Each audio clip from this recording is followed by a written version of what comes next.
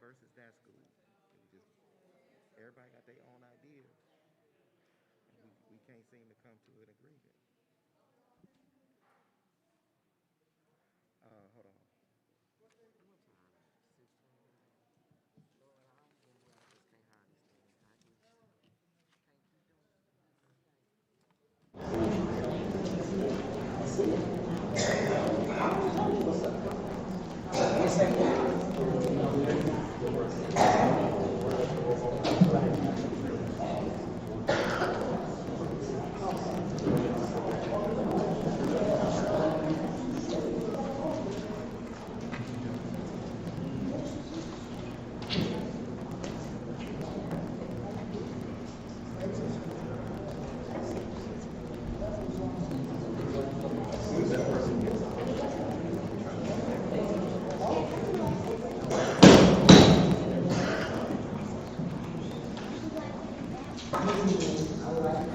Board of Education Committee of the Whole meeting to order. It is now 6:30.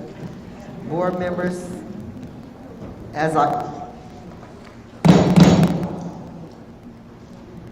Good evening. I would like to call the Flint Board of Education Committee of the Whole meeting to order. It is 6:30. Board members, as I call your name, please reply present for the board record. Vice President Del Moroni. Present. Trustee Gilbert. Present. Trustee McIntyre.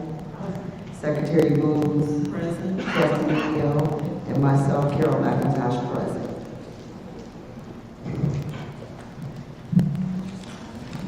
Those absent, we have a vacancy, so nobody's absent. Point of information, Madam President. You were supposed to recognize me. Go ahead. Thank you. You didn't take attendance from Dr. McNeil? She didn't say present? Well, I didn't hear you call my name. You didn't call her name? I called her name. Trustee McNeil. Present. The board will now hear comments from the public.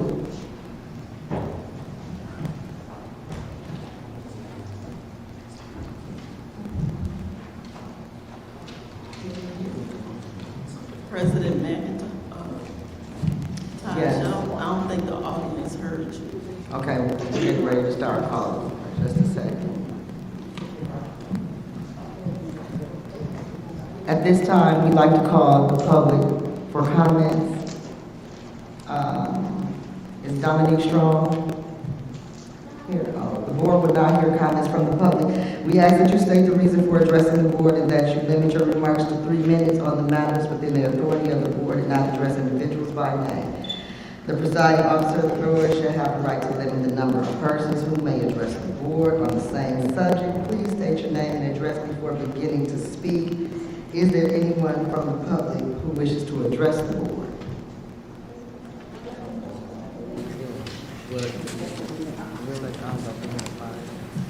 Please state your name and address for the record. Dominique Strong. My address is 5484 Maple Park Drive, Flint, Michigan 48507. I am addressing the board today to discuss Stewart School, the property at Stewart School. I operate English Strong Martial Outreach. We have been incorporated since 2018, and we serve within the city of Flint, especially in the 7th Ward. Our interest for the Stewart School property is to turn it into a community hub, a small community hub center, because we lack community centers, youth community centers in the 7th Ward, and we do not have any safe haven place for our youth to engage in, especially during after school hours and during the summer months. I attended Stewart School, so I have a strong passion towards the property, and I did submit a bid for the property, so I will be a great community builder for that property to help Flint residents move forward, especially with youth development programming. I'm currently operating out of a recast grant that I was granted by the city of Flint to operate after school program.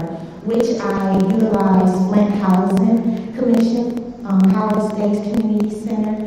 I did it for 8 weeks, had 16 committed scholars. I provided STEM educational services with no two strikes alike with Shekinah Lee. She is a certified teacher. Also, she's a zoologist. We had art therapy come in with paint, shells, and shoes to help provide a space for the youth to be able to express themselves through artwork. We also had yoga every session for the first 15 to 30 minutes to provide the youth with coping techniques to deal with stress and unfortunately the trauma that they face here in Flint, Michigan, especially as it relates to the Flint water crisis.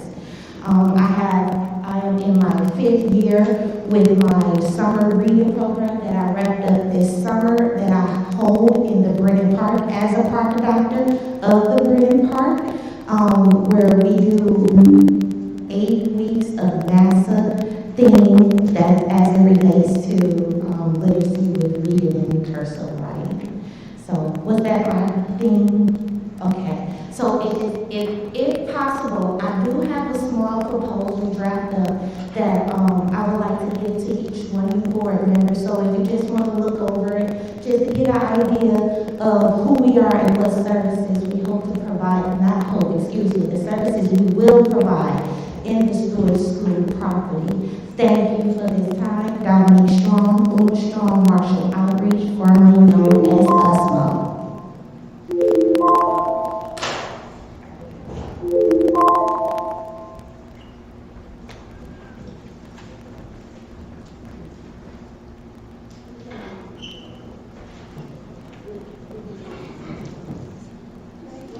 Judy Preston.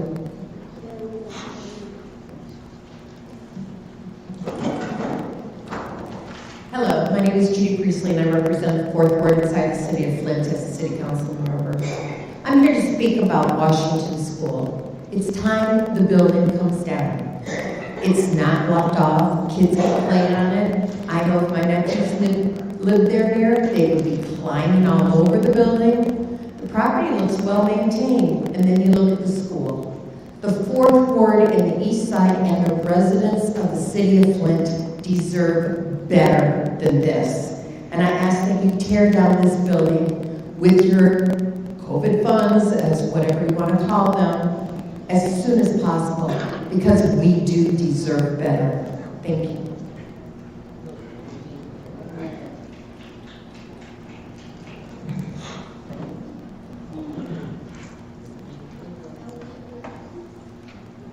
Josie Lucas.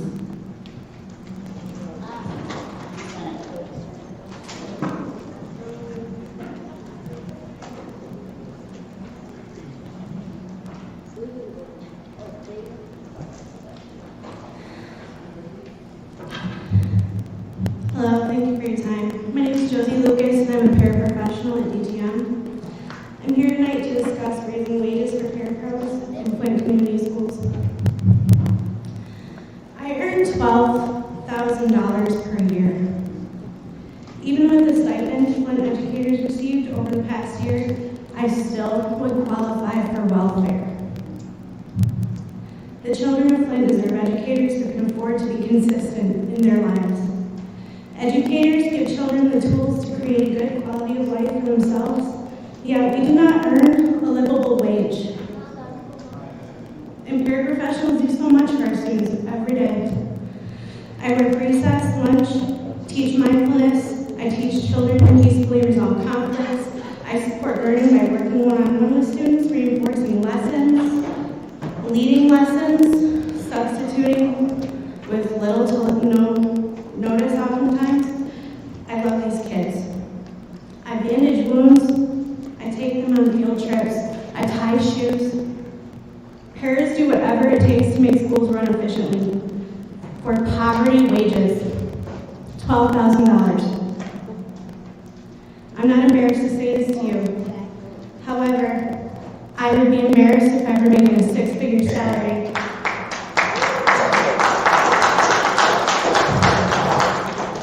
and was to run a district, and I allowed my staff to to live under the poverty line, which in Michigan is $23,517 for a two-person household. Almost twice what I make. I will be a teacher someday. I attend U of M Flint, and they do an excellent job preparing educators to serve in this particular community. But I've got to meet another student there who plans to work for Flint Community Schools. But I love this community and its children. I could better provide for my own child if I worked at Taco Bell. It's disgusting, it's oppressive, and it's sad.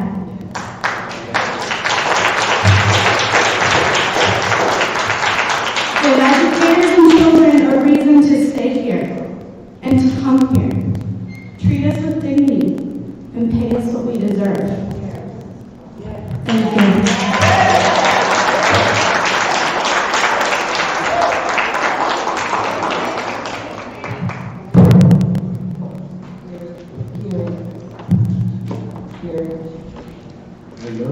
Carrie Downs.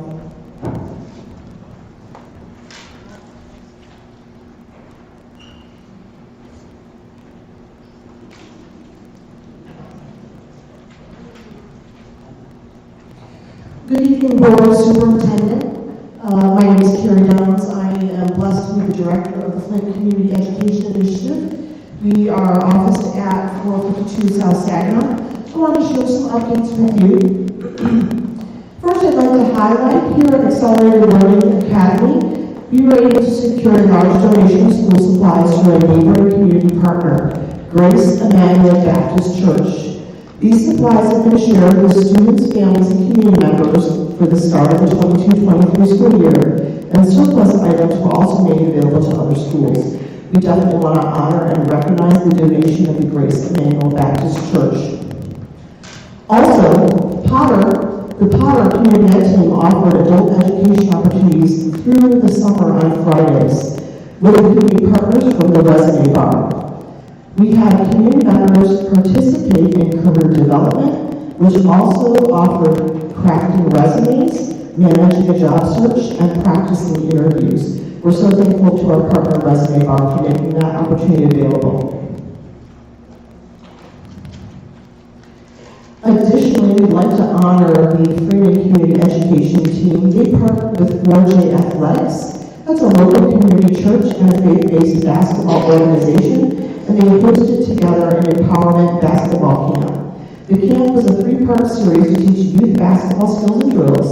It was a great opportunity for our scholars and also for our parents. On top of youth programming that was provided at the camp, they also featured adult no-cost parenting, marriage, and self-regulation courses as well. We're so thankful for the partnership with 4J Athletics. Additionally, the Brownell Homes Neighborhood Association partnered with the Homes Community Education Team to host a community cleanup in the neighborhood. A total of 17 volunteers focused on sprucing up the pop-up library, Logan Park, and Homestead Middle School Academy campus. The volunteer group for the event consists of students from Powers Catholic High School, Flushing High School, and other Genesee County schools. We definitely want to recognize the Brownell Homes Neighborhood Association and the work that they do in that neighborhood, and also the volunteers who supported that beautification effort. And by the way, we did beautification efforts at every single one of the Flint Community Schools in preparation for the start of the school year, because we know the value of having welcoming schools and clean campuses when kids report to school. Some additional announcements I'd like to share for tonight. Credit Sports is partnering with Flint Style, Flint City Bucks soccer program. They'll be offering a camp on September 27th, October 4th, October 11th. The camp runs from 5:30 to 7 p.m. And we're inviting participants to come and learn soccer skills with the Flint City Bucks. You can go to creditsports.org if you'd like to register. Additionally, we're hosting cheer clinics for youth on Sunday, starting September 25th from 4 to 7 p.m. at Southwestern. It's a great opportunity for kindergarten through 6th graders to learn the fundamentals of cheerleading. Again, go to crimsports.org if you'd like to register a youth for that program. Finally, Crim Sports NFL flag football kicks off our regular practices. Their games begin the week of September 29th and will be hosted weekly through October 20th. The 15th is the last day for students to register for the K-6 girls basketball league and the K-6 NFL flag football team. So we hope to have more students participate, but we're ready for the games to begin. And I just want to thank Superintendent Jones again for your passion for students to participate in extracurricular opportunities, but most specifically about sports. We know the power of having our students participate in sporting opportunities. Thank you so much, Board.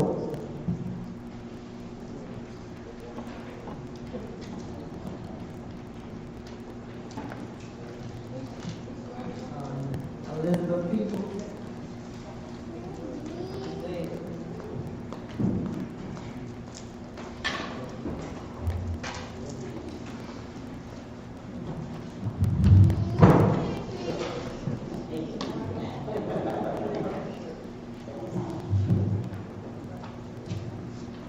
Good afternoon, good evening. My name is Elizabeth Peoples, and I am a Learning Support Services paraprofessional for Flint Community Schools. I've worked with the district for 28 years. Every one of those years, I worked with special needs children. My passion is children. Our passion is for children. I've only worked in learning support services, but I have influenced the lives of our scholars throughout the district. I am a proud member of our local union, SEIU Local 517, and I'm standing before you today to share my concerns about our payroll. It is really disheartening to realize that someone who works at a gas station, a grocery store, or a restaurant makes more than paraprofessionals.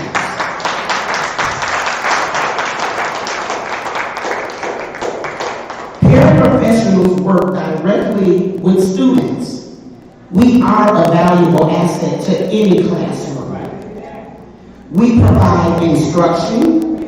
We understand the needs and desires of our students. We nurture their greatness and their growth, and we are interested in their future.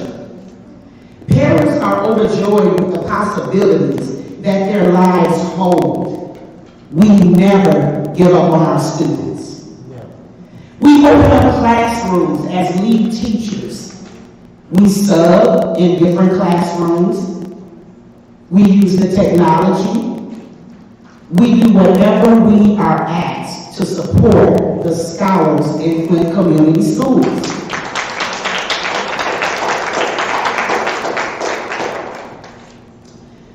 We form relationships with parents so that we have another asset to the behaviors that we sometimes see in our buildings. We are valuable, we are dedicated, we are dependable, we are committed to the students in Flint Community Schools. Don't you think that we deserve a fair living wage? Thank you.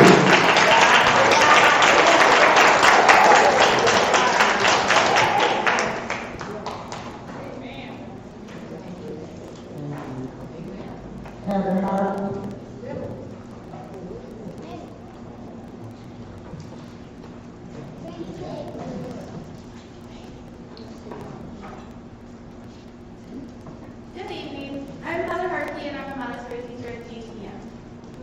I have questions about the interview process and the potential candidates, the way they move up the system. I applied for the assistant principal career. At GTM. And when it was open to internal candidates, since I've been with Flint Community Schools since June of 2018.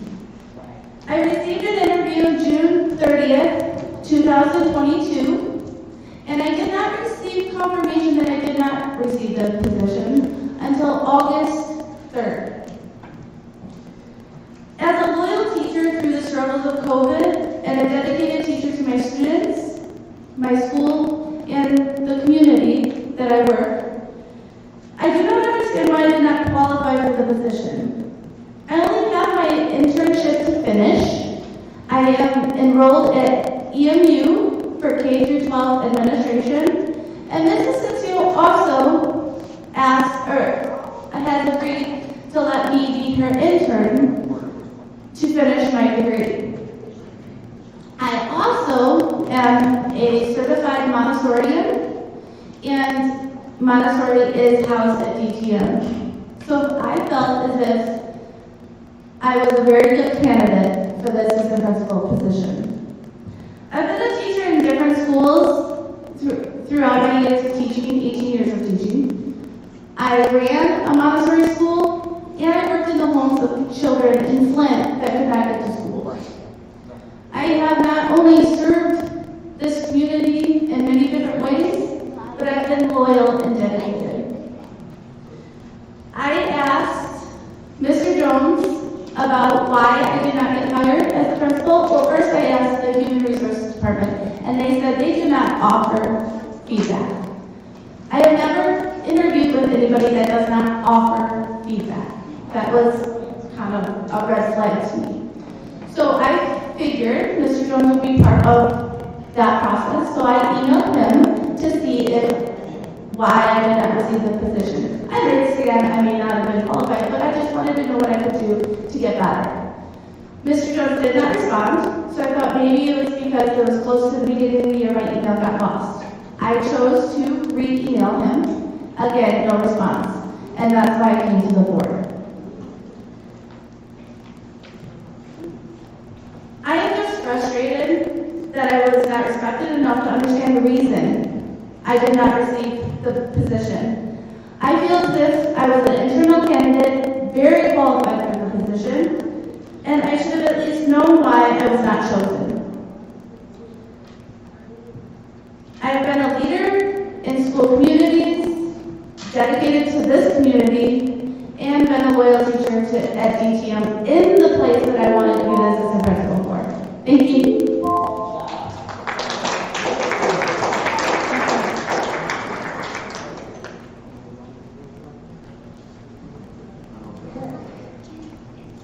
Ms. Claire McLean.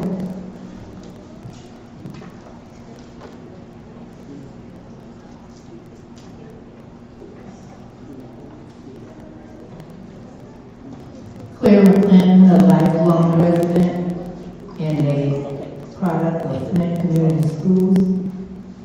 I wanted to say to the board that recent events that has happened at our board is just so disheartening. One, these employees, this is a union town. These employees need to get paid what they deserve. That's a black eye on a labor living, so you can be making those slave wages.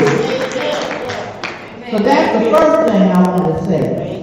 The second thing I want to say is that we're at a pivotal point in our school system. We're either going down the privatization road, or we're going to go down to maintain, keep, and expand, and cultivate public education. We are in the top 3 cities, districts with charters. We're number 1, 2, or 3 of charters in Flint. We have got to stop that trend. Now, some months ago, some very dynamic things were happening on this board. We had a core of leaders, all elected, not appointed, no disrespect to appointees, elected leaders. They were called the Fantastic Four. And why were they called the Fantastic Four? Because they had the audacity to demand respect as elected leaders from this community for Flint Community Schools. They stood up to the special interests. They also demanded to be respected as women who were elected. And as a for that. The powers that be pulled the plug on the Crim Fitness Foundation and Youth Quest to teach them a lesson. Now, we are not going to back up. We going forward. We going to get off that charter road chain. And I've heard two of the Fantastic Four say this, and I won't say their names. You don't like people calling their names. One of the Fantastic Four said this: a certain prophet, so-called partner, needs to act like a partner and not a slave plantation master. All right? Another board member of the Fantastic Four said we are not going to hand our school system over to the Betsy DeVos crowd. As time went on, things happened. The Fantastic Four went down in flames. It was ugly. It was recall. It was assault. And everything else. Now there are two. And I just want this community to know, when you get ready to go to the poll and vote in November, hang on to your public school. These people promise us the moon, and they charter school get to pick students. We take all of them. And we're not going down that road. So I just want to say, stay encouraged. The two that's left, I urge the community to pay attention to their candidates. If they're not talking about saving our public schools, we're going to have to step around them. This is our fight. Thank you.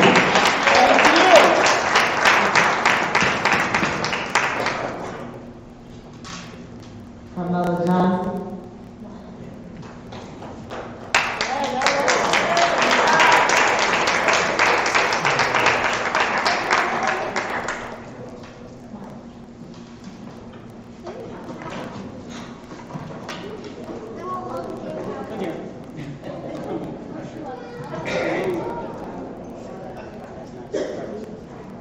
Everyone, I'm Carmela Johnson, I live at 3621 Pembroke Lane in Flint. I'm the president of our wonderful paraprofessional FBOE. I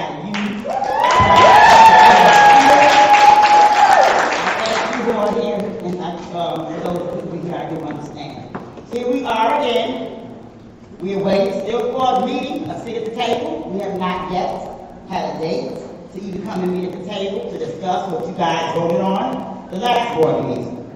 We're still waiting for a seat at the table. We're still waiting for a meeting at the table. Nobody even knows what we're asking for because nobody has even met with us yet. We're still yet waiting. 3, 4, 5, how many weeks ago, we're still yet waiting. And we're going to be here because we're not new to it. We're truly, so we'll still be here. We're not going nowhere. So we're still waiting. I want the board to know we're still waiting for a seat at the table to discuss what we would like. But we can start right now. We want, one thing is for everyone to start at least $15 an hour. At least. We go out all the time protesting for McDonald's workers.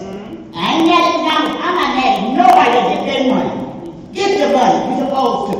And we are out there fighting for people to get 15, and we don't, some of us don't make 15. It is disgusting. Then somebody said to me, well, you guys accepted the agreement. Let me tell you how we accepted the agreement. We were told last and final offer. My people got to pay bills. We paid for gas, $4.75, like everybody else. Our insurance, like everybody else. I feel I'm preaching to the choir. I feel like we're almost begging. We're done begging. We want this administration and this board to make some serious historical changes.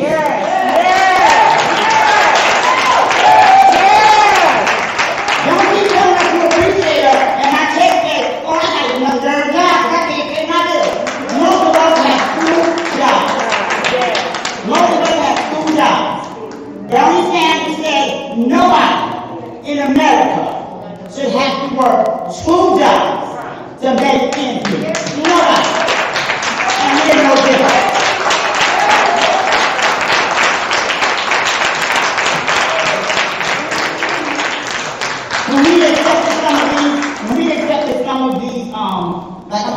southern part.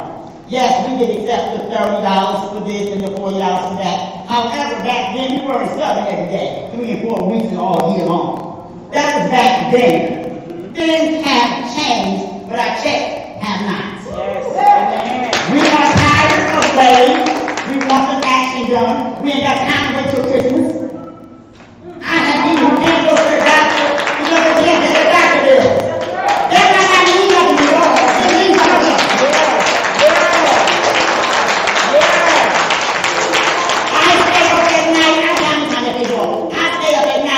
Wondering, praying that my people will have health coverage. My people can't afford to go to the doctor, and during COVID, are you kidding me? Now we got there. We're tired of being taken on and told it's great. We have faith in the administration, and we have faith in the administration and its board. And let me say this is not the dog anybody else. When we did this contract, we had a different administrator back then. Going forward, it's on you, Mr. Jones. It's on you. We're not going anywhere. One thing about it, board members change, administrators change, but guess who stays the same?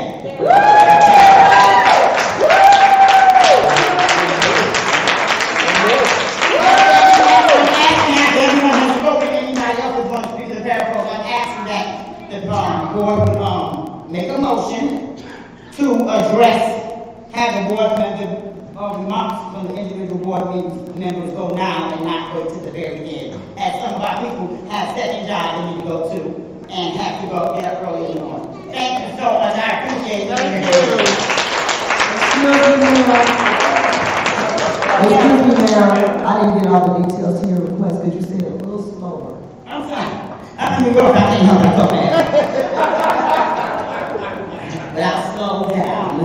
I was just asking if it's possible to make a motion because I see the comments from the public and I see the remarks from the individual board members doesn't come until the end. I'm asking if you can make a motion if that's possible, that maybe the remarks will come from board members before the end of the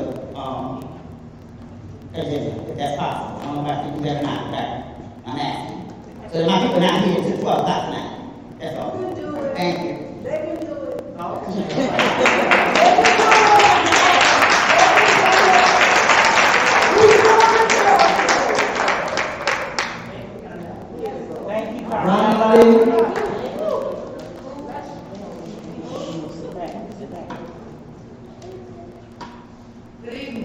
Good evening. My name is Sharonda but Ronda Lee is my nickname. I've worked for the Flint Schools for 27 years.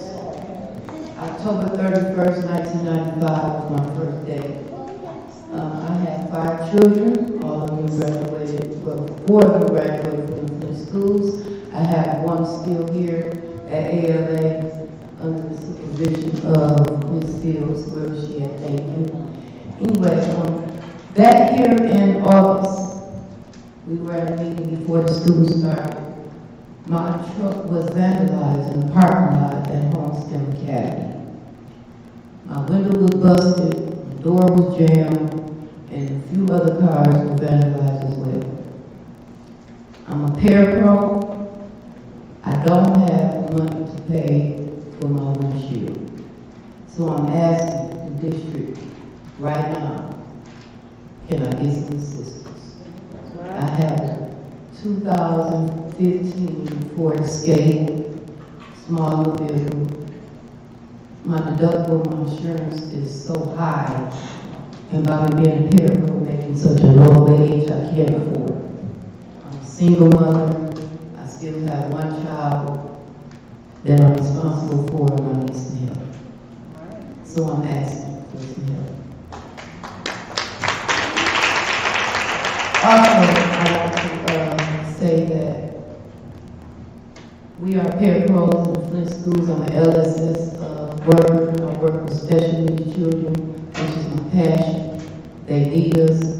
We need them. Yes. We need help. Yes. We need a pay raise. Yes. We need to be able to get to school and go and have gas in our car and make it from one end of town to another. Yes. I live on the south side. I work on the south side, and sometimes you just get tired. So can you please assist us. Thank you.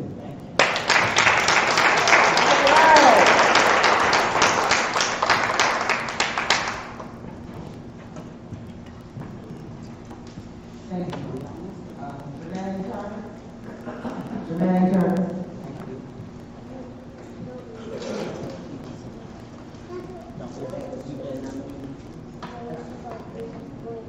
How you doing? My name is Jermaine Turner. I came up here a month ago and turned in a proposal with a business plan for the old world school. And I have another proposal for everyone, if I can hand it out. The first proposal was for an in-kind donation. So my second proposal was for a bid, because I didn't want to miss out on the opportunity to get to school. I was told by McKinsey at the law firm to be here at 6:30 and maybe you all were going to ask questions, but I'm not sure if that's the case at this moment. Is that the case at this moment?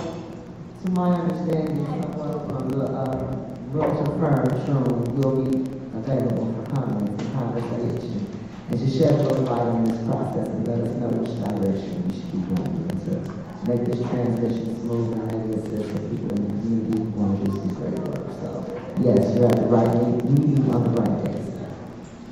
Okay. Well, I have a letter about myself inside. I can tell you a little bit about myself. I've been a mentor, a coach, a father, and also I have a passion for the youth. I focus on the youth because they are the ones who we can affect. I have a lot of positive influence in my community. I operate out of the second ward, which has been split in half now and is also the first ward. In 2015 to 2018, I was at the Sylvester Bloom Empowerment Village, and we operated with over 80 children. Every year, we operate summer programs, then we operate after school. This year, we'll be operating after school at a Haskell Center. So we have partners that are in line, looking to donate and help with the redevelopment of Merle School. So if, I don't know, I thought I was coming to a different kind of meeting because she made it seem like it was something else, but you all can look over my proposal, and get back to me. I don't know when or how long it may take, but I will stay here today to see what unfolds. Thank you. To help Ms. McKenzie out a little bit, she wasn't sure what the structure of the meeting was going to be either, Mr. Turner, so I just want to shed some light on that, so Ms. McKenzie don't have to take that heat. All right, it's no problem. Thank you. Thank you. Next we have Ms. Parker Perkins.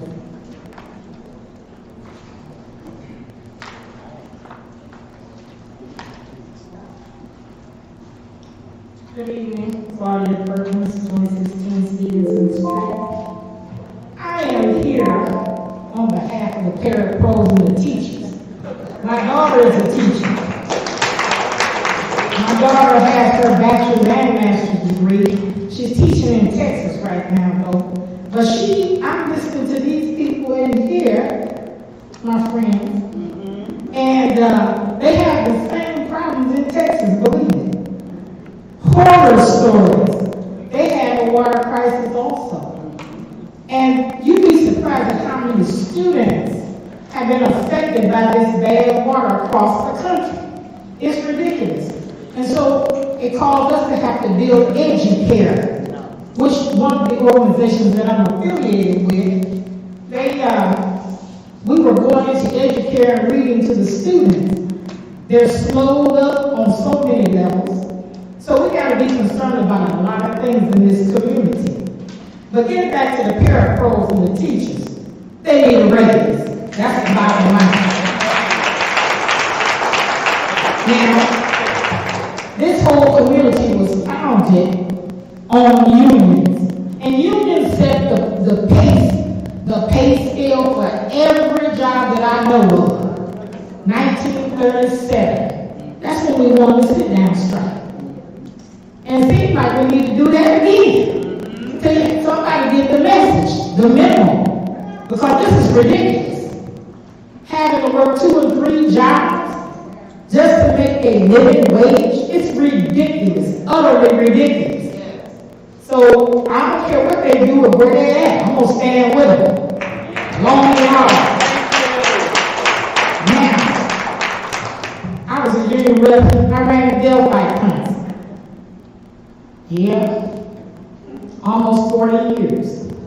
So I believe in unions, I believe in living wage, I believe in taking care of people that are struggling.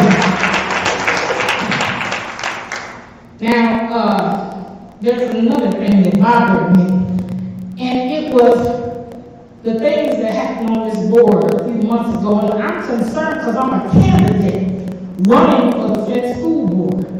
And I believe, and some of y'all I know is in church like me, to do things decent and in order.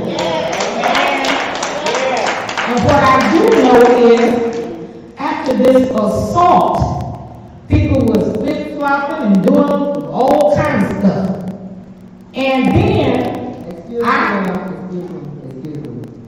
Yes. Let's stick to the item on the agenda. The item on the agenda is procedures on this board. Okay, well. Procedure on the board, I want to know what it is. Because I was upset that some of the people on this board were removed from their positions when there was an illegal move made by somebody who wasn't even supposed to be in the meeting. Excuse me, ma'am, because yes. First of all, she wasn't here illegally. How come? The judge said she was. The judge did say that. Yes, I'm not going to argue with you. You have to Ms. Clark. Yes. Now I ask you to stick to items on the agenda. We're not going to keep talking about That's what I came to talk about. February. We're not going to keep going back to March. We have business for today and we got to move forward on it. Well, we need to get the procedures together. That was proper. Improper. I'm going to ask that we... Point of order, Madam President. Number one, the first thing is the time should have been stopped. That was the first thing. Because you stopped your time, correct? Yes, sir. Of going back and forth. So first of all, you either have to rule out of order. Well, I'm being polite because she's a Republican and she's going to stick to I understand that. I understand. But if she's going to go back to March. We're not we can't have the disorder, so she has a right to speak, make public comment. So far as I know, she hasn't called anyone's name on this board. No, I did not. No, it doesn't, but it says stick to the agenda items, and I have the right to. And when she's saying stuff like we did things illegally, and that's not true, then no, I'm not going to allow it. And I'll let it go, Madam President, but she has a right to that. Yes, she does. She does. So let's give her due diligence. Let's be fair with everybody.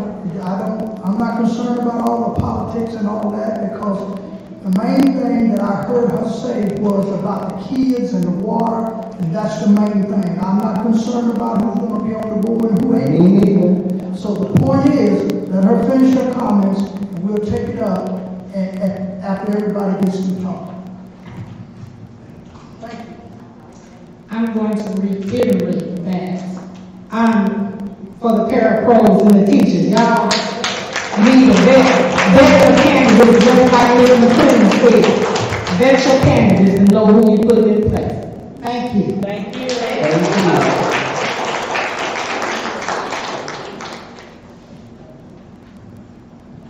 Is there any more members of the public that would wish to speak?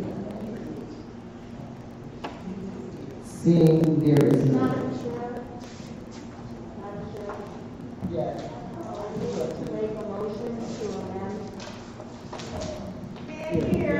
I move to make a motion to amend a decision to consider reopening the SEIU contract from the August 17th meeting. And we were going to do that when we... I'm making a motion. Okay, that's fine. Just a second. Hold on. It's seconded. You need to say that it's motion and seconded. It hasn't been seconded. You need to say It's been seconded. I didn't hear her. Hold on. Point of order. Point of order, Madam President.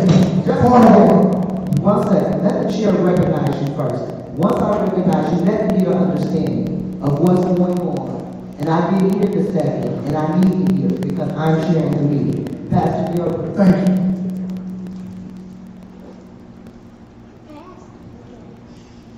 Let's be respectful of everybody. You don't have to agree. Point of information, there's a motion on the floor that's been seconded. Respectfully. Excuse me, ma'am. Excuse me. Excuse me. There's no excuse me. Okay. There's no closure for business. Point of order, Madam President. Okay, now let's spell charity. Okay. Point of order. Pastor Gilbert. Point of order. Yeah. Let the members Thank you. bring forth what they have to say. I'm fine with I that. don't want to have to appeal your decision to have her removed, but she is a board member. Doesn't matter what. That's right. No matter what. Right. We're here for the business. Excuse me, he's speaking. Point of order. And he's speaking, and I recognize him, if that's all right with you. All that I'm saying is, whatever her motion was, I didn't quite understand it, first of all, and I didn't hear the second. So Right. that's all that I'm saying. Give her a chance and let her make her motion, and whatever comes after that will be procedure and be the right way to do it. And I'm fine with that, but I have to hear what's going on. I have to have the opportunity to address it. You have to wait to be addressed by the chair. There's a motion on the floor. Can you please say your motion? I move to amend the decision from August 17th, 2022 to consider reopening SEIU's contract and to actually reopen the contract within the next 2 weeks.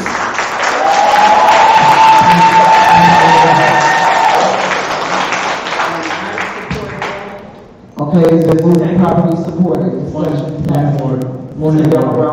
Point of order. I don't know that that is a proper. It is. Excuse me, ma'am. Excuse me, ma'am. Mr. Del Maroney got the floor. A contract is an agreement between two parties, and no one party can make a unilateral change or request, I believe, without agreement of the other party.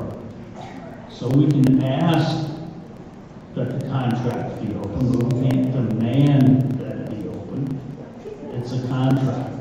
You have a mortgage, you can't just simply say, well, I want the interest rate to be 2% instead of 6%. The two parties need to agree to that. And I'm not sure if it's, I think it might still be timely. This is our first meeting since the action. If I may, me and Mr. Kevin, Superintendent Kevin, were just sitting up here talking, and he's agreed already to discuss reopening it. He's all for it, he's just waiting on us to make the motion. So it's been agreed upon, but we haven't been given the opportunity before a brawl was about to break out. He's in full acceptance of meeting with the payrolls and discussing reopening the contract and moving forward. Do I have that properly, Superintendent? That is correct. Thank you. Thank you. Permission to stand.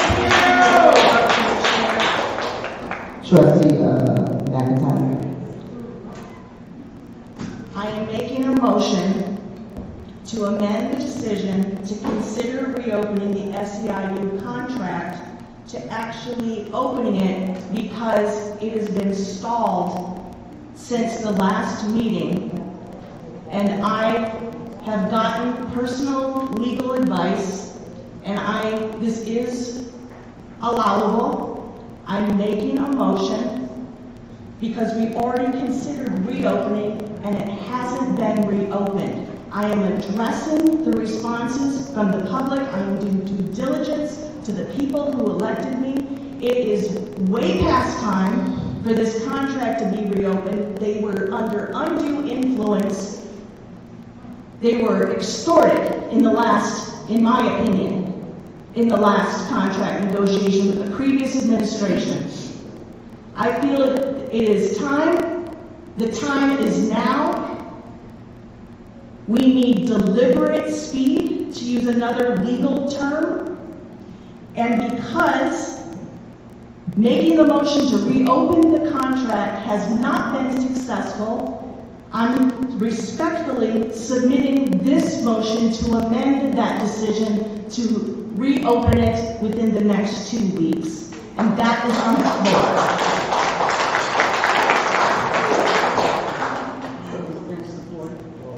It's been motioned and seconded. We need to take a vote.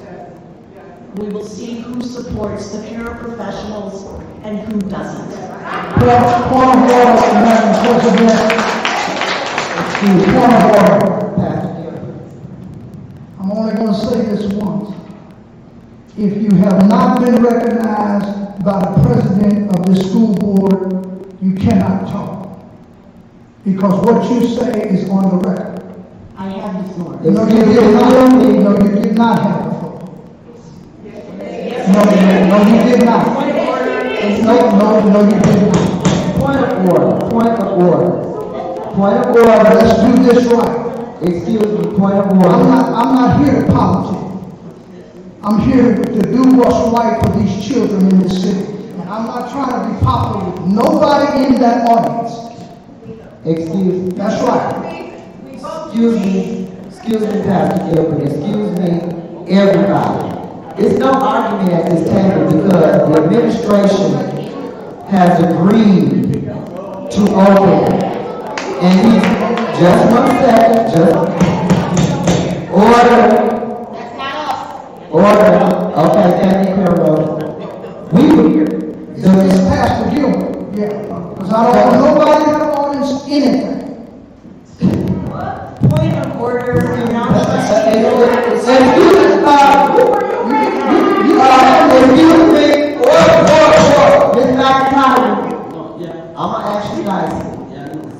I'm gonna ask you nice. I'm gonna give y'all more chances than you gave me. Please stay in order.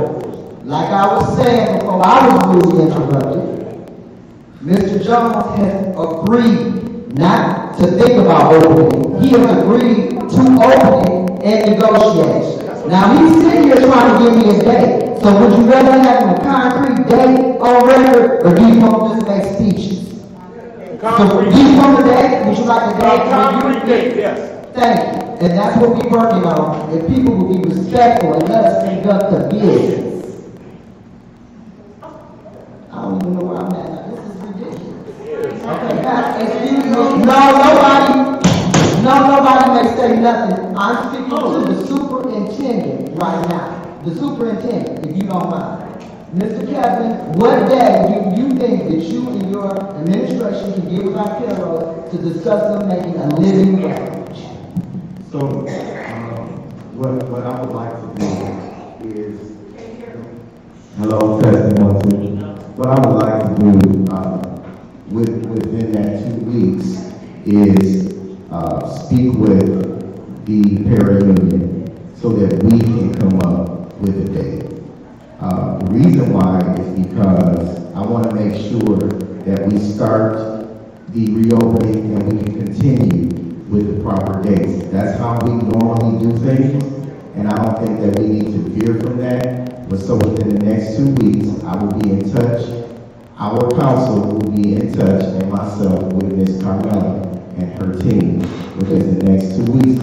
But it has to be voted on by this board. Excuse me, Mr. Kevin, I don't mean no disrespect. Since we are here, and they asked it now, and your whole team is here, y'all get your calendars out, and let's get a date that we can vote on and agree on right now.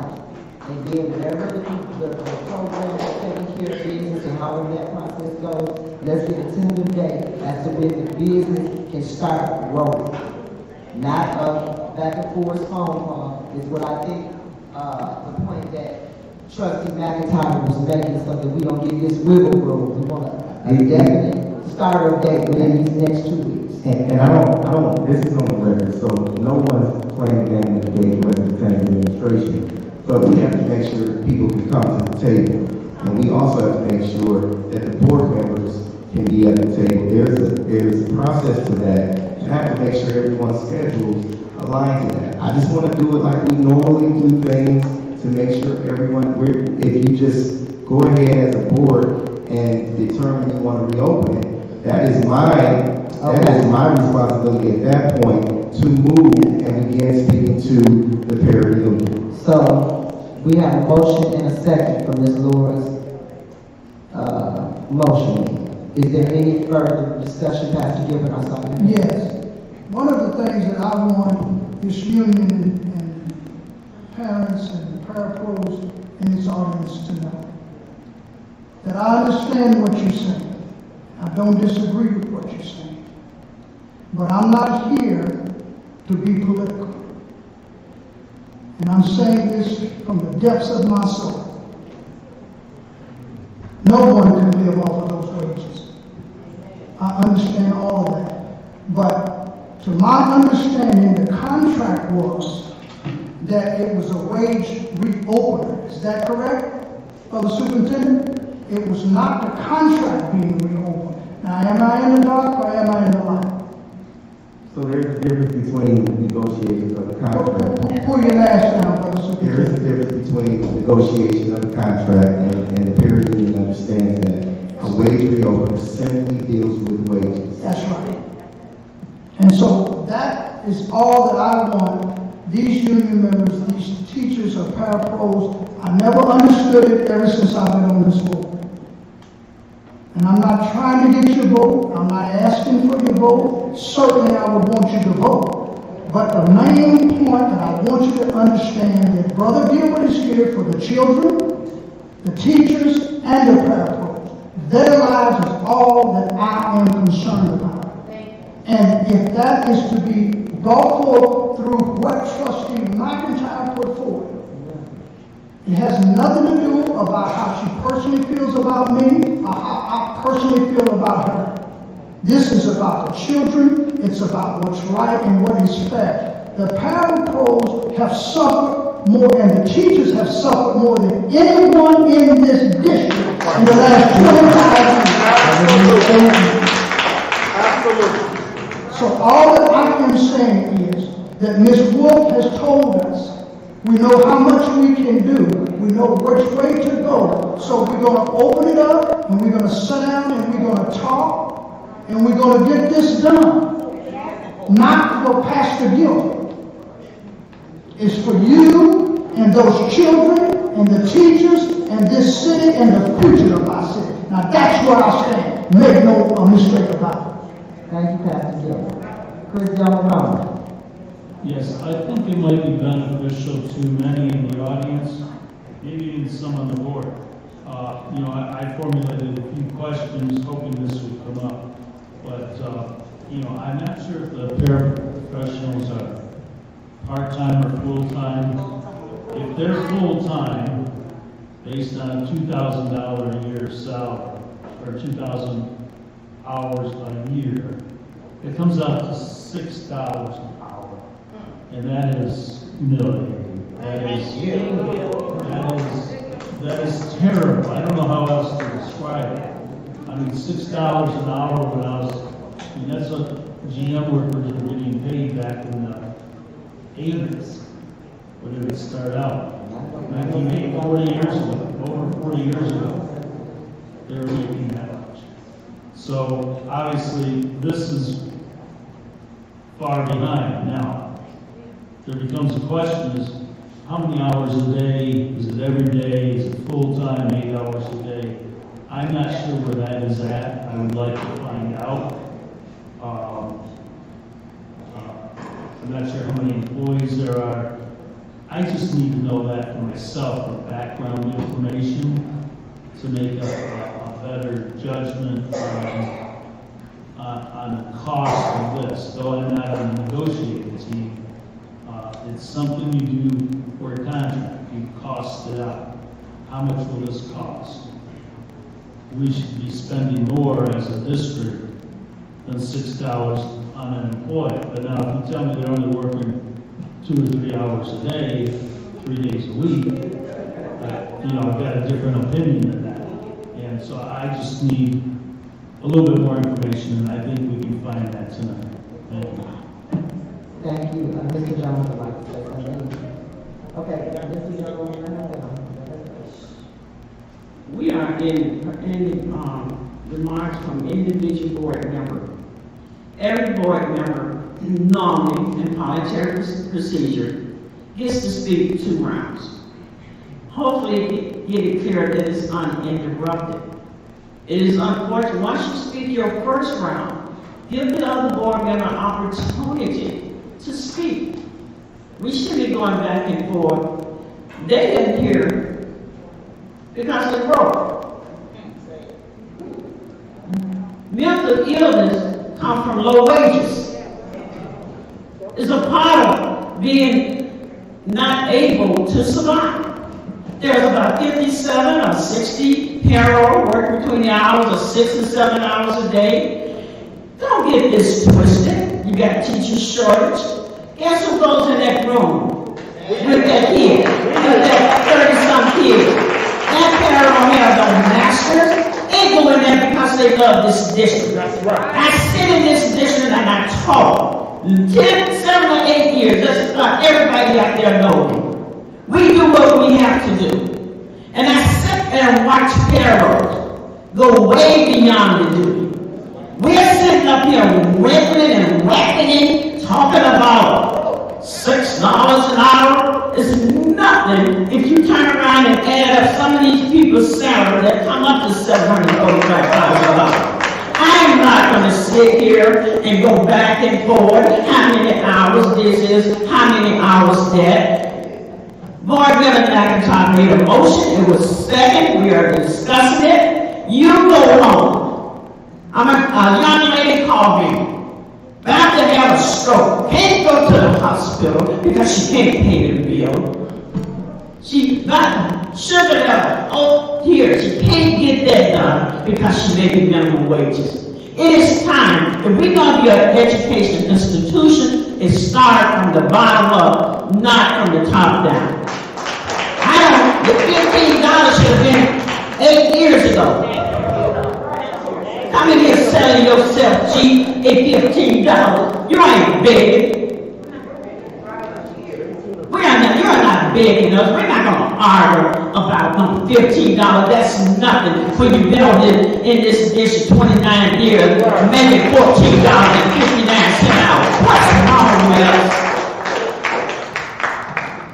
My calling is to minister to the poor. You minister to the poor, minister unto the Lord. Even though this is not the place for that, but the least of these. And we sitting back, tossing, turning, worried about, and 15 or 4 or 5. We only talking about $6.50 an hour. Put it across the board, and let's get on. Thank you, Madam Chair. Is there any more information, Joyce? I think superintendent. Yeah, it's a total out there. And you can ask your union rep. They'll tell you exactly how many payroll. They even got to guess. They know. Excuse me, okay, Superintendent. We provided to the full board that information that you requested. It's in your email. Yes, and if I may, I would only say, Brother Superintendent, that, give the specifics, however far back you can go to bring them up to the year 2022, if it's the last contract, whatever that breakdown, and condense it, but make it extremely plain as to where they were then versus where they are now, and so that we can understand, because some of us were appointed to the board, and we've never seen that. We see it in the contract, but maybe we don't see it line by line, a line item. That's what I'm looking for, detailed information that I can place my eyes on so that I will know as a board member exactly what the parapros and employees in this district have sacrificed all of these many years. That is my main concern, is that they be brought and made whole. And I do agree with my colleague that $15 is an insult. It really is. But I want to look at it and examine it for myself, because that's what a good trustee should and supposed to do. I just wanted to say, remember about last year, my superintendent, when they was giving those $7,500 bonus out with the previous superintendent, and she bargained it in a certain way, because they got that $7,500 ESSA fund bonus. Then you kind of manipulated them. That $7,500 bonus has absolutely never was to be bargained with. That has nothing to do with what they wanted, but it was understood that we had that conversation, and we spoke against that. This is before you guys get here. We made it clear that was not a bargaining process.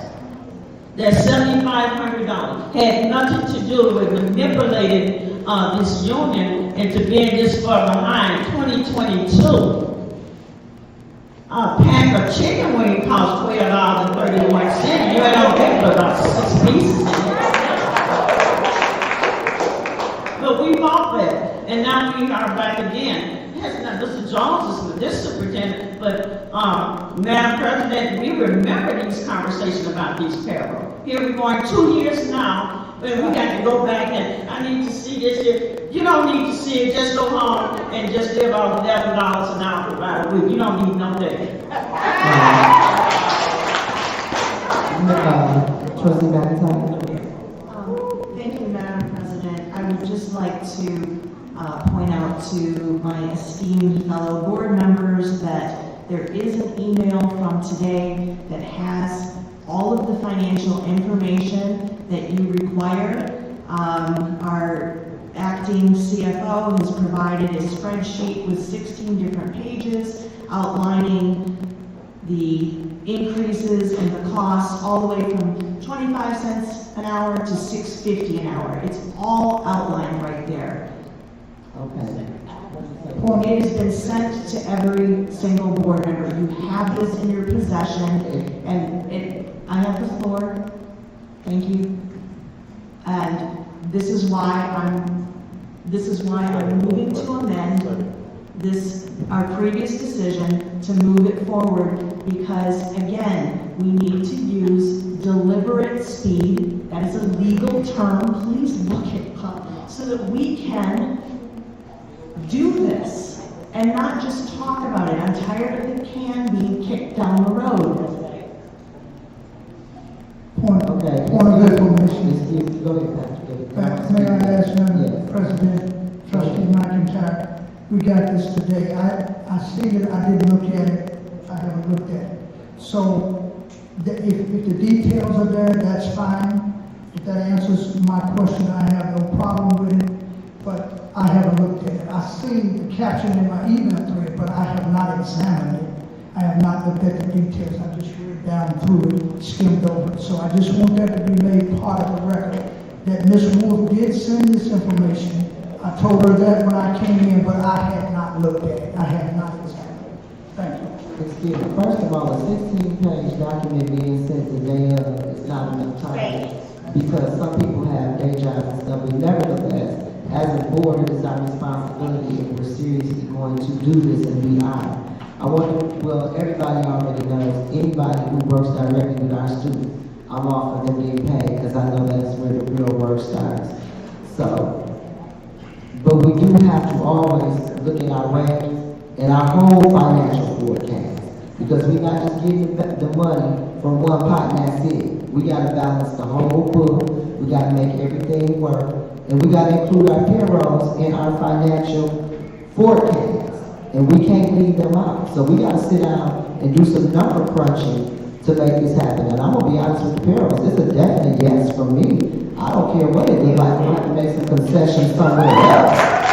Because I'm going to be honest. I'm never voting for anybody to make poverty wages, because I never expect anybody to vote for me to make poverty wages, because I work hard. Okay? I work hard. And I know you guys work hard. And I think you deserve to pay your bills and feed your family like everybody else. So at this point, it's time to take a vote to, I guess, reopen this. We're going to hear a comment from Mr. Delmont. Thank you. I don't know if we're doing the second round or not. So I'm looking at this pay rate, which I had time to look at in its entirety before the meeting. We just got it today. Under pay rate, I see everything from 21.94 down to 17.82 an hour. $21.99. So I guess my question is there a different pay scale based on longevity or? If I may, because I spoke with a couple of the parents coming in, the problem is they're starting off at $11 an hour. Some of them have been there a little longer, have made a few extra dollars, but the base starting rate is at $11, and that's an attractive, considering how much work they do too. That's just like $11. Yeah, I know, I'm just saying. I'm just trying to gather, so you understand, I'm just trying to gather some background information to see where we're at. Historically, is everyone getting paid the same? Is there a pay scale, jump, longevity in that? Pastor Gilbert? Call for the question, Madam President. Yes, thank you. Okay, as I call your name, answer yes to reopen or no, not to reopen.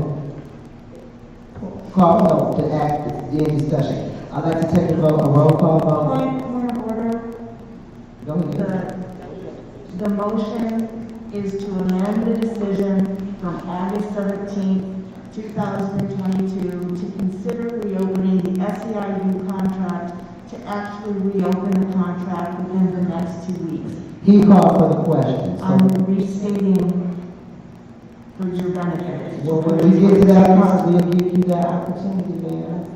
Please. We're gonna give you that chance, just. Point of order, Madam President, there's no harm done in what she's doing because she knows. That's true.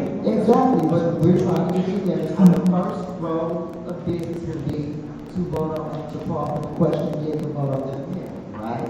Right. Okay, that's what we're gonna do. As I call your name, answer yes to get on with the voting or no to continue discussion, right? Stop debate, yes. Okay. Yes to vote, no, and to continue discussion. Pastor Gilbert. Yes. Vice President Gilbert. Yes. Secretary Lewis. Yes, reopen the contract? Yes. No, yes to vote. Oh, yes. Trustee McIntyre. Yes. Trustee McNeil. Are we to To ask the question. Call for the question. Yes. Stop debate. Wait a minute. To end debate and to call for the question. Yeah. To end the discussion And and to to vote on move the motion. forward. Yes, yes. Just want to be clear, yes. And for myself, it's a yes, 6 yeses. The call for the question passes. At this time, we will take a roll call vote to Ms. McIntyre's motion. You can repeat it if you like, Trustee McIntyre, at this time. I move to amend the decision from August 17, 2002 to consider reopening the SEIU contract to actually reopen that said contract within the next 2 weeks. As I call your name, signify by saying yes for the reopen or no, not to reopen. Pastor Gilbert. Yes to reopen. Trustee Delmaroni. Yes to reopen. Secretary Lewis. Yes, to reopen. Trustee McIntyre. Yes. Trustee McNeil. Yes. And it's a yes for myself. The motion passes 6 yes. The negotiations will reopen in the next 2 weeks, Mr. Captain. Madam President, Yes. I would ask, if you allow me to ask our superintendent, can you give us a date? I can make a motion that you do so, but I will ask you first. So, do we want to do this with board members present? Do we want to do this with our lead negotiator present? Do we want to make sure that our parapros can make it? Oh, I'm sure they're gonna be. They're gonna Those are all things. This is not a denial of anything the board voted. So I want to make sure that our lead negotiator, I want to make sure that our board members can make it because it happens to where folks can't make it. I just want to make sure everyone can make it. be, if I may. So I can give you a date for me. Yeah, we need to know the date. I can give you a date for me. And the reason I say that, Superintendent, is because trustee McIntyre specifically said in her motion to speak. And that has to be, that's exactly. In 2 weeks, In 2 weeks. and we don't care what's happening. So we gotta have it at 2 o'clock in the morning.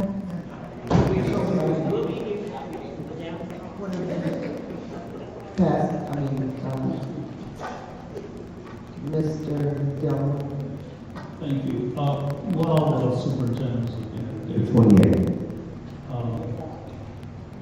Could you Okay. mention to the public who our three board members are on the negotiating team? Just one second. You said the 28th?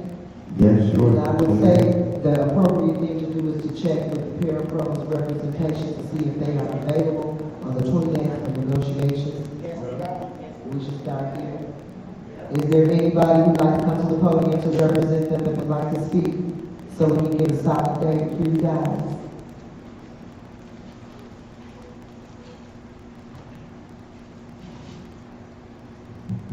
Now, Ms. Camella, is that proper? Hi, yes, we are ready on the 28th. What time are we talking about? For me, since we're going over the schedule, anytime between 10 and 5. And then anytime after 6:30, because we have a subcommittee meeting that day. So 10 o'clock on the 28th? Sure, that works for me. I still have to check on other team members. That works for us. It's a meeting, like you always do. I'm asking that the administration, since that is during business hours and this is district business, I'm asking that they be available because it's a motion by the board. So that should take precedence. This wasn't about my team. Well, I'm just saying, whoever, now, unless it's the legal team, we have to check with legal to make sure that. Well, I'm gonna step out here and say, board, you voted. I'm gonna need you to allow me to manage with the team this day. I just need you to allow me to manage this day. You've already voted and told me 2 weeks. So I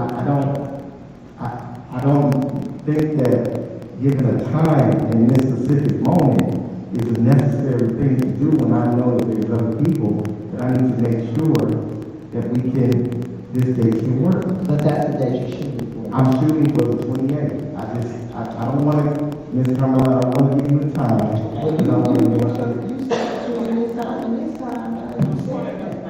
Just one second, I'm listening. The only thing I'm saying is, I will contact the parent union to ensure that within 2 weeks, this reopener happens. I'm saying exactly for a day, I'm saying the 28th is the date that I am available. But I think the parent union understands that we have to make sure the right people are at the table. Okay, the parapros are ready. You just give us a time on the 28th, like we always do. And keep in touch with your board to make sure that we know things are moving along smoothly, we can assist you with your process. We have Ms. Hand up and then Chris. I kind of was agreeing with Superintendent Jones. The board is the what? Mr. Jones is the high. We gave him the date. We have to give him that leeway manager still to get everything together. But by that date, 9/28, this should be resolved. But I don't think we should put a time frame on it, what time and what time it is, because we just don't know at this point. But we are what he's how he is asking for leeway, and we are to try to support him in that area if it pleases the board. Mr. Delano. Thank you. Again, I'll ask the 3 board members, is that a good date for them? We can find that out right now on the negotiating team. There's 3 members. It's not the entire board. The public, it's not the entire board that negotiates the contract. We have a team of 3 people. They come up with, let me say, a recommendation or kind of an agreed upon contract, and then it needs to get approved by the full board. So the 3 board members who will be negotiating are who, and is that date good for them? And what team? Because we do. It's the parent team, I think it's parent team, I one of you all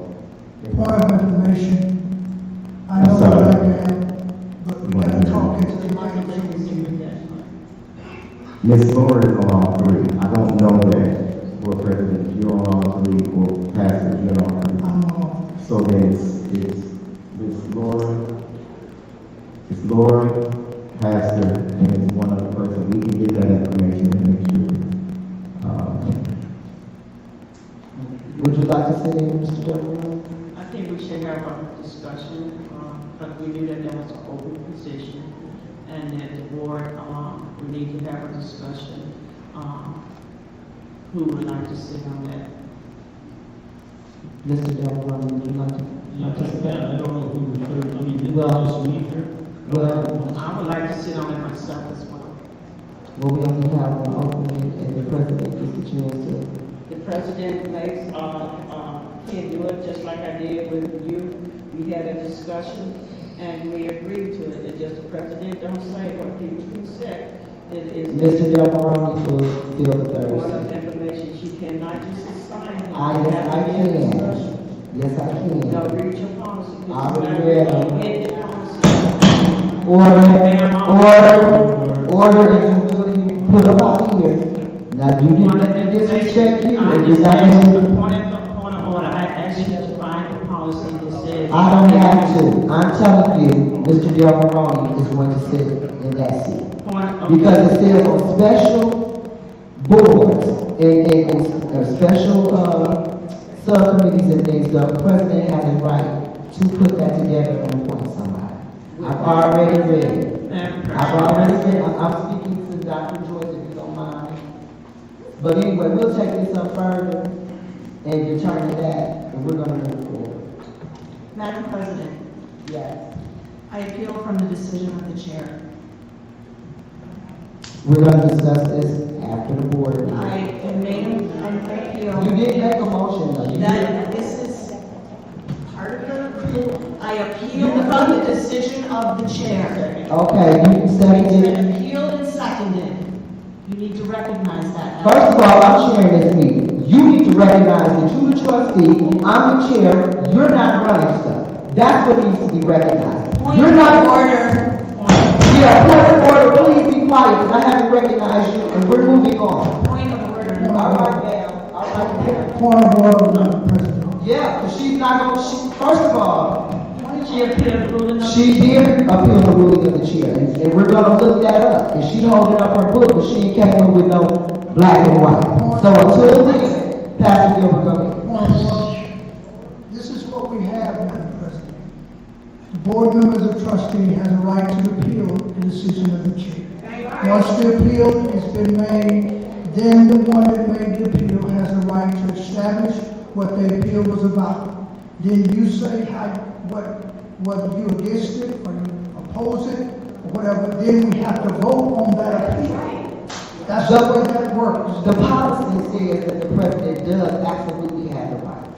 Yes, I'm not, but the point is that once the appeal is made, you have to recognize it. And I There's no way around it. Okay, well, I recognize her opinion. That appeal. Now, state your appeal, you give the trustee to state her appeal, and then those of us that either side with her or we have different views on the board member, we have a right to challenge, and then we take the vote as to whether her appeal stands or whether it's rejected. You have to decide what your position is. That's what you have to, then we vote to see whether it stands or not. You said, on here, Just a point of order. yeah, because If someone is making an accusation, it is not the truth. It is up to that person to show what the violation is. Now, I've been put through that when I've asked for the minutes of our meetings, and it's always in our packet. And now, everyone wants- he's speaking, then I recognize him. Appointed information is not, this is not the procedure for, he's supposed to state his point of information. Hold on. Show me the proof. Show me the proof, I'll make it simple. Show me what violation the president has committed. He made an accusation, and show proof. Point of order, Madam President. Trustee McIntyre's correct. When you do a point of information, it's a quick inquiry. You ask your question, and you're not really to make statements, but most people are not, but she is correct on that. So let's just get to the. Where's the information though? She's not giving us where's the information. No, but when you do a point of information, when you do a point of information, Information if you don't get the floor. that's And I'm gonna recognize you even though when he's talking. even though it's a point of order, it's only to make a quick inquiry, you're not to get the floor. And that's where the aggravation is. And which means it's the right thing to do. You have to move on so that we can take the vote on the appeal. That's the key. And I understand that's the problem is. Go ahead, make your point. Make your point, trustee McIntyre. My appeal is based on violation of the Open Meetings Act, that the president is not conducting the meeting according to the Roberts Rules of Order. The president has made a decision about a standing committee, which is not in. Point of order. the Point of order. Because you said you have a point of information pertaining to this piece, show me a policy where I don't have the right. Because Robert Rules does not address our policy. Okay, you can read that whole book. I've read it too. Page 34, board committee and representing the president with the assistance of the board committee of the whole shall recommend the appointment of the standing committee chairperson and the subcommittee member, if applicable, for approval by the full board at a regular meeting. The president, standing committee chairperson, and subcommittee member recommendation will be based upon consultation with the members of the board and their expressed desire for service. Thank you. So there should be a discussion as it was before when we first started doing the negotiation, and we allowed you to switch and turn and move the way that you wanted to do, so you could get the position you wanted. But I'll just be honest, we had a discussion. And when I had made that decision, we made a discussion to allow each member, we are treated equally. There is no one person owns this board. We are a community. And you just figured that out when? Because just a few months ago, you didn't know that. I don't know what we can go there, we can go there. Yeah, but you asked me, point of order, you asked me to read it, I read it, and you went into me and you last. We're not talking about, we're talking about this agenda right here. Now, you want to work to the next, we can talk about that, but right now, we're talking about it. And that gavel is not to be beat down, you are not in prison. Police, don't give her. She gotta go. If I ask you to give me order. Because I asked her to be quiet, she kept talking and she didn't recognize me.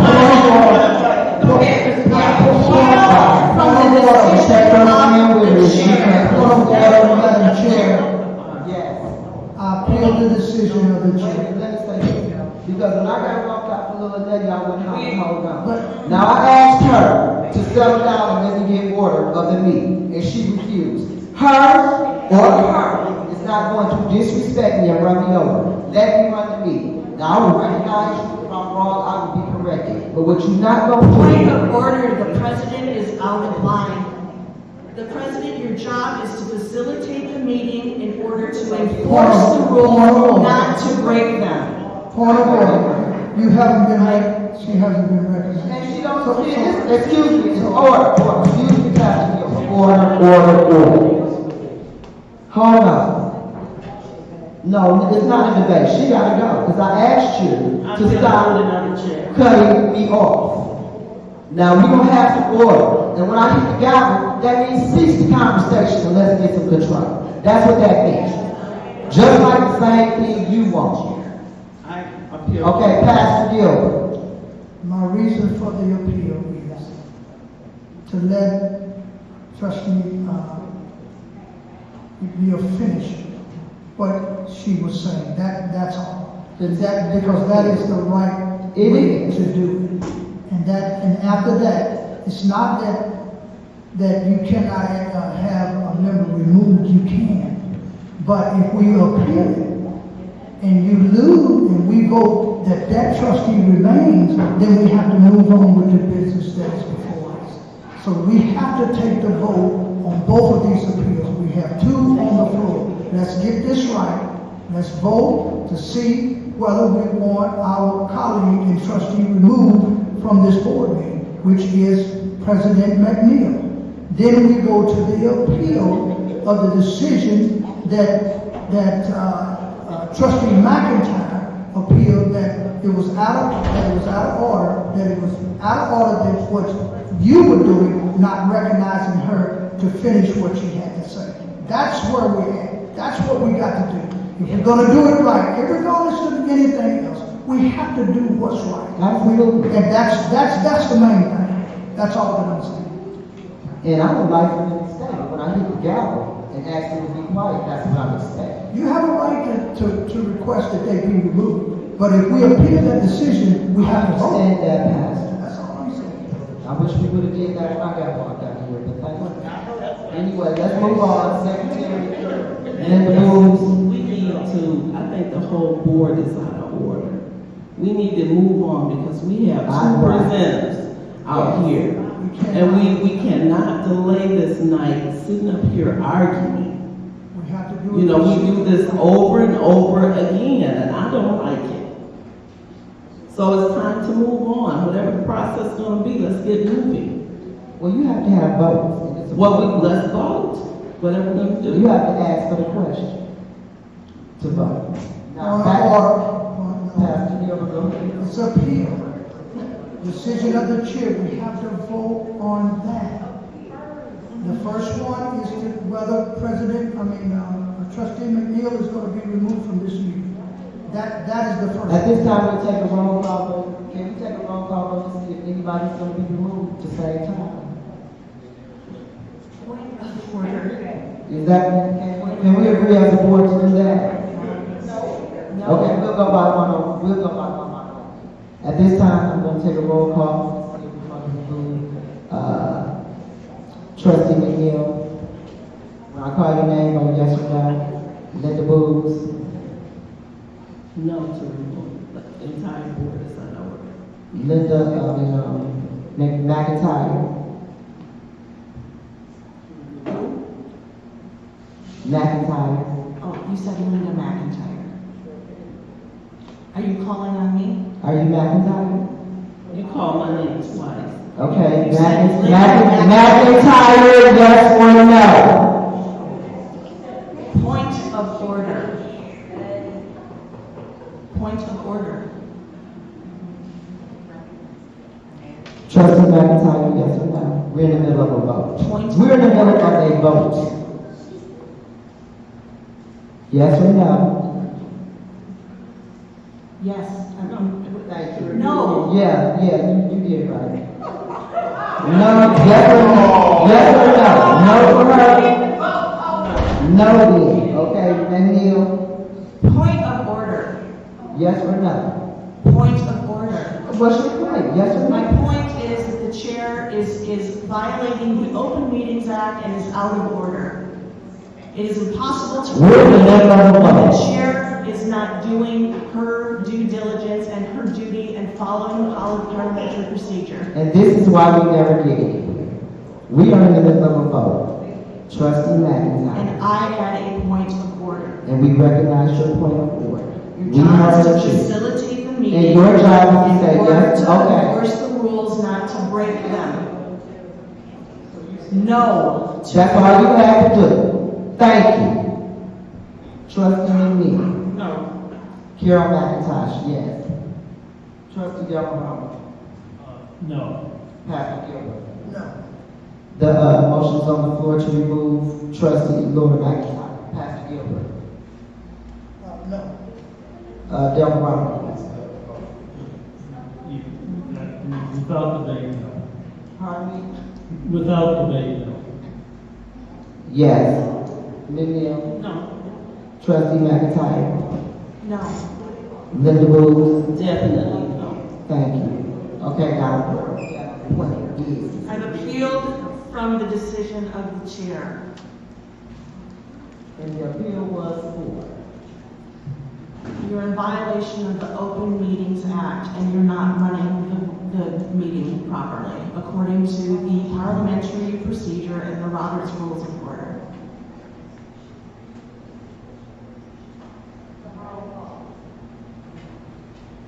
Point of information. Is the trustee saying we're not in an open meeting right now? I don't know what she's saying. Yes, we are in an open meeting, and as such, we are required to follow certain rules and regulations that are not being followed. And they're being followed. I've appealed from the decision of the chair. And what was the appeal for? Which decision? That you're violating the Open Meetings Act. I'm not violating any Open Meetings Act. Point of order, Madam President. You have to allow the trustee to finish. When she's done, and you hear from the rest of us, then you probably should go last. Then we take the vote. That's the way to get this done. But no matter how you feel about anything else, the trustee has a right to state her appeal. And she has not been able to do that. I'm waiting for her appeal. She said that I violated the Open Meetings Act. Thank you. Go ahead. Finish your appeal. I appeal from the decision of the chair for violating the Open Meeting Act, for not facilitating the meeting properly, for interrupting points of information, for interrupting points of order, and for putting a motion instead of parliamentary procedure into the decision-making process. My appeal is that you adhere to the Robert's Rules of Order from here within. Pastor Gilbert. Some of what my trustee colleague has said is correct. But there's also another side to it as well. The chair should be respected. The chair should be recognized properly by all of us, regardless to whether we agree or disagree. And I think that is important. And also that to the president of the board, we should allow that individual to say what they have to say. Listen and move from that point. But when all of us are talking at the same time, because we don't want anybody to get one up on us, this Trustee Booz is correct. It's not just the president or Trustee McIntyre or Gilbert, it's all of us. And like you've heard me say this many times, you only got one time to make me look stupid. And this here is not a good look for this board. So we need to recognize and respect the chair. The chair must recognize and respect the board. The chairperson of this board is not the board, it's all of us. I've said it many times. And having said that, I'll shut it down. Is there any other comments? I think what the problem is, as it relates to parliamentary, the chairperson seems to be in a debate. She wants to debate, or you cannot debate if you're going to chair. If you want to debate in some of these things, maybe you need to let someone else chair. Because you ask a question, we do it, and if it doesn't sound right to you, we just repeat what's in the books. And we're getting penalized for what we are trying to get back on the, this board that's so dysfunctional. It relates to bylaws, policy. We just do what we want to do. And because of that, we're one person short. So we got to get back to policy and, and that gavel. It's a headache. That is not how we're not hogs, we're not dogs. You don't have to ban like that. If we follow parliamentary procedure, then gavel is to open and close meeting, not to do what you keep doing. And it's offensive for a chairperson to take that gavel and use it, create a hostile environment, because that's what you're doing with it. And I appreciate that you don't do that. We should respect the chairperson if they said something or going through a motion or whatever. However, You have overused that gavel, and it's offensive, and it's hostile. Is there any other comments? I would just like to recommend that only one person speak at a time. And before you do such a thing, be recognized, unless it's a special privilege motion, point of order, point of information. But we need to move on. And anything else, we shouldn't be talking about things that aren't part of a motion. So that's all I've got to say. And I'll also say we all make mistakes. Doesn't mean we need to be put on the cross and just be hanging out there. So, and I like to also say, if somebody else is talking and you're interrupting them, and I'm trying to hear them, and then you're offended because I interrupted you, well, okay? Respect is due to everybody. And if you don't want to be disrespected, then don't be disrespectful. Thank you. Now we're on. Madam President, Yes. I make a motion to move remarks from individual board members from agenda item F to C on the agenda in order to accommodate the public and honor their time. Second. I need to see what that is. I'm not in full understanding of that. What you did? To the time. So that I make a motion to move remarks, the section, remarks from individual board members, section F, to sections, before section C, before the presentations on the agenda, in order to accommodate the public and honor their time. Support. She said more comments on this. In other words, Section F, remarks from individual board members, be moved to section C before the presentations, as requested by the public in order to honor their time. It has been moved, has it been properly seconded by whom? Is the moved properly seconded? Is it a discussion? Gentlemen? yes, I think that's where we're at, maybe 45 minutes or so. I understood the intent to be to move the remarks or to move the remarks from individual board members before the presentations. However, leaving that there, these remarks right now would only be to address the public and what they had said. Yet at the same time, later on in the meeting, board members could make further remarks. Just in the interest of those who are all here, our presenters, and also the members of the public who voiced concern about Stewart School, Washington, the wages for the para, opening up the contract, that whole bit. So I would present that as a friendly amendment that we discuss only now what the public talked about, and then keep that last remark section still at F. So if we have other things to comment on. Otherwise, I mean, I have a list of things to comment on. We'll never get to the presenters. Is there any other comments from board members? I agree with Brother Russell. I think we should move on to the presenters at this point. I do too. So it sounds like we need to take a vote. Well, we have her. So we have to vote on her stuff. So is that all for discussion? I'm asking, is there any more discussion as it pertains to her? Point of information, trustee, point of information? Yeah. Trustee Delmore has made a friendly amendment, which is on the floor. And your friendly amendment is what she said?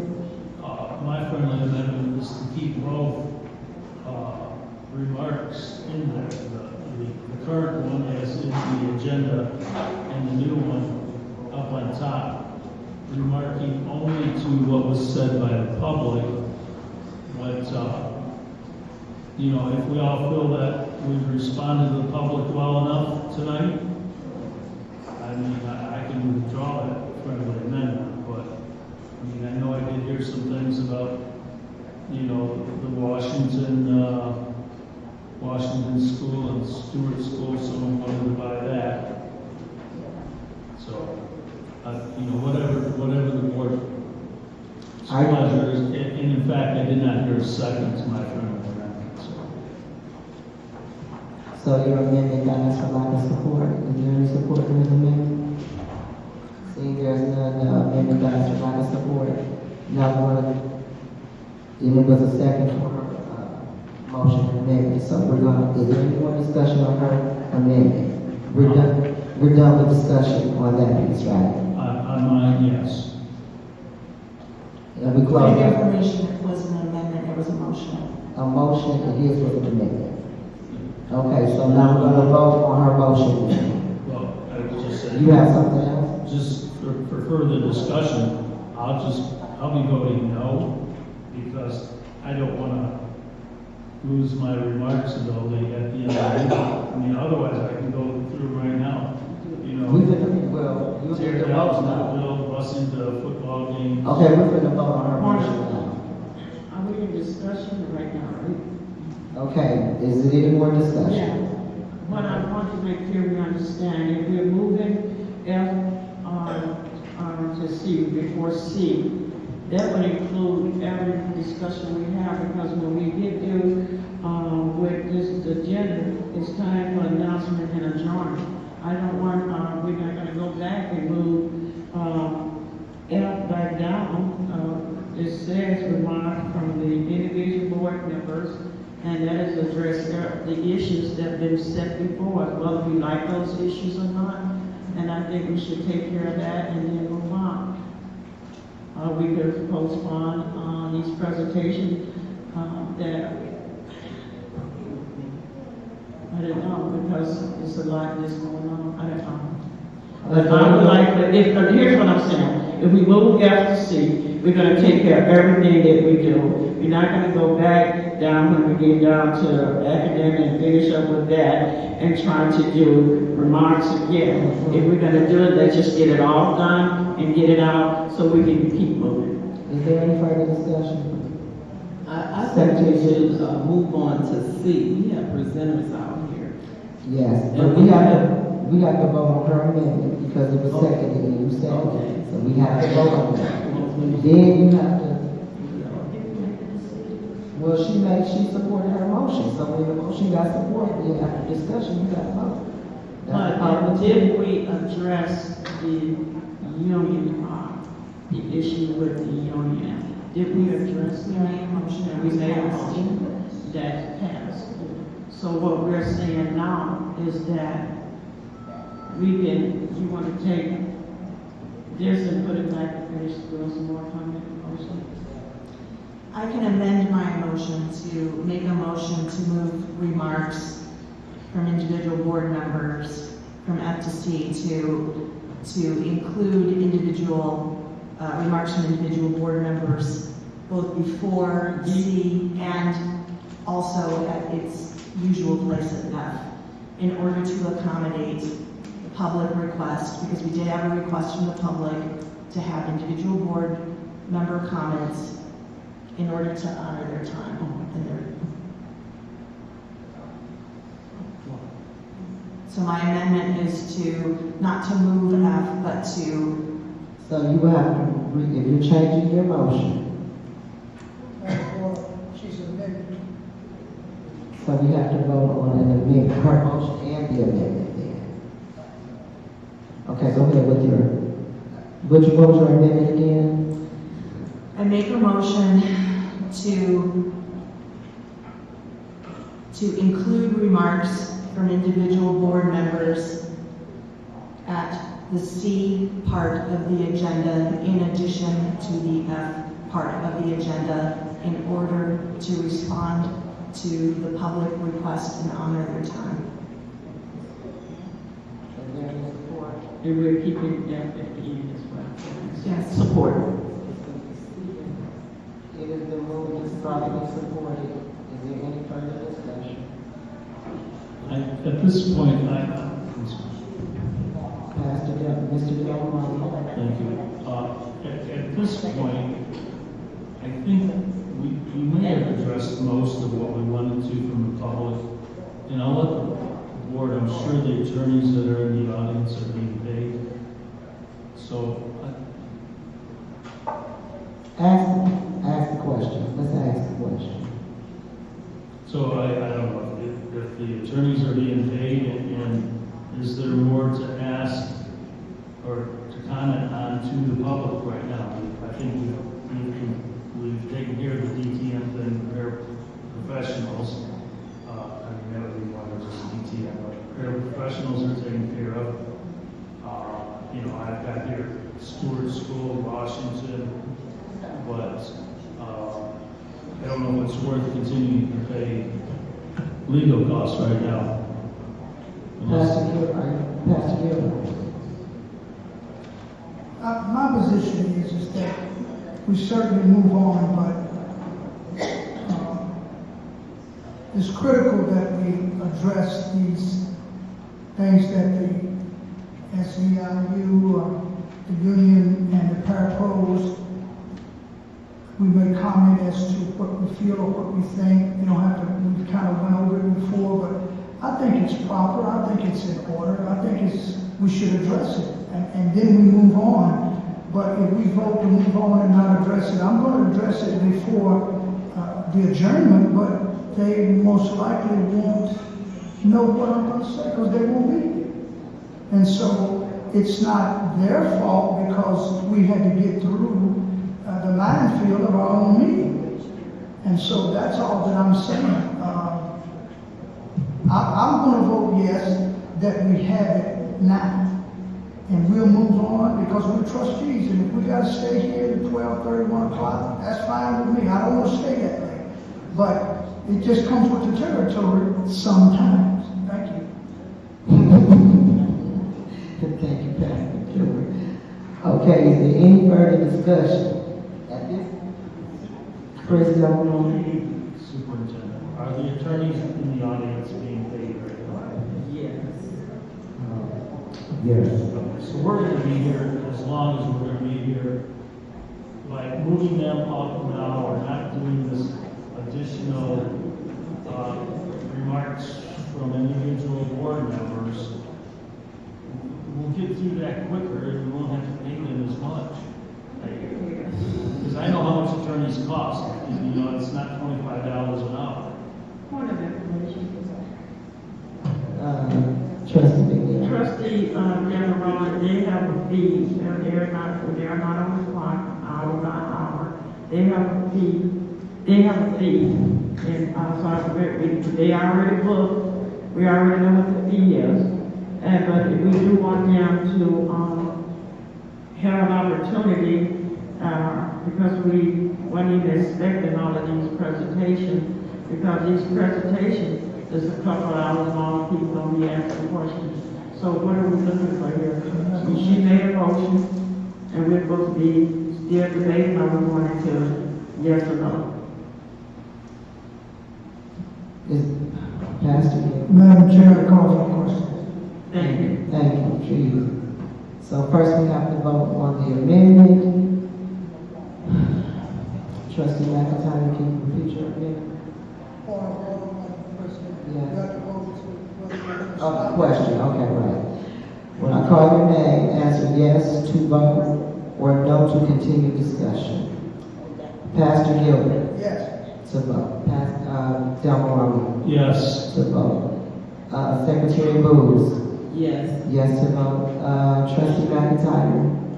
Yes. Yes to vote. Trustee O'Neill? Yes.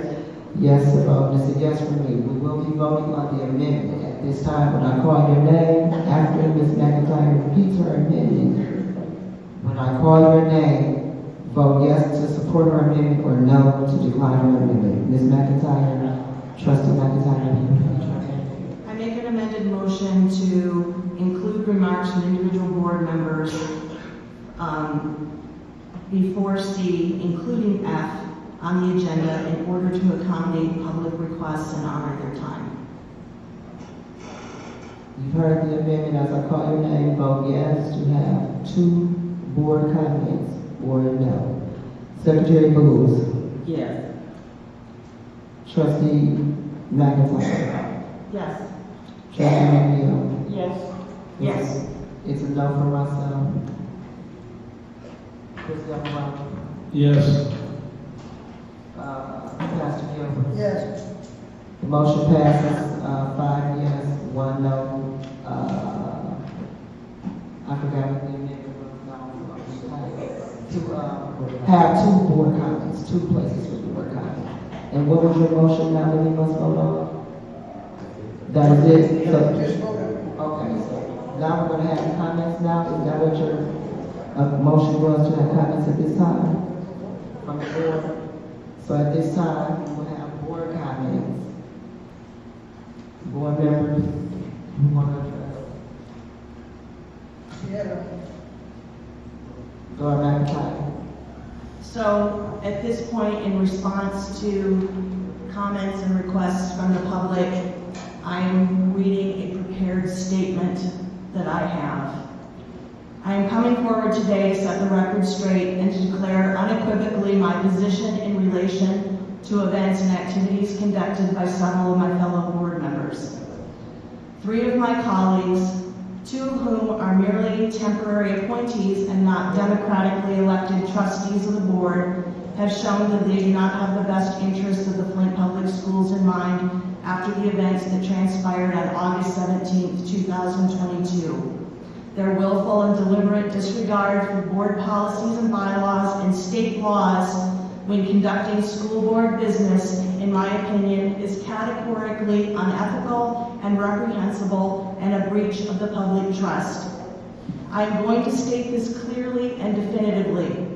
I was attacked on March 23, 2022 in a public school board meeting on school board property while conducting school board business in front of the entire board, including everyone present here today. All of this, including all of the senior administration and some parents and students.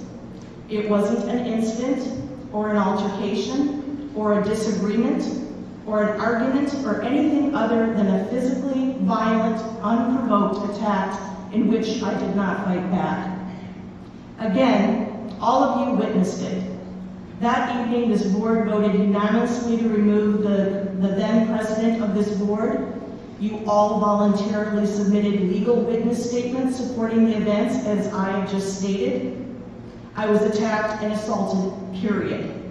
Since that time, I and my family have been the target of relentless threats, slander, and harassment concerning this attack by some of the members of this board and by several members of the public in other meetings and on social media. Up to this point, I have been reluctant to speak out on too many of the details because the case was acting and pending litigation. However, some of the aspects of this case have been ruled on by the court. The former board trustee, who has just currently resigned, was charged with 2 misdemeanor violations by the city attorney. She subsequently violated the condition of her bond for these charges when she attended a recall hearing against me and by attending the board meeting last August 17, 2022. As a result of her bond violation and as a condition of the 2 misdemeanor charges being dropped against her, this individual was required by the court and agreed to resign from this board and to have 0 contact with me for the next 9 months as part of her probation. If she fulfills these requirements, then the case is dropped and will not be a part of her record. If she makes any contact with me directly or indirectly or through a third party, she will once more be in violation of her bond and in contempt of court. This includes attending any future board meetings, even as a member of the public. This has been ordered by the courts. She is categorically not allowed to attend any further Flint School Board meetings as a condition of her plea with the court, which is a result of the consequences of the violent actions she chose to conduct. She didn't decide to resign, nor was she under attack, or any other false information that anyone else wants to say. She resigned in disgrace as part of a plea bargain to stop her case moving forward and with the consequence of potential jail time. Further, a trustee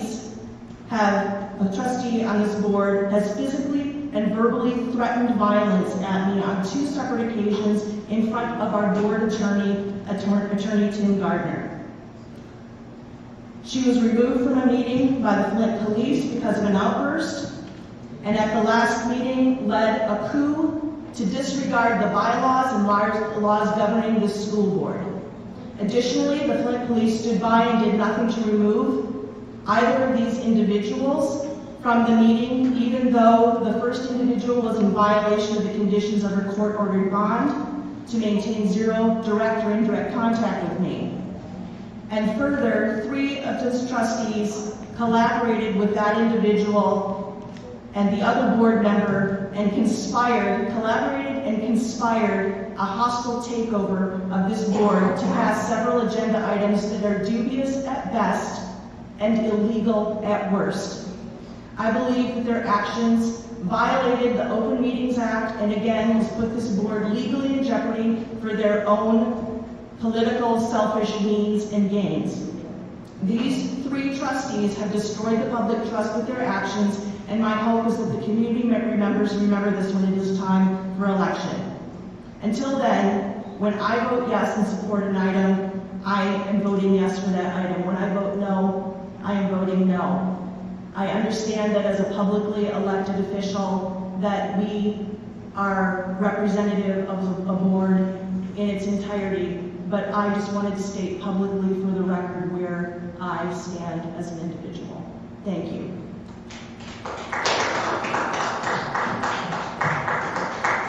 Linda moves. Chris Delmarani had his hand up next. Chris Delmarani. Yeah, okay, so we're going to do comments, remarks from individual board members. I thought we were going only after what the public had mentioned, so I don't know what we should be commenting on.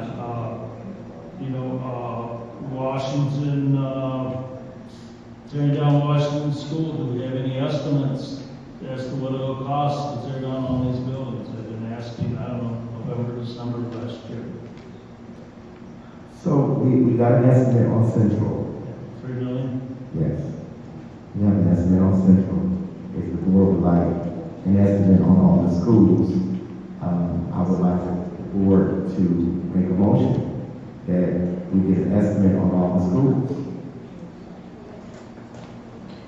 I move that we get an estimate on all the schools in our district. Excuse me. We're in the middle of the board comments. Thank you. Okay. Want to go over, Madam Chair? Yes, sir. Trustee Delmarone was going to make a motion for violation. He has that right as a trustee. Yeah, I do understand that, but I thought it'd be just she made a motion. We're in the middle of her motion. All board members making comments. Who made the motion? She made the motion that we change the agenda for all board members to have comments. Which means that you're at liberty to make remarks about what has taken place tonight, what has taken place last week, or what may take place next week. Well, I don't So know. the remarks are wide open, and I understood that when I voted yes. I understood that, because that's what it should be. Trustee Delmarone is very well in order to make his motion. Now it's up to us whether we're going to vote for it or not. Well, I understand that. Is it appropriate to make a motion aside the motion and then go back to public, to the board comments? Yes. Okay, go ahead. Either way, I can go through all my concerns. You go ahead. Okay. So let me start off with this. I'm going to ask through you, board president, to help build spirit within our schools, that we look at taking a bus for students who are away football games. And I'll include basketball games on that, whatever it is. So that's one of my concerns that I'll bring up as a motion, I guess, under F later in the thing. When will we be appointing a new member to this board? Have the applications gone out? Anybody? Nobody? When should we expect to appoint a new board member? It's a time limit, I believe, coming out. 30 days. It was posted today. Posted today. We posted for 5 to 7 days. Sitting 7 days, and after 7 days, we need a quorum to be able to hold meetings. Okay. You have until the 26th. Correct. Republicans.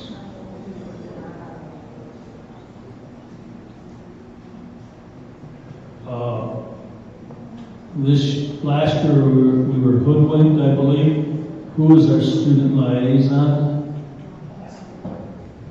Mr. T.K. Thomas.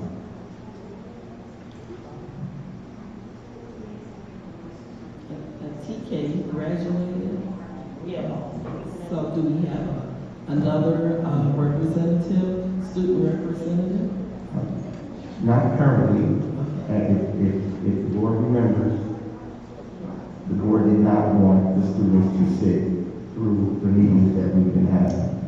If the board remembers. Point of order. Point of order. The board never said they didn't want the students to sit at the table. One board member said, who would want to sit at this table? What all has been going on? Now we have 2 officers sitting probably about 10 feet away from whoever would be our liaison. So, you know, that was one excuse presented. The other excuse was that he came up and spoke at the podium. I think he spoke at the podium, and that was, well, that's our liaison. I think he spoke at the podium after graduation. Okay, I could be mistaken on that. I don't mind standing correct. But nonetheless, I was asking in November who the student liaison was. We presented the student liaison to the board. I don't know when that happened, because the last I knew of, they were going to send us 2, one from Southwestern, one from ALA. They never got one from ALA. We did. Okay. We did, but I would have to go back to that information. I appreciate that. Absolutely. So we need to go back to the information to give you, one of them was T.K. Thomas, but the other young man, I would have to go back to the information to give you. The other young man was a choice between 2 brothers, one a senior and one a junior. Okay. And neither one of them ended up saying, no one told us this is the one and that's not the other one. So, I wish I would have brought my can in today. I'll have it next week. I didn't hear you. Buses to games, tear down of all the schools, new builds, when are we going to close the schools? I mean, we've kicked so much down the road since I've been on the board, I can't comprehend it. I've been here 11 months. 11 months now, and we're still in the same position we were. I've had one board member say, well, if you can't pick out 10 good things that we've done, then you're not listening or you don't know what's going on. I know what's going on. No new schools have been built, no blueprints have been brought to us, no costs have been brought to us, no schools have been torn down.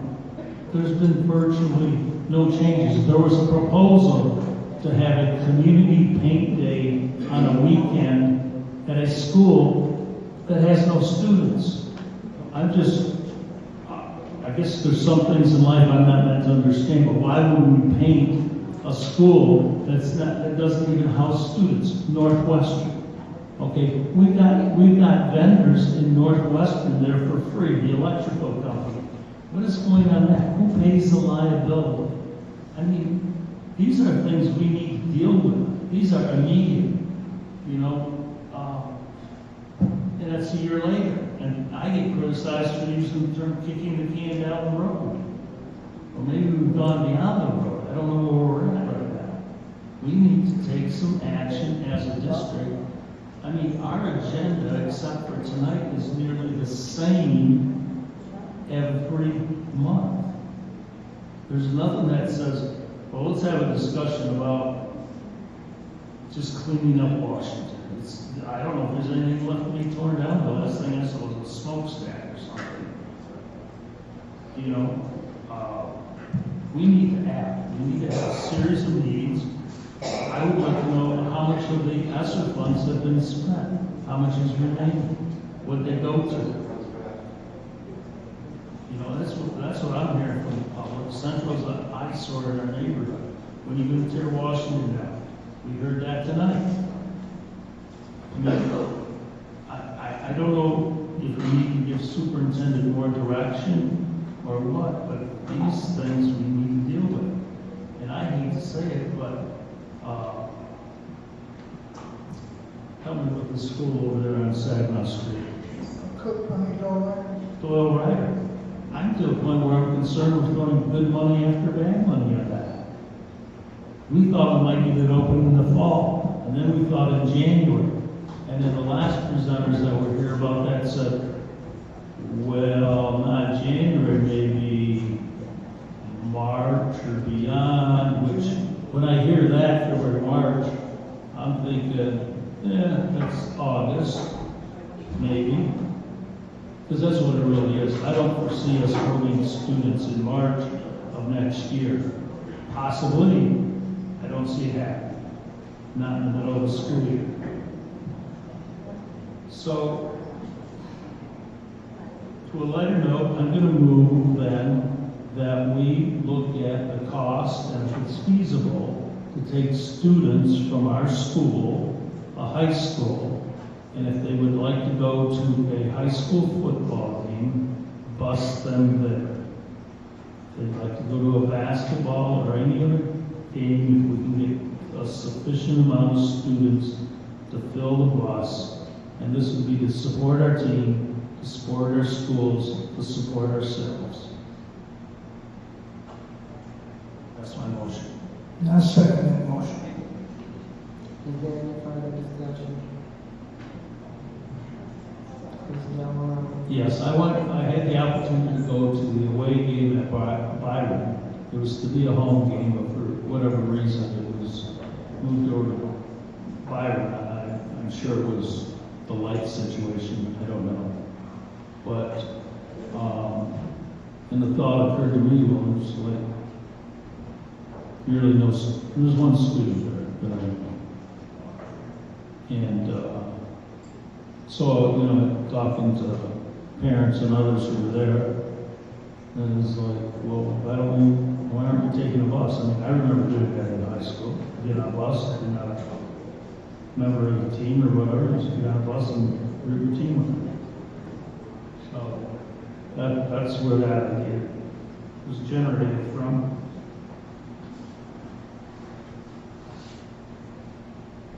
Is there any further discussion, Pastor?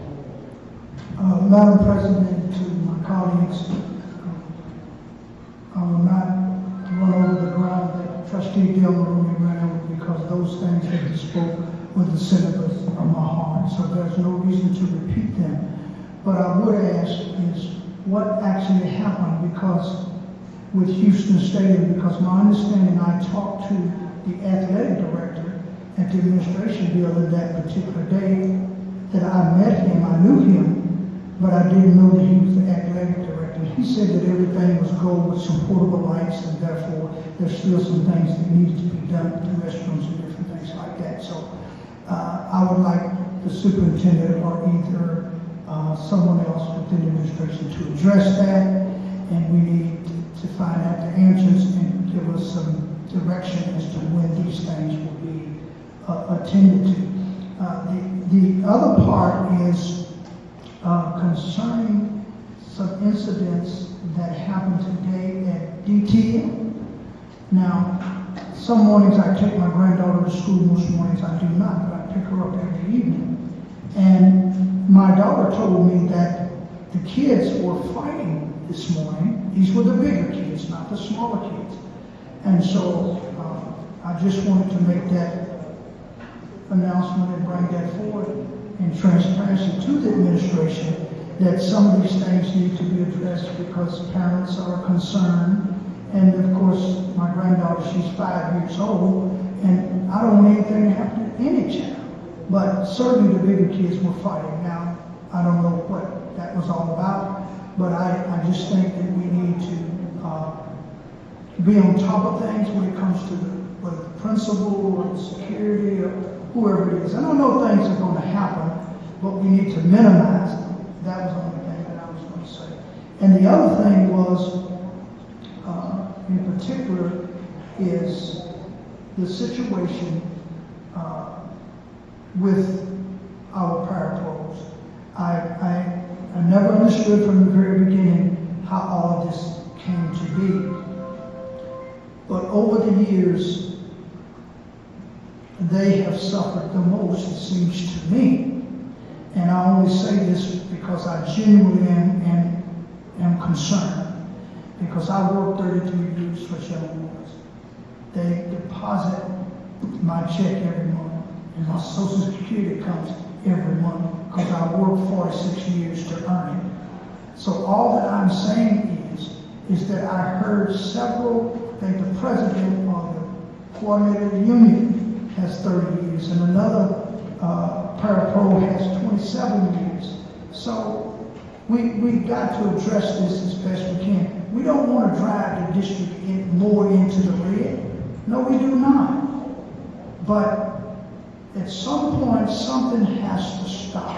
We got to either stop the pay somewhere in order that the parapros are balanced and they get what they deserve, and they do deserve it. I say that on the record, they deserve it. But are we going to drive our district into the ground where these enemies of the district, and we have enemies that is against this district, they want to take over, they want to get the administration building for nothing. They want a certain superintendent in this district. This is what I'm being told. I don't know. Because I don't run in those circles. I'm only going by hearsay. I don't have the truth. But I want us to do right. I'm not concerned about staying on the board. If people vote me on the board, I'll continue to fight for what's right. But I want what's right now, as soon as possible. And I agree with Trustee Del Marone. Why do we keep doing this? So the only answer that I come up with is to superintendent. I believe that the board must give you precise, detailed, straightforward direction of what we need. And once it's voted on this board, if we got to put a time limit on it, we got to do that. But we have got to do it together. It's not a gotcha moment. It's not. We want you to come forward looking your very best. Because when you come forward looking your very best, the SEIU members, they look their best. The kids look their best. The board looks their best. If that is our purpose. Nothing wrong with that. But that's my concern. And I must say, I speak for myself. I'm so fed up with this that's going on. And I think we have a right as human beings to change our mind about things when we come into more truth about things. That does not mean that people were not wronged and mistreated and harmed in the open. It doesn't change the fact that it happened. It did happen. We had a board member that was harmed. And we can't change that. But we got to keep the main thing. The board member that was harmed and was done wrong is not the main thing. The main thing is these kids. That's the main thing. It's easy to go down that road and pick a fight with everybody. But it's about these kids. It's about these parapros. It's about the teachers in the classrooms. We got individuals. I had a call, and I just got to say it because I got nothing to lose. I'm not trying to bow to anybody. I bow to Almighty God, Christ Jesus. That's the only one I bow to. My wife spends all my money and I don't bow to her. We have got to make decisions that affect this district long after we're gone off the scene. Some of us think we're going to be here throughout eternity. No, we're not. We got young people that come forth. And it's time, we got to know the time that we're here, we got to do what's best for the district. And if our district needs to be right sized, I know people don't want to talk about it, but if we're top heavy, we got to deal with these things. We can't keep doing this. This makes us look stupid, incompetent, and dysfunctional. And I don't like to look stupid. Thank you. My comment is to the board, and I appreciate all the parapros and everyone who came out tonight. We really appreciate you, and we support you. I do support you. You know, I have worked in the school system before, and I understand how the classroom scenario looks on a day-to-day basis. But to the board, here it is 8:50, and we've been here half the night, half the evening, and we haven't heard our presenters. I think it's disrespectful for our that you have our presenters scheduled to be here, and we have not heard from them yet. So we're gonna have to, like you say, we're gonna have to do business better. I don't want to hear about all the past and all these things. That's all I've been hearing since I was appointed March 23rd of this year. I've been hearing the same old thing too. And I don't think nobody here is to blame. We done had some major issues going on. We don't have a good chemistry mix on this board right now. So it is 8:51, and that's all I have to say. Trustee Miguel?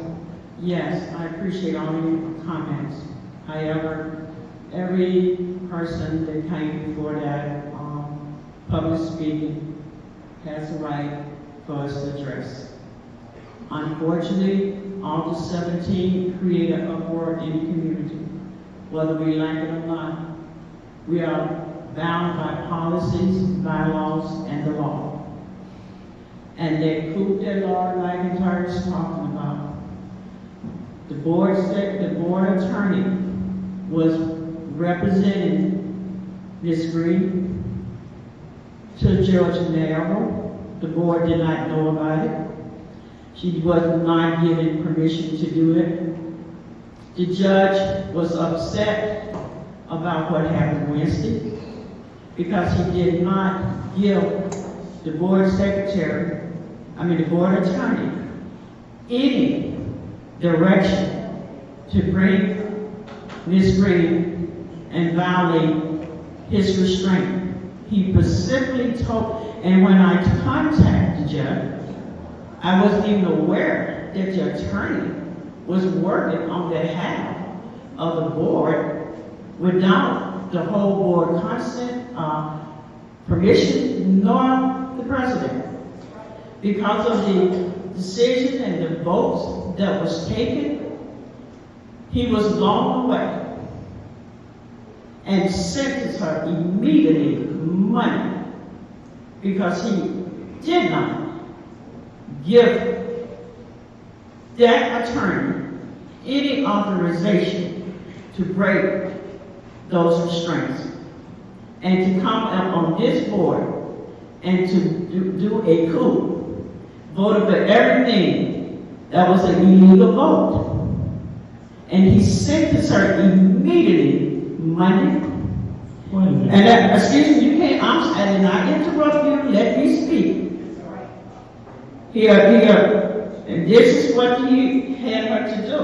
He made her, because of the action, the illegal vote, he sentenced her 9-month additional probation to remain from this board because you cannot break the law and come up on this board and vote for yourself for things that this board was in operation of. And to keep it up with that, the same person that had the restraint voted against the person to attack to make a treasurer. The treasurer has a right to hold invoices and question. And when we do illegal vote, which people call a coup, that's what you want to understand. Let's go to Robert Rules 847. Votes that are new and void, even if unanimous. No motion is in order that conflict with the law of the nation or state or with the Assembly's Constitution or bylaw. And if such a motion is adopted, even by a unanimous vote, it is null and voted. No vote that conflicts with the rule of a higher order as of any authority, thus by law provided for the suspension by general consent. What had happened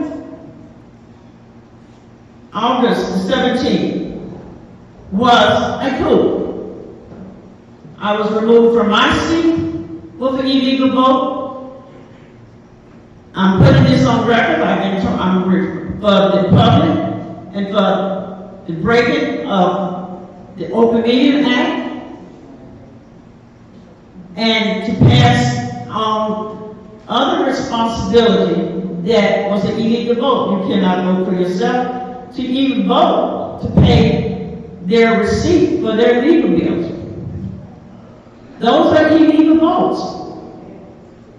Judge Merrill was lied on by the attorney. He was upset. And we sit here, wants to move on, and my colleagues have done everything to attack me. We all witnessed that. I've been called in lovers. I've been called all kind of right names. It has nothing to do with race.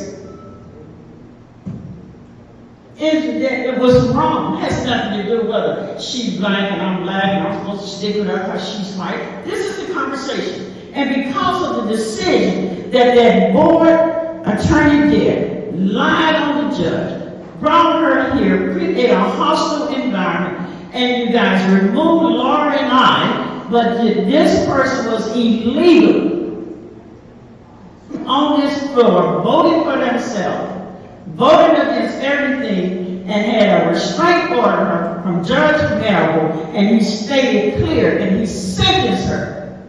She had a choice. And he requested that she resign from this board. Because that vote was for, I have a right to regain my seat.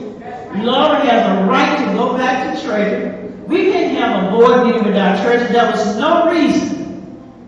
Because you didn't have the proper vote. And the only way you can get the proper vote was to break the law and do the round horn Open Meeting Act. We didn't know all of this was going on. When we called the judge out here, he didn't know that you guys had brought her in here against his orders. And Sharice Lee operated behind the board's back. She violated her own contract. She broke her contract. And we sit here wants to move forward. This board has done a tremendous job up to that. I don't know where you've been. You've been sleeping. We had made decisions about Washington. We had talked about schools that was closing. We was planning, we was on phase 2. We knew about Joe Riley. Only 2 or 3 board members ever attended any of those different walkthroughs and presentations that they put concerning Joe Riley. The last meeting we had, they was going to talk about furniture. It was supposed to be a happy event. The teachers, the principals, the children was going to be at this presentation so they can get an idea of what they want their school to look like. You're denying them of their privilege because we had it all set up when I was the president. We present a grant proposal. We pass a strategic plan. We talk about renovating Northwestern. He talked about the parking lot. We have done tons of things. Somebody said they can't think of 10 things that you sit here and got good accolades. You didn't even go to the open house to hear all the great things that Mr. John presented that this board did. Chris Galvarani, yes, he was at every one of them. And now we're trying to do a presentation, deny kids and the teachers, the parents, they wanted this. That's what the plan was when I was president. When you got a person, you voted in for president, hadn't been at a meeting in 2 or 3 months, and now we got to sit through this here because we had things already planned. I, myself, because of that was an illegal vote, read it for yourself. It's gone. You can't just take my seat and get an illegal vote and I don't know, break somebody out of prison so you can have your way. And I'm saying that Laura McIntyre returned back to chair and I returned back to my presidency. I didn't break any policy. Everything I did was open. You voted for it. You had questions. You could ask. I sent email. You don't read them. But I didn't break any policy. Sharice Lee broke the policy, broke the law, and created this young lady to be sentenced. More than her should be sentenced. Because I don't believe she would have came here if she didn't trust that girl was telling the truth. And on that note, I'm retaining my seat as president unless it's somebody who can show me different. And Laura McIntyre goes back to treasurer. Excuse me. Go ahead. Everybody's supposed to get to speak. Yes. Yes. Yes. Well, everyone has spoken except for me. Yes. First of all, we can't move forward for steady talking about marriage. Nobody at this table assaulted anybody, and I never threatened anybody. Illegal votes was taken, because I turned down a nurse, and later on that night, 3 of these members that was in that meeting, when the vote failed, moved it forward and voted on the superintendent's contract after they voted conversation for the non-renewal. We had a treasurer that didn't know it was $20 million in the red and gone. And they gave a $61,000 sick day payout to somebody when it was language that specified they should receive no more than $6,100. We are in a deficit. Okay, they brought stuff to the board that was supposed to be discussed, then move forward. They brought it and voted on it the same day. And then if they thought you weren't going to roll with what they said, they put trumped up charges on it. Tried to say that I was extorting the superintendent. He didn't know nothing about it. Okay, tried to say I was taking kickbacks from Sharice Lee. This board voted for her to be the board's attorney. Yet, they wouldn't let her do her job because she wouldn't go along with this March 23rd story. It is September. We still can't handle no board business because we got to stroke folks and baby folks and hear their whole life story. What does that have to do with anything? All the illegal things they've done. And I got put out of a meeting illegally in front of all y'all very eyes. Ain't nobody throw no protest about that. That's why I wasn't coming to the meeting. Because Ms. Green had something on her record. And she took a cop because she didn't want to end up with some more chumped up charges and become a felon. And this person, this treasurer called me asking about Ms. Green. And I told them I wasn't having nothing to do with Ms. Green being removed from president because I didn't put her there. Nobody voted. And while they're talking about how I became president, that's how she became president. And they paid the treasurer, the former treasurer's legal fees. Okay? And she voted for her legal fees and brought it to the board. But yet they refused to pay Danielle Green's fees. But this former treasurer did have a problem with Anita Stewart, had to hang up on her in the Zoom meeting. Ayana Dapre, I had to put a go-between between them because she was afraid it was going to get violent. Vera Perry called her a help in an open meeting. She falsely accused me and Sharice Lee of kickbacks and they weren't even paying her. How do you get a kickback if somebody ain't being paid? Accused me of threatening her. I've never threatened her. Flat out lies. In front of the whole board was there. And she still said, and attacked the young lady that came from Treasury. Now, me and Ms. Green have worked with white people on this board before. Ms. Ramsdale and the former president, and I I forget his name, very nice guy. And we had no issues. So race is not the problem. See, folks like to use all this stuff as a diversion for not taking care of the business. It is September. We're supposed to be talking about what's on this agenda. Let's talk, because there's been plenty, because first of all, we had people wasn't even going by policy and by law. They was going by old May. Or in all this. So let's get back to the board business. Let's get back to taking care of the district. Let's get back to not blocking people on the subcommittees. Allowing the subcommittee to do their job. Bring it to the board for discussion. Then you move it forward to the school. That's the process. You have, and then they ain't been here but almost 2 years, and she didn't have problems with all these people. But I'm a problem because I've been here. I've never had these issues before. And I stand up for my community, and no matter what, when I come in here, I try to vote for these kids. That's what I'm for. Like I said, I don't care what city I sit in, I'm going to represent for these kids. But you got some people, if they can't be the captain of the ship, they just rather let it sink. Let's move forward. And then when people go talk about their no policy and all that, let's have it ready. And it was not a coup. This ring was not here illegally. The only person who can remove a board member is the governor. That's the rules. Don't be lied to and manipulated from people using this microphone to get personal sympathy so they can cover up and make place for their own agenda. Okay? Ms. Green was not here illegal. The governor is the only person who can remove you from a public board. Okay? Ms. Green caught to a misdemeanor. You need a felony to get removed from the board. So let's move forward with district business.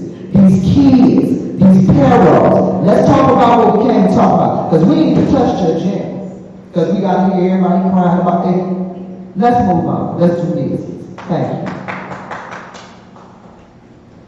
Let's get back to the agenda.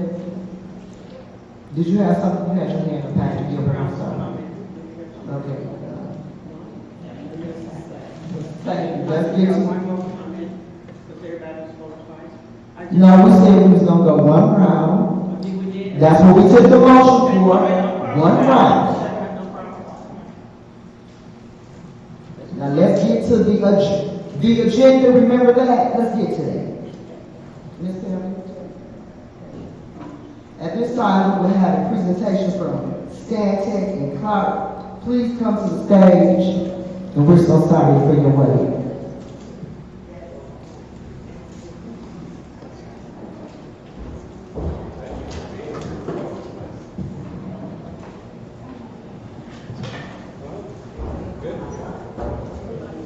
Good evening.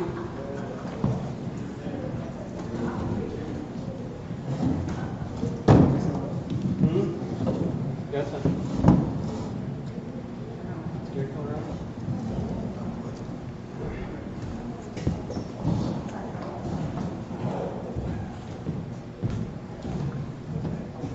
All right. Good evening. Thank you for having us. Board. Thank you for having us. Superintendent Jones. Thanks for being here. It's a pleasure to be here. My name is Steve John. I'm an architect from Stantec Architecture. My name is Dave Warner. I'm a senior project manager with Clark Construction. And Gary Steller, vice president of Clark Construction. We are here to provide some updates for the design work that we've been up to across the district. You can see here our list of agenda items. We shouldn't be too long this evening. District-wide furniture replacement across all the schools, parking lot surface restorations across the majority of the school sites, Northwestern facility assessment, the Powder auditorium renovation, and finally Doyle Rider renovation. I think I just click forward, or the wheel.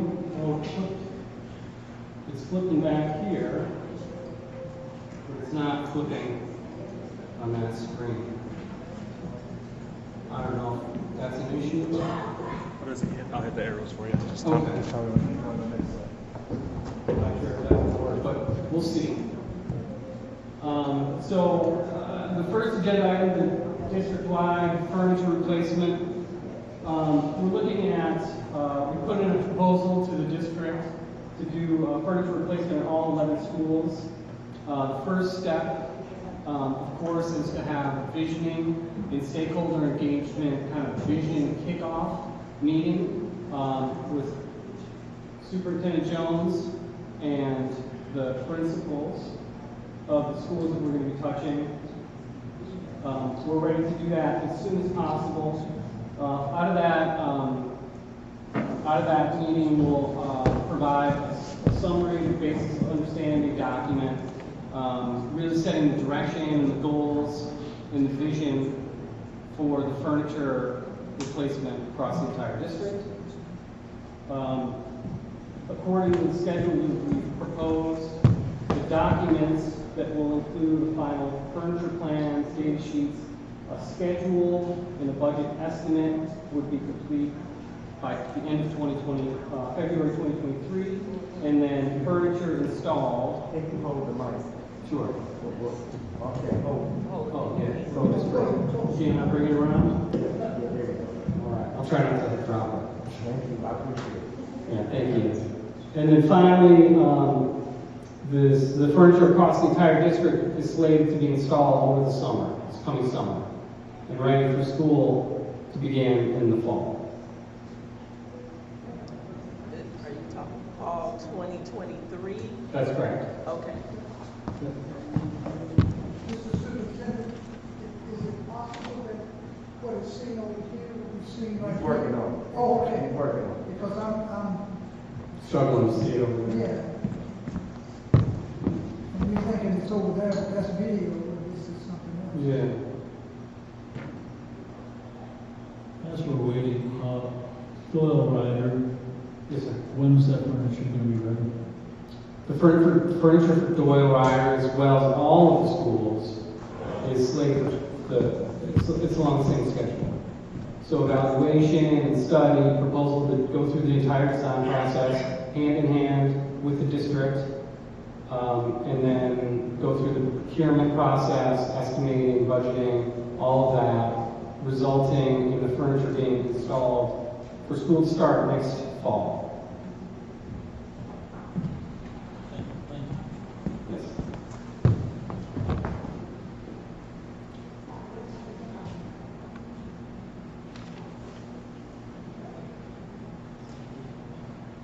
Just give us a moment here to see if we can get the technology to work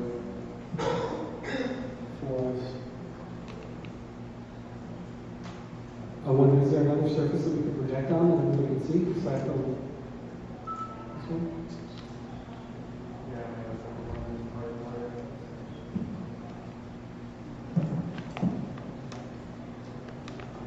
I have the presentation on the USB, so that might work better.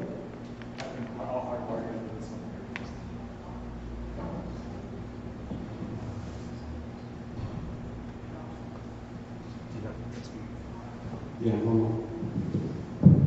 Let me just grab thumb drive.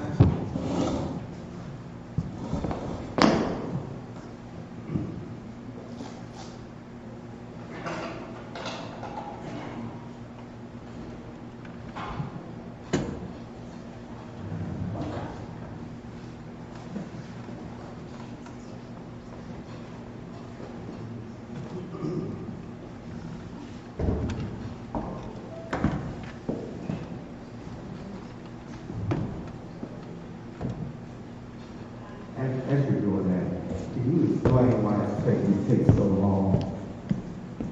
From, I know we had conversations that, there's reasons why things are taking longer now than they would before. Can you explain that as you go through the process? Sure. Well, specific to the furniture replacement across the entire district, that's not just a check a box and say that we need, 23,000 chairs and 13,000 new desks.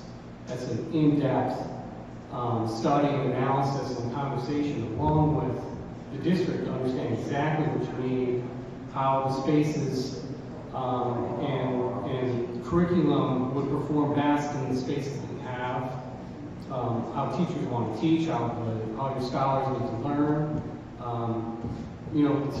Furniture and technology have evolved a lot in the past 5 years. And there are a lot of modern options that allow students and teachers to do the best work. So the design process will take a little bit of time.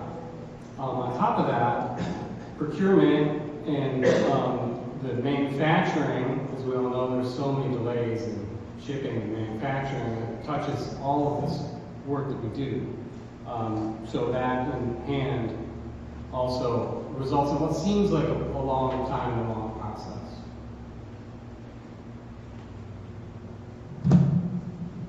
Yeah, so we're going to talk some about the steps that take place, and we'll elaborate a little bit more on the duration that they take and why as we're talking about. Okay. Can I still control from this guy? Or is this back to the... You'll get it. If you want to go ahead and do that one, A little choreography. So let's go back. Tell me next one. Let's go back to the parking lot restoration. All right, so this is another project that we're helping to develop with the district. It's surface restoration across 8 buildings, plus a little bit of a fix-up job at Durant Tremont. This is outlined in the graphic to the right there, so the accelerated learning, right outside of where we're sitting now, will be replaced by Ryder, Eisenhower, Freeman Homes, Ellicott, Pierce, and the admin parking lots will all be replaced. As soon as the contract is signed, our civil engineer, Spalding to Decker, is ready to get out and do the survey work, the assessment work, along with G2 Engineering. They'll come out and, what's that? Oh, do the soil boring. So if you see soon somebody out with a big truck tearing up your parking lots, don't be surprised or alarmed by that. Now with the parking lot replacement, it's weather dependent, so we'll have all of the design and documentation and bidding and procurement done in time for a spring launch off as soon as the weather breaks and it's deemed that it's possible to do the work. We'll be doing the work.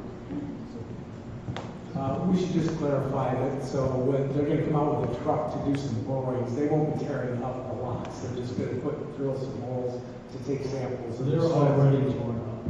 Right.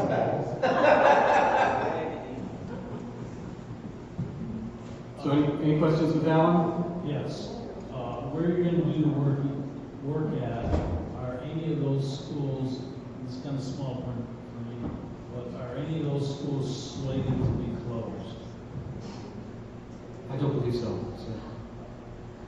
That is part of the conversation that they don't have anything to do with.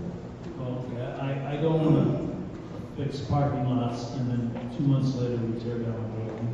And I discussed with this team that if we are not going to keep a building open, will we have to stick to getting it done? And the answer was no. Yeah. Absolutely. Okay, the problem I see, we haven't made a decision on schools to close. We don't know, so they're not going to know. And if they're going out to a school that's going to be closed and we're going to be doing the borings, why do we want to do the borings? Okay, so can you turn my mic up a little bit? So we've been talking about trying to get us to come together to discuss school closures. But at the same time, we have students in school every day. I can't wait on one to do another.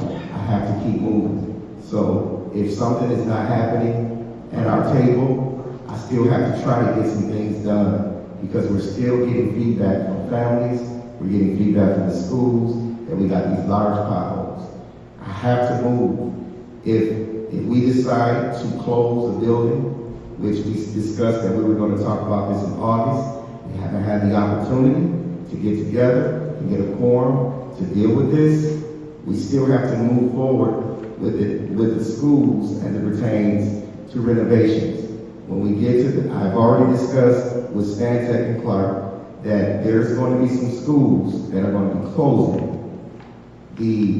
But getting the information, we still need to move forward. Otherwise, if I don't, and we stop the parking lots from being done, then the spring, they won't have parking lots started. And then there's another thing that's put off until we decide. We're not kicking in. And I would say, I'm sure there are some schools we know that will be kept open. And I would say schools before administration building, because I don't see the administration building that has that difficult to maneuver through. But some of these schools, well, you can't go through them at 5 miles an hour without running into a person. All right, yeah, that's fine. You know, Mr. Jones and us, we meet weekly to provide information back and forth. We're constantly asking questions. He's constantly answering questions. It's almost a nuisance, I think. And his administration will get together on a weekly. So if there is a priority to list in order to roll that work out, you know, I think that that's something that we should get together and talk about. Very good. Thank you. I just want to say, Superintendent to Clark, that the restorations and the renovations and things that are going on, is that they have to be done. But if these things to right the district, and that's what I've been hearing, and I'll just repeat what my colleague, Chris Dillman, Vice President, said. When are we going to meet? If we can't get a quorum, then when is the work going to be done? Why we can't get a quorum? Maybe we have to meet on Sunday evening. I don't know. But I know one thing. We have to do the job. Now, I don't know what the mindset is, but if we have these individuals that are looking out for the district, trying to help the district, but we're still not doing our part, it just seems to me that it's not working. Something's not working. And I'm just saying that if we're going to meet, let's understand that as trustees, we got to be there. If you request with the president or whatever, the same as you did with former presidents, or we got to have the meetings. I mean, we have to be there. We need to make a quorum. If Pastor Giver ain't there, so what? The district got to move, and that's our problem. That's all that I'm saying. And I'm not trying to, these gentlemen are professionals. This is what they do. They got great experience. But I still say they're not the problem. We're the problem. So, with that being said, me and Mr. Jones have a meeting set up, and I want to set up a small committee to discuss whatever, and then bring it to the full board for discussion. That way we can at least get the discussion going without a quorum, and then when we bring it to the full board, we'll have to have a quorum and we can discuss it openly, whatever decisions need to be made, and move forward, because we have to make some moves. Point of information, in order to form a Excuse committee, me. Yes, I have to recognize Trustee McIntyre. in order to form a committee, you have to follow the bylaws. You can't just make it. Well, we can put the idea out there. We haven't voted and done anything. We can brainstorm. Thank you. Point of information. Thank you. Point of information. Did anybody else have anything? Point of information. Okay. Are you making the motion? I am not. Point of information, Point of information. Hold on. Trustee Lee. I appreciate you all coming here, and then I'm coming here to hear today about what the board should do. You came here, we have been meeting for a very long time as it relates to door right and the parking lot. This is not the first rodeo, for our first rodeo. We have had many discussions about door writing as it relates. That's what you're here for. As it comes to school closing and renovation, we have had meetings regarding that. Your job here is just to present what you're presenting. Some of the questions that we're doing is unfair for you because it's board related. We know for a fact that the first thing we have to do is get Dora Ryder ready, because we have to have a holding school as we comes to renovation. That's the only money we can do money with as a fund is renovation. We just can't start to close the school and don't have any other places for the kids to go.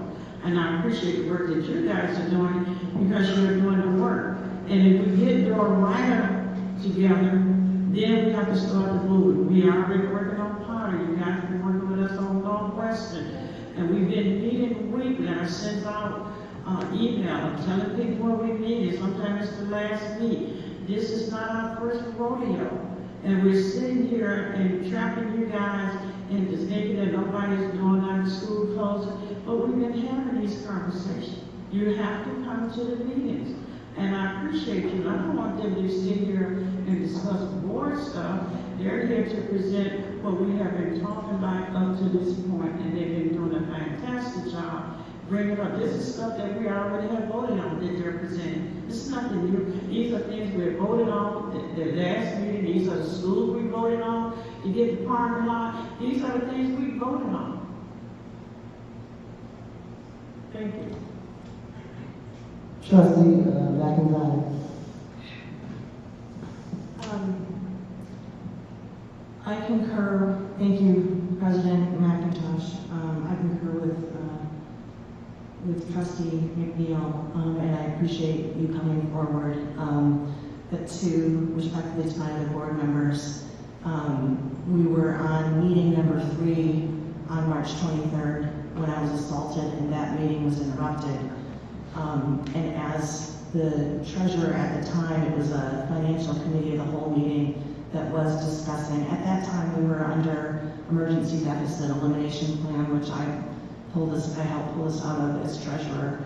And we were moving forward about discussing what buildings to close, because if you remember, there were 4 to 5 EDEP scenarios that included school closings. And we had sticky notes up, we were sitting in a round table, we had folders and binders, so we were moving forward with that decision, and it was effectively stopped. And I don't think that we need a subcommittee to move forward. In fact, we're in violation right now because we don't have a sitting treasurer. And so I make the motion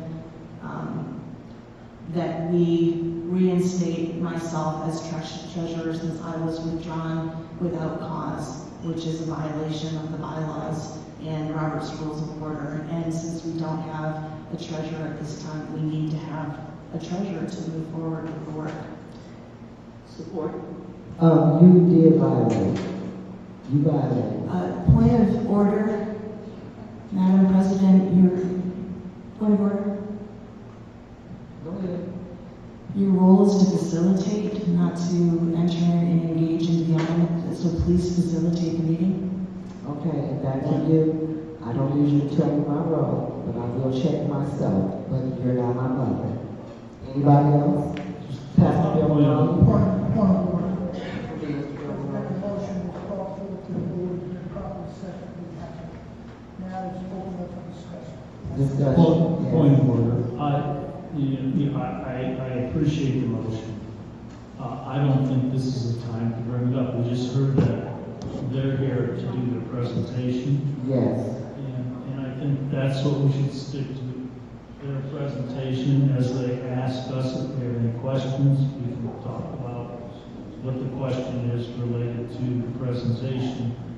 But I don't want to see, to me it makes a difference if they're sitting here and we're doing board action, or if they're sitting out there. We need to hear the presentation. Yes, we do. Point of information. Excuse me. They're here to present. Point of information. And we're sticking to the agenda, because that's what the rules at the beginning said, stick to agenda items. Point of information. Go ahead. We are in violation of our bylaws because we do not have a sitting treasurer. And we are operating on an agenda that has a finance operations committee of the whole on the agenda. And I'm going to sit in for that part. We don't have to select one right now. That's our right. And you need a 2/3 vote to bring it back. 2/3 by policy. Point of information. There's a motion on the floor, Board President. It is a motion on the floor, but you need 2/3 votes to change that, so let's go. Is there any further discussion? Okay, at this time, I will take a roll call vote to reinstate Laura for treasurer.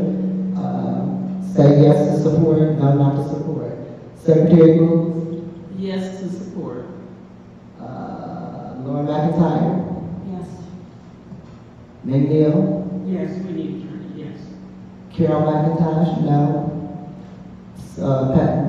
Chris Demaroni, No at this time. Pastor Gilbert. No. Motion fails.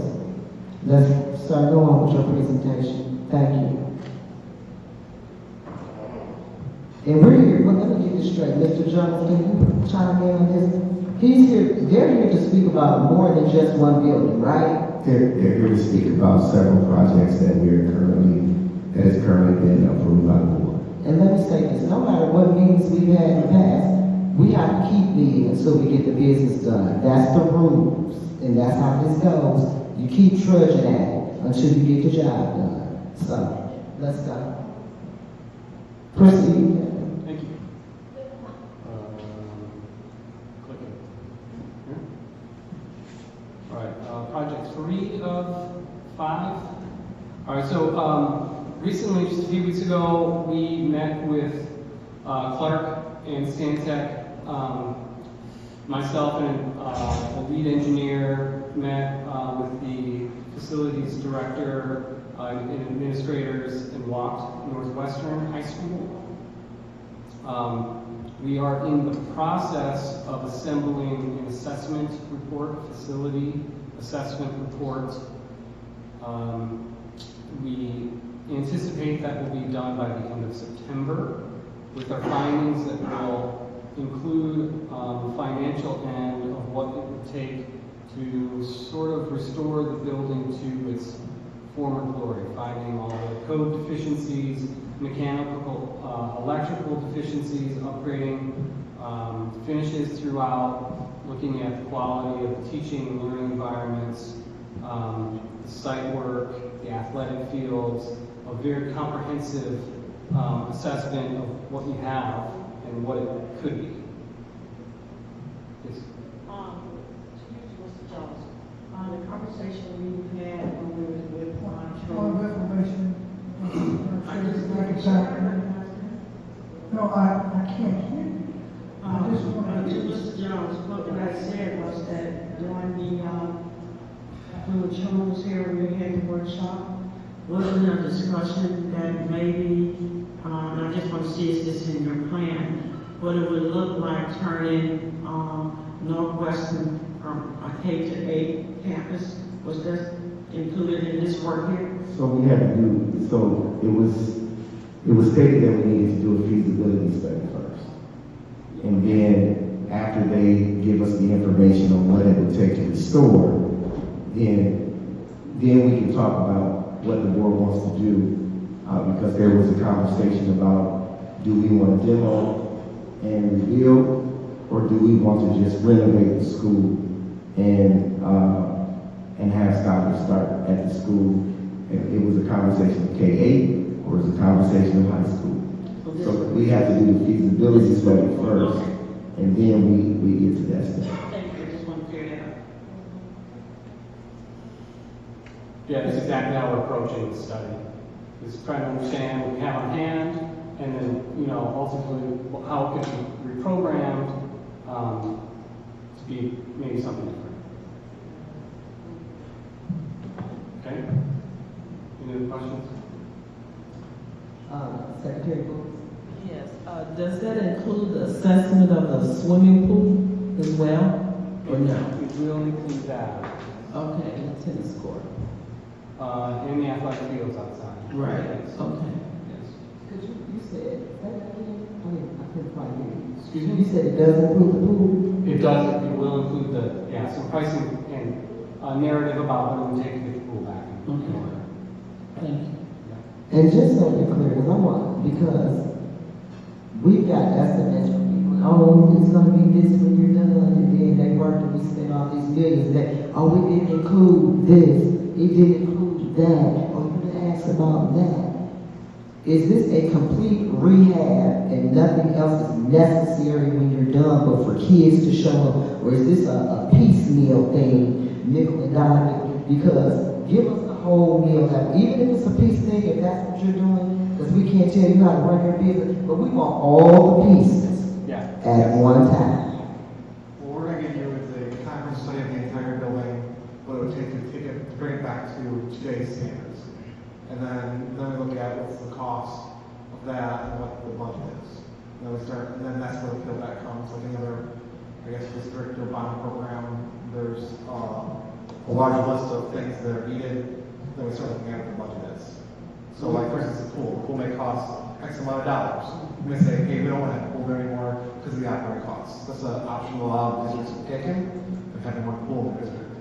So we're going to give you the entire, what we think, what we've seen. I mean, we spent, I don't know, say 5 or 6 hours over there, took hundreds of photos. I mean, we do this every day, so we will give you a full comprehensive list and then start making decisions based on that. And you actually do the building work. We're not just the managing team. We are your construction manager, we're your agent, so we will then bid out all the work. After the state gets to approval, we go through design, we then bid out the work to be done by the trade contractors. So let me ask you this, if you don't have your contractors, how can you give us a price? Because will you know what they're going to charge to do that work, and you're giving me a price up front, and then you're going to talk to the contractor later, what if he says something different? So how are you able to lock us into a guaranteed price and assure us that this thing is not going to inflate through the roof, because we're a cash-stricken district and we need to know exactly where our coins will be spent and where our coins need to be spent. So, as construction manager is quite a bit different than general contractors. So, as your construction manager, we have exactly the same interests as you do, the same concerns always. So what we do this every day. We've been doing it for 50, 60 years. And we do about 230 million in schools a year. And so what we do is, as the designs are being developed, we work with the architects and we put together estimates, because we bid and award these projects. So we've got a good handle on what the costs are. So we do establish the budgets. Our goal is to have budgets that are somewhat higher, not lower, than it's going to come in at. So we do have a department. We've got a department of 9 people that includes electrical estimators, mechanical estimators, and foundations, structural. And so we always estimating as the project's being developed. In that estimates, we include contingencies for construction contingencies unknown based on our experience. We're going to find some soils that are not what we expect, so we're going to include those things in our budgets. So the goal is to have budgets to pick up those unknowns, that we're not coming back to the bank. There is no other bank. As CMs, construction managers, we know there is not a bank to go back for additional funds. So we're like your department to oversee the construction process, see that the budgets are right, help to keep the designs within the scope of the budget.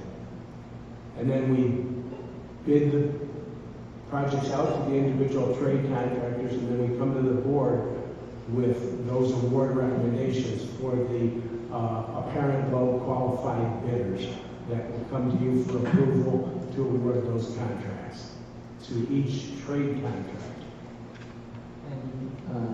Treasurer. Thank you, Madam President. I just wanted to extend my thank you to you for staying, doing this board presentation. I want you to understand that some of the board members remember you discussing this already, giving us an explanation. It was a very robust discussion that we had when we agreed to bring you on. We definitely appreciate all the hard work you do, and thank you for your patience in repeating and reiterating a lot of information that has already been covered extensively. already. So I just wanted to say thank you and thanks for putting up with this process. Sure, absolutely. You know, like he says, we do this stuff every day. You guys do this once in a career. And so it's a very tricky, elaborate process with a lot of twists and turns. And, you know, I want you to feel comfortable that we're there for you throughout the entire day. Till the day the scholars move in, right? Well, and then after, because there's always something. Thank you. Yeah. Pastor Gilbert. Well, the only thing I would like to say is that a lot of this stuff is new to me, but I understand it when I listen, and I can parse it out and separate it. And so I appreciate you giving the details. Oftentimes, the superintendent has an overall view. He does not have the details. And that's what I'm into. I'm into the details. And if you give details, which you have done, you've done that before, you're doing it here tonight. So I appreciate that part. Irregardless to what has been said or what you witnessed, your part in helping the district, in helping the kids. And I take to heart what this gentleman said. He's professional because that's the way he talks, that's the way he thinks, because that's what he's been doing for about 35, 40 years. That's his life. And I appreciate that. And you don't have to prime a person, it just comes out. And even when you out fishing, it might come out. because of your experience. So I'm just saying that I appreciate you coming forward and giving us some of the details. And it sheds so much light that we can see the bigger picture long after you're gone. So thank you very much. Well, yeah, I think what we all share here is a passion to make the community better. You know, it all starts with our students in our schools. All right, so on to the next one. Oh, sorry, just go ahead. A question for the President Superintendent. Our ESSER funds can be used for chairs and tables provided there are students in the building? So, are you saying furniture? Are you saying Yeah, furniture? furniture, yeah. Okay. Tables. So yes, and we are working with MBE with that, so that we're very clear. But we have already been approved for a certain amount. We need to extend that. We need more to get approved for more because as we are getting into this, there's more work. Sure. And so we're working with MBE. The team has been working with them. So my thinking is, there are no students right now at Doyle Riley. So to plan for furniture for that without students, we may not qualify. But if we can wait till the students get in and then do the furniture, we might qualify. No, you qualify. We qualify. Doyle Riley is an open school. It's closed due to construction. Oh. So it's still one of our schools that's open. It's just closed due to construction. So we qualify for that. Also, I wanted to make sure that the board understood that this study includes the sports complex at Northwestern as well. That's right. So I just wanted to reiterate it. Yeah. It's a huge, huge site, significant. It could be really amazing. Okay. 4 out of 5, number 4.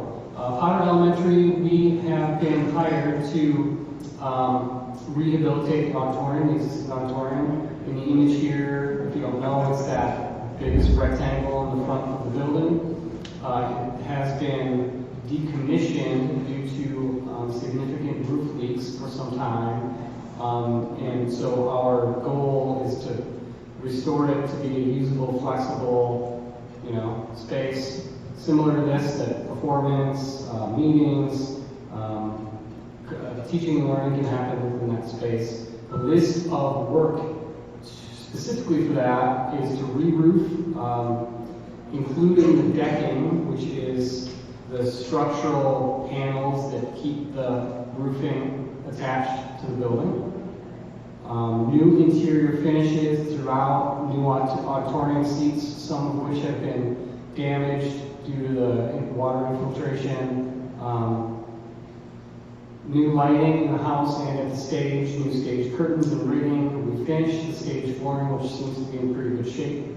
AV equipment, sound and projection screen for performances and for meetings, and then of course supporting mechanical upgrades. The schedule as it's laying out currently is we're working on a schematic design which will be used by Clark's estimators to put a cost to the project. That should be complete by 10/24.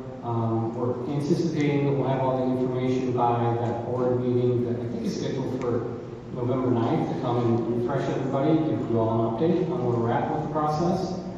We're anticipating construction to start in April 2023 so that students and staff can reuse the space starting next school season, in 2023. Any questions there? Any other questions? Seeing there is none. Thank you. Thank you. Okay, finally, let's say kind of best for last. This is the one that we're the furthest along with on our schedule.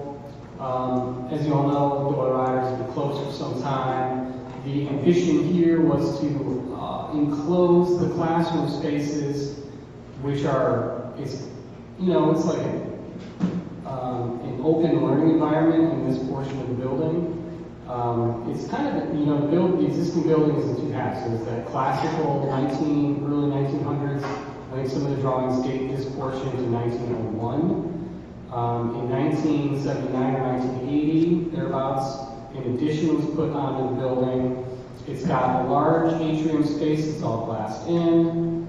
And then in addition with classrooms, the gymnasium, some support spaces on this upper rectangle.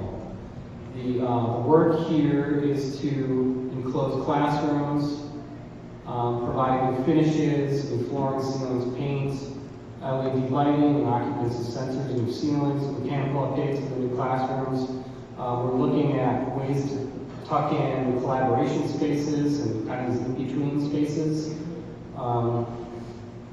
Offices have a little bit of renovation in the old 1901 building, and then updating finishes within the lobby, the glassed-in atrium space.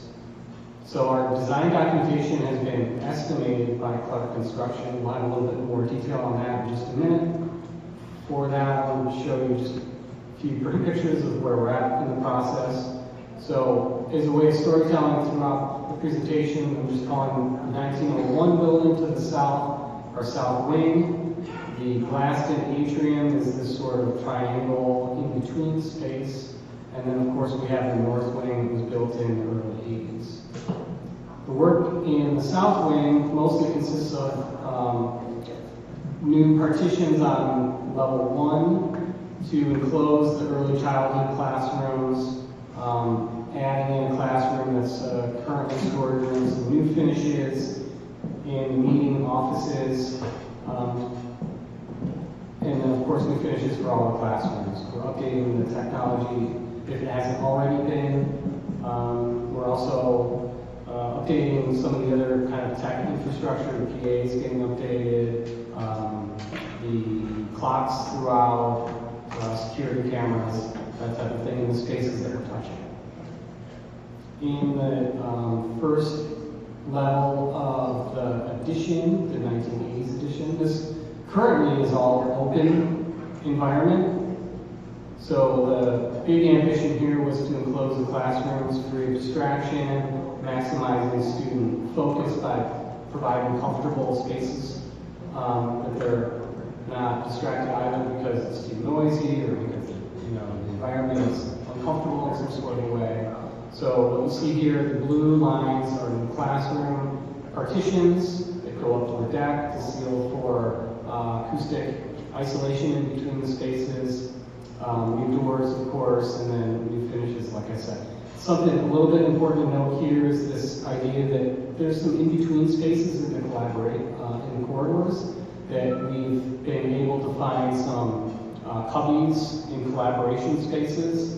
We're always wary of going from a really hyper collaborative, open environment to everything being isolated. So part of the process working with the administration was kind of trying to find that sweet spot to provide some of those soft spaces for students to come together with each other, or for students to work one-on-one with teachers that'll break out intentional moments in the building. Okay? So the work on level 2 is very similar. Something else to note here is that corridor collaboration space that also occurs where we call it collaboration. The areas that are cross-hatched, I should have mentioned before, are not in the project scope. They're existing to remain. There are toilet rooms and mechanical spaces, the existing gyms in good shape, and we're not touching any of that. So some design inspiration about those kind of soft collaborative spaces. We're always looking for ways to bring students together to make it more exciting and keep it open. That sense of openness is going to be really important in there, especially when it's so open now and you're kind of course correcting in a very strict different way. Another piece of inspiration that our interior designer kind of latched onto is the large dragon that's in the existing atrium space. It's really pretty cool. So we're extrapolating some color and pattern and texture from that. You'll see that in these interior renderings here. So this is showing that corridor space with the new partitions enclosing the classrooms, some tucked away cubby, collaborative little moments along the way, some texture, tone, and color to bring some, really infuse some excitement in a space. This is your first project that students are going to be returning to, so one of the ambitions was for it to be exciting and beautiful. When everybody comes back to school, they're going to be impressed. Families are going to be impressed. Teachers are going to be impressed. Everybody should be super excited to return to learn in this space. Another shot further down the corridor, a glimpse into one of the classrooms, and then finally kind of a closer shot looking into that transition into the classroom. One little unique area because of the layout of the existing footprint, there's kind of angled areas on the outside of the building that we're taking some liberty to have a little in classroom kind of collaborative moment, another spot for students to come together. Dave? This is my slide. Go ahead. So we spent 3 weeks looking at the drawings. We typically come up with a very detailed estimate, which we reviewed with the district superintendent, and facilities director and team. Trade costs are $3.4 million. And then the construction management costs with our contract is $705,000. The architectural fees are $263,000. And then the owner direct costs, furnishings, equipment, third-party testing for anything that we need, we gauge it at about $705,000, which is about $5.1 million to renovate Wellrider. So we should talk about what schematic phase is, design development. Oh, I'm sorry. So at this point, we have some information, but it's like we put all the ideas on the table, we come up with plans, there's some spots that we don't have all the information, so we make educated allowances or guesses. I would say guess, but it's an educated assumption on certain things. When we're carrying enough design contingency and contingency to then cover the costs and get to the end of the design phase. So let me just interject here. So you're going to hear throughout all of these projects, you're going to hear us talk about schematic phase, design development phase, and the construction phase of document development. We're at the schematic level phase. We have yet to go through the design development phase and the construction phase. At the schematic phase, we don't yet have a lot of particulars with regard to mechanical systems defined yet by the engineers and the architects. We know that what the capacities need to be. We know enough to put some budgets to them. So then we're going to move from that schematic phase into the design development phase, in which more detail, that we're able to do more detailed takeoff rather than square foot takeoff as much. And so you're going to hear design development phase, that's a further development. And our contingencies, our funds for things we don't know are going to drop and be applied to things we do know. So hopefully the goal is, at schematic, the number is the same as when we finish the documents. So that's, our target is to stay in that area there. And then after the design development phase, there's going to be a little period when they're completing the documents, and then they'll be ready to go out for bid and award. As the floor plan came back from the state, was the last time we was talking about was waiting on the floor plan for them to approve architectural floor plans. Have they came in? No, but that's a great segue into the schedule here. So we were just explaining schematic, and in this instance we conflated schematic and design development together in order to short circuit that process and try to make the design time as quick as possible. You're all eager to get back into the building, so we're trying to sprint quickly through this process as fast as possible. So we're technically through design development, and we will be issuing our construction document set in just a couple of weeks at the end of the month. From that, I'll explain the rest of the Yeah, so from that, we'll go out to bid publicly for a minimum 2 weeks. Typically, I get 3 weeks and a half for bidders to get through it. And then construction slate is started right at the first of the year, with furniture move in around 1st of June. Then occupancy shortly thereafter. In regards to your question on the state, we'll submit documents to the state once we send some out the bid. We all as a group look at codes and look at the things. It's a fully sprinkled building, so we have certain leeways with it. But typically don't send stuff to the state until that point. That's why Stantec does what they do, and that's all we do. They don't look at the codes for educational spaces.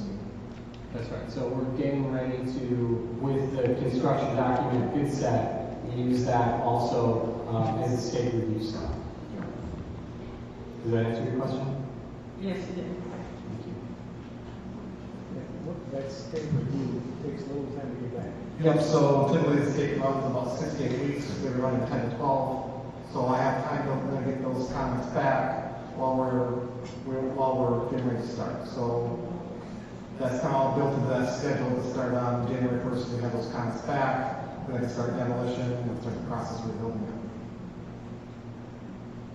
That's it. That is it. So can you go back to the slide right before the last slide? Certainly. So as requested by the board, when it came to the totals and the numbers, you wanted that information before you voted to move that forward. Yes, you voted to do renovations for Bill Ryder, but it was requested that you understand the bottom line number before you approve the work to go forward. That's why they're here tonight. It's in our court to determine that we're going to allow them to move forward with the cost that is before you. Okay, and I'm going to just ask this again, just to be sure, because you ask these questions when you're in board meeting, you think you got to understand it, and then it's time for the work to start, and you find out you didn't understand anything supposedly. So now, once this project is done at Door Ryder, that's a new roof on here, right? Huh? A roof, so this is this, I understand, I'm saying to you, the roof is done, so we shouldn't have any roof problems. Well, do you think we need to look at that before we put over $5 million into a building and then find out that we have to cover it? I'm sorry, go ahead. Madam President, can you pull your mask down? I'm sorry. Thank you. I was just saying, before we, as a board, the district spend this $5 million on all these fabulous renovations, we've been having a lot of roof issues. We're having issues right now on Rep right now, so should we have our roof seriously looked at before we, put these kind of dollars? I know we need some patchwork, but I think we should make it solid. Point of information. The roof has been inspected. We even had, came back and did a change order to do the chimney. I remember So the roof and everything is in place. That's why we're moving forward. They couldn't move forward until they got their roof done. They passed inspection on the roof. All of that is done for door rider. So the roof is already done and they completed and passed the inspection. That been approved. I think what we're saying that we knew that they was gonna come back with, a little price different, as it relates to door rider. And it was there that they said they'd come back and we approved the different price that we started out with. But that roof is done and we get the chimney, that done. Nothing is getting done on the school. They have to pass the inspection. They come out, they pass all those inspections. Now we have to go on the inside.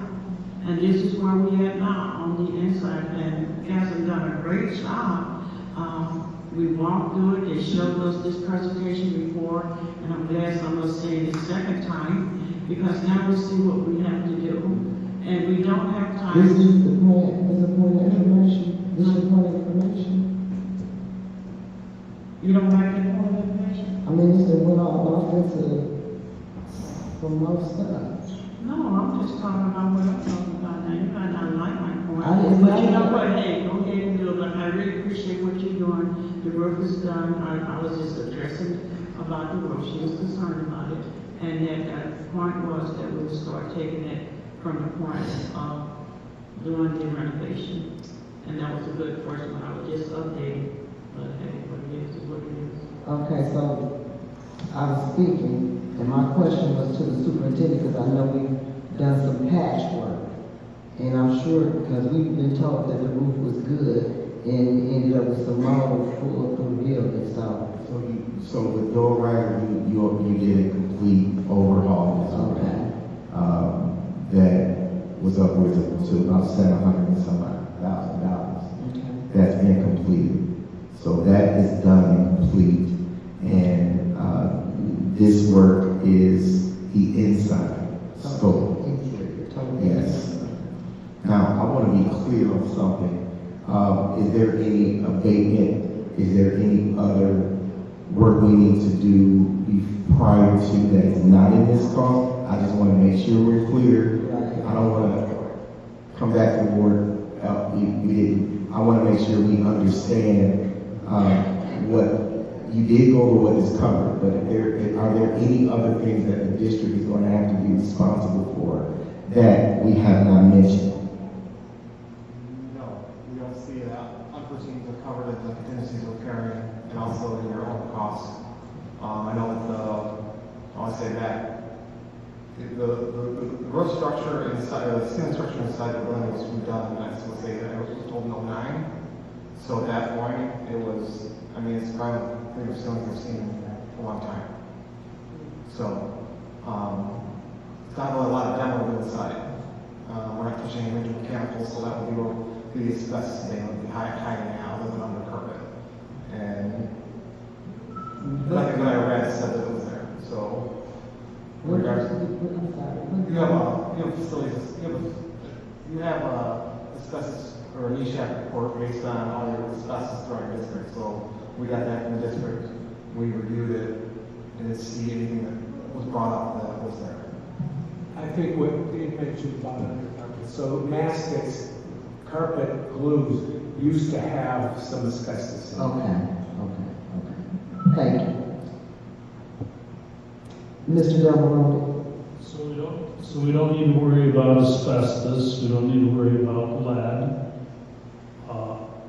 And when I say don't worry, it's not in the building, or it's simply contained and or understood. At this point, it's still contained or undisturbed in regards to where we're working at. So it's still in there, but it's contained or undisturbed, is that what I heard you say? We've got a small budget for a hidden asbestos in the area, but the NESHAP report doesn't indicate extensive asbestos. And any lead paint that might be in there, as long as it's not disturbed, then you don't have additional cost for that. But if we do find some and it's decided that we need to take some paint off for whatever reason, contingencies can cover that. Because it's just it's not, lead paint isn't as big an issue as it once was. We have contingencies in the budgets right now for those type of things. What about lead floor tile? Asbestos containing floor tile, that's usually what we run into. Like the 9x9, we don't see that there. There's And I heard earlier this evening something about soil samples. Do we have to go through soil samples at the site? And for the parking lot work only, it doesn't have to do with the building. Okay. So those soil borings are really to check the subsurface so that we can plan ahead in the design for what we have to do with that subsurface, whether we need to cut some soils out ahead of time, to take away as much unforeseen as we can. Thank you. So in order for it to move forward with this work, we would need to motion a motion to move forward with this work. So I will be seeking a motion that one of you allow us to, I guess, make the motion, and then someone second it, and we can move forward with the work of your rider, unless there's more questions. I would like to make a motion that we move forward with the process that paying for. I would like to also say something. Well, is she supported for the motion? Support. Is removing the property support. Is there any discussion? I'd like to say something. Back to what Mr. Del Maroney said. How can we move forward when we don't know what buildings we're going to keep, what buildings we're going to close? We have not done our homework. We can go forward with this and they can start their work, but then we come behind, oh, we're going to close this school. I just don't understand how we're going to put the cart before the horse. Shouldn't you know what you're working on before you agree to do the work? I mean, I know we need to start on door rider, but are we starting on the complete package? Are we just starting on door rider because we know we want to open door rider again? But for the rest of the package, I think we need to do our work. So this, I'm sorry. Go ahead. The 5.1 is door rider. That's what I'm asking. That, the other work, they're still working with the documents and getting things done, the feasibility study, all of those things. We'll be talking about some of those things in the packet today. But this right here is strictly door to right. We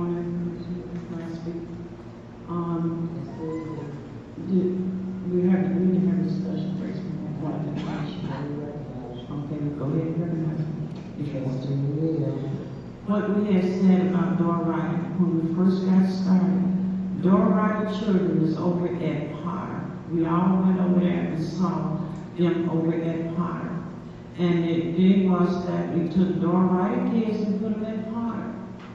Then now we got to get door riding because of supply and demand. And the delay in getting these approvals that are from the state on our part, that we get door riding done, so we can move those kids out of Potter back over to door riding as we work on Potter. That was clearly understood and voted for. Yes, we have some school closing to do, but we all have to do some assessment. But this is not what this work presentation about is to move forward. We've been working on this for a long time, and it was coming back, and they said it was coming back. These are plans that they're showing. They done showed them. We done showed up. They show up on Zoom. So the issue is, I made a motion. Are we going to move forward with the price that we have? And I put a motion on the floor. Mr. Del Maroney, did you have anything to? No, I should say that I did have a chance to go over and hear the presentation months ago about door rider, and I understood what they had to do to get it up to the code, up to standard. And they, with mold and different things, they had to remove a lot of material, which include the floor, the ceiling, tiles, and all of those particulars. So I understand what's going on tonight. Great. Mr. Gilmore? So, we were afforded the opportunity to walk through Door Rider. I think it was with you folks, a group of us. And I'm not sure when the final approval for the roof was given, but I know when we went through there was a lot of water damage to the ceiling tiles. We could see it on the floor. And I don't know how old that water damage was there, but I'm not sure also when the final inspection from the city went through or whatever other entities.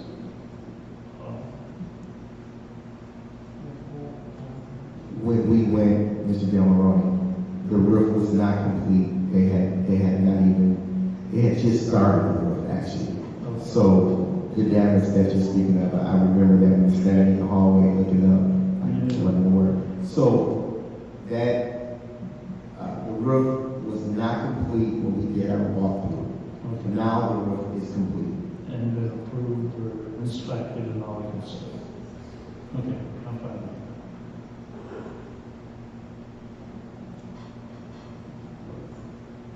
Okay, is there any further discussion? At this time, we'll have a roll call vote whether to move forward with the renovations for the door rider project. When I call your name, speak yes to support or no not to support. Linda Booth. Yes to support. Trustee McIntyre. Yes. Trustee McNeil. Yes. Pastor Gilbert. Yes. Vice President Delmaroni. Yes. And it's a yes for myself. The motion passes 6 yes. Thank you so much, State Tax and Clark. Excuse me, I have a question for you, Mr. President. Trustee McNeil. What are you gonna do? I really love the way that you was inviting us to Zoom, because we can't always do those presentations. So are you gonna be having some more Zoom meetings? I was sending them out to the board and having those discussions. Are you gonna be doing more Zoom meetings like you do with the superintendent? I'm happy to When show you off our get, stuff. each time we ask you to the Yeah. project, we had come out, but I know as we get started doing the renovation, we won't be able to walk in and out of that building. So you probably would be, give us some type of insight, do Zoom or something like that. We intend to come back on I think it was the November 9th meeting to give you an update with the other 4 projects and probably a little bit on Door Rider too, just a summary of what the update is. Anytime in between that, I would leave it to Superintendent Jones to coordinate with you all on when that right moment is and, what that conversation looks like. Does that make sense to you?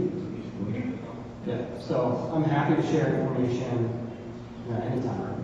What's the window on that start? What's the projected starting date for that? Once we say, if we say yes tonight, yeah, we need it, all that. What is the projected starting date for the Door Rider project?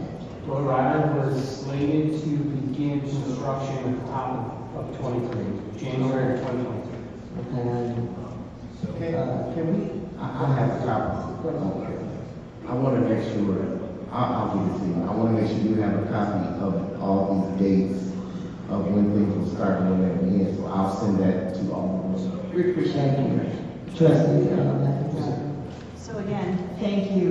Thank you. I know this has been a really tedious, onerous process, but I do have to say that apart from the band uniforms, that this is one of the more exciting things that we've had to work on. And I can tell you from feedback from the community that this has really given us a boost. I mean, I can feel it.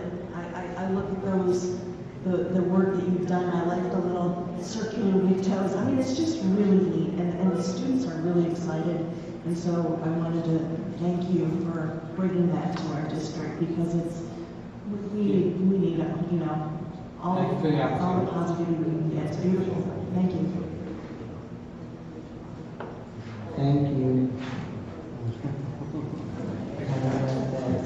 Now we will have our presentation from Trillium Law Firm and attorney Philip Clark from Philip Clark from Trillium and McKinney.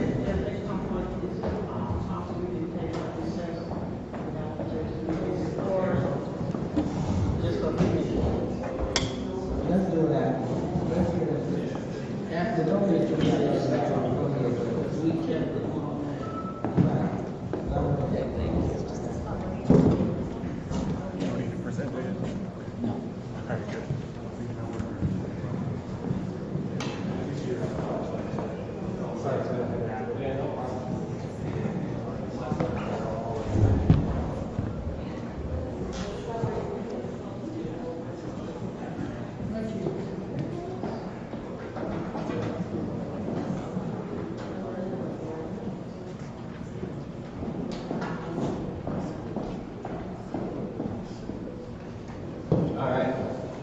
Good evening, or I think it's still evening.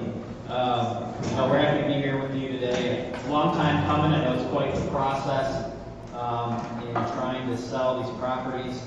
I remember coming here last August. So, tremendous efforts from Superintendent Jones to identify the buildings to unload, and facilities director Medor, and providing some walkthrough inspections for interested bidders. So over the last couple of months, we've collected bids on behalf of the district, received 15 bids for 8 properties. All the bids were for purchases. At the meeting in June, we talked about purchases or leases would be available to the bidders, but all the bidders are interested in purchases. See here. According to the RFP, the board was to meet sometime after August 30th to review the bids, or accept or reject or table the bids. So that's why we're here today, see what you guys want to do. If you have additional questions for bidders, we can certainly invite them back, and you guys can field questions that way. For 5 of the properties, there was only 1 bid submitted. They were uncontested. So it'd be my recommendation to start with those and go from there. Mackenzie passed out the old-fashioned paper. We didn't have a presentation for you, but there is a handy-dandy chart in the back that is easily digestible for you. To kind of go down the line and see the bids received.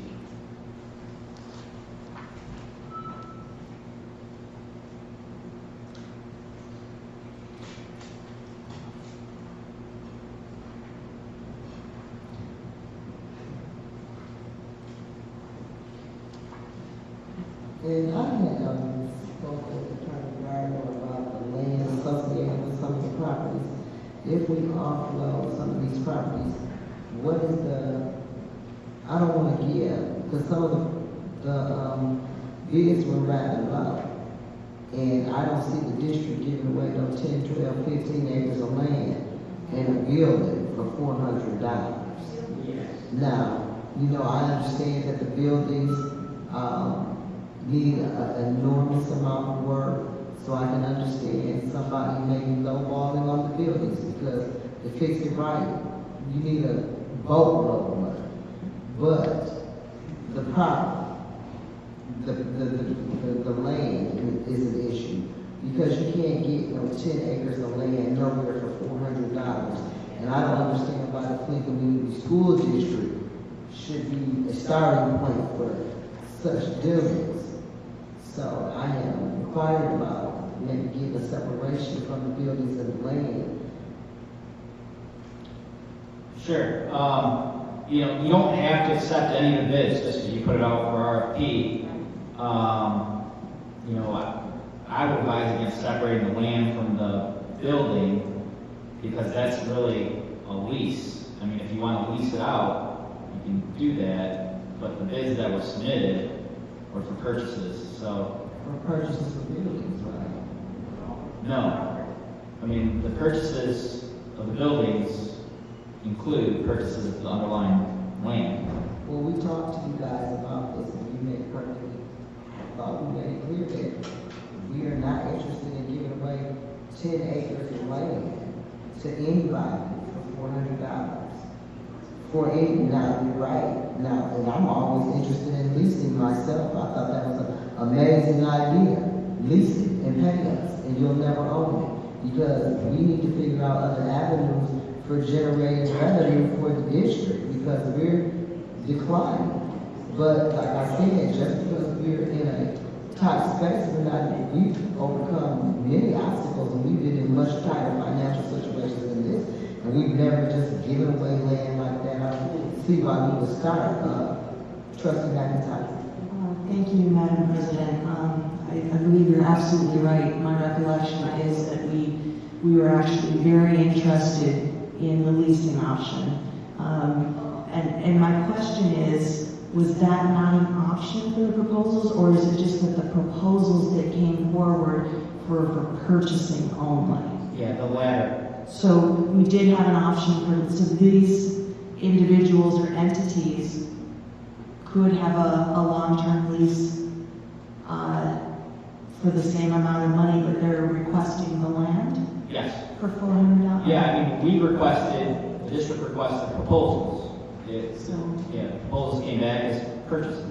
So maybe, Madam President, we need to be more clear as a board as to what we're looking for and what our intentions are, because I think I would agree with you that we're not interested in giving away the district. I think it's been a while, but we made that pretty clear that that's been happening for decades, and that is not what this board intends to do.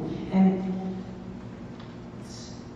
with these proposals, there needed to be, if people wanted in-kind donations, or if we were even to consider a lowball offer, so to speak, that there had to be some kind of a proposal to show that there was financial solvency in order to maintain the property, to renovate the property, to be able to be good stewards of the property. So even if the property is given, I haven't looked at these two proposals, but did the proposals give any kind of a financial commitment or some kind of an explanation as to how they would be good financial, fiscal, and community stewards in the long term? Yeah, so what we did is we actually compiled a letter and we spoke with the superintendent and board president about it shortly after we received the bids. It was like a 180-page document that included all of the proposals that I'm sure we can definitely give to you. And in each one, they were very thorough. They talked, because you emphasized at the board meetings the importance of community involvement and benefiting the community. We really emphasized that in the notice of conditions, and so they do talk about their strategic plans, their finances, and the way they hope to help the community. And we actually do have a few bidders, I believe, still in the audience. So if you did have any questions, if you wanted to talk to them about that, you are able to. And I believe, when we made this decision to sell these parcels of land or building, and I think this gentleman who was speaking, they kind of had the smallest land amount of building on the smallest amount of land. Just to let the board know, that's why, see those other buildings, because the Kansas is on 22 acres, so we put the Kansas on this list because we had decided that we're not going to give you this land. And I think remember some of these items on here, they might sit on 3-acre land. Well, we're not going to argue about 3 acres of land with a building on it, but we're not going to give away buildings sitting on 12, 15, and 20 acres of land, because because of what building is sitting on it. So that is why when we selected, and you can correct me, Mr. Jones, that we look through these here and go, oh, okay, we'll do these, we'll do these. But these do not include any impact right here, because we are looking at, I think in that meeting, we kept our big buildings, we kept our space and land, because we remember, I don't know some of the other board members here, that we had this serious discussion that we can lease this land out. I think we talked about if you use it for housing, that you lease it back out. So I made sure of that when I was the president, that I kept that in mind, because that was very, very close to us as a board member. These parts right here, but still some of them they were just a little too low bid. But I believe if you look at the acre in your white book, they had less land out. I mean, one of the big parcels of land. If you look at, that's what I was looking at in the book that you guys had prepared to show you how many acres of land. So that is why we kind of picked these right here. But still, $400, we can. Anyway, that's something that we have to set up. But I just want to let the board know that Mr. Jones and his staff, they went through it, and because I kept emphasizing that we was concerned about the land, not so much of the building. And I think we need to talk about kids to keep it in, and then maybe after we decide what school we close down, that's one of the things that, again, Madam President, I don't agree on too much of them, but we do agree on something that we was going to give an in-kind. Maybe a decent school is an in-kind. To me, on one on the north side and one on maybe on the south side. We didn't talk about these things. But we hadn't got to that point. These here items here, is what we just said, not a big parcel. If we can double check me and make sure it's not going to over 10 acres. Well, that's too high. We should sit on, but yeah. 3 is good. 3, 4. Because first of all, if you have to buy a building for $300 or $400, I'm thinking that you're being frugal. So why do you need 5 acres of land and you got a whole $1 million building to redo, but you're lowballing, but you want all this. I mean, like Ms. said, I'm not opposed to helping the community. I think if we want to accept those type of deals, we need to maybe set up a lease agreement or something like that. But my issue is solely just giving away large parcels of property for somebody else to come in and tear those buildings down and then build a new school on our property that we've given away and then shut us down by taking all of our students. I think that, and I want to appeal to my board, that if we have large parcels of property like that and we're not going to sell it or we don't get what we want, then we should look into tearing it down and hanging on to that land. And you have a right to lease it to a developer that wants to build these new high rises. Or if a charter school wants to lease it, I don't see why we would do that. But whoever wants to sit there, let them lease it. I don't think we should give away, just give away all our assets. Because we came too far, we held on too long, we just give it away. Sure, yeah, it's completely up to the board, whatever you guys want. Well, we were talking about the lease options with you guys, and I thought we would get some options to work with. I'm not saying that you did anything wrong for you, but I just was under the impression that we need some options that you can look at, like option A, you could let them get it for this much, and option B, if this person wants the land, wants the building, and willing to turn over the land, which I don't know, I'm gonna have to ask them, it's ours, we should be able to say, we're keeping our land, we'll give you this much to maybe expand your parking lot, or whatever, but I thought we were selling buildings, not land. Any other board members? Chris, So a couple of things that I'm noticing, bid amount at no cost in exchange for annual donation. Is that like the negotiating starting process where we say the donation shall be 10,000 a year and this and that, about 80? So it would have been good if they put in some type of donation amount The other thing that I'm starting to look at here is proposed use. And as much as Flint needs community centers, I don't know that all these proposed uses as a community center will survive. And I'm also seeing several LLCs. I would like to know the, let me say, the fiduciaries, the agents for the LLC, who they are, because any of us tomorrow can start an LLC, buy a property, sell it to charter school. Yeah, if you look at the bullet point right below, it does have all the contact information of the people we've been interacting with. A lot of them are the CEOs or the head of those LLCs, so all of their phone number and their email is listed if you do want to reach out to them. Okay, is that an assumption we can make for all of them? They're the people that I received the bids from and who I've been interacting with their questions and everything like that. So they're the representatives of the LLCs. Representatives, at least one representative. I mean, there could be a host of representatives, right? Yeah, there.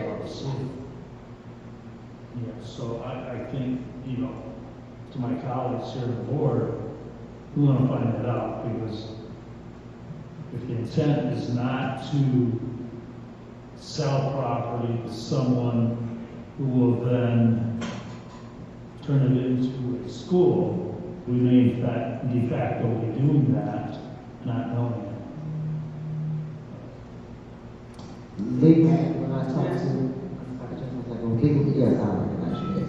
Legally, when I spoke with Mr. Van Weir about that, he said the law restricts us from putting those type of stipulations on property sales.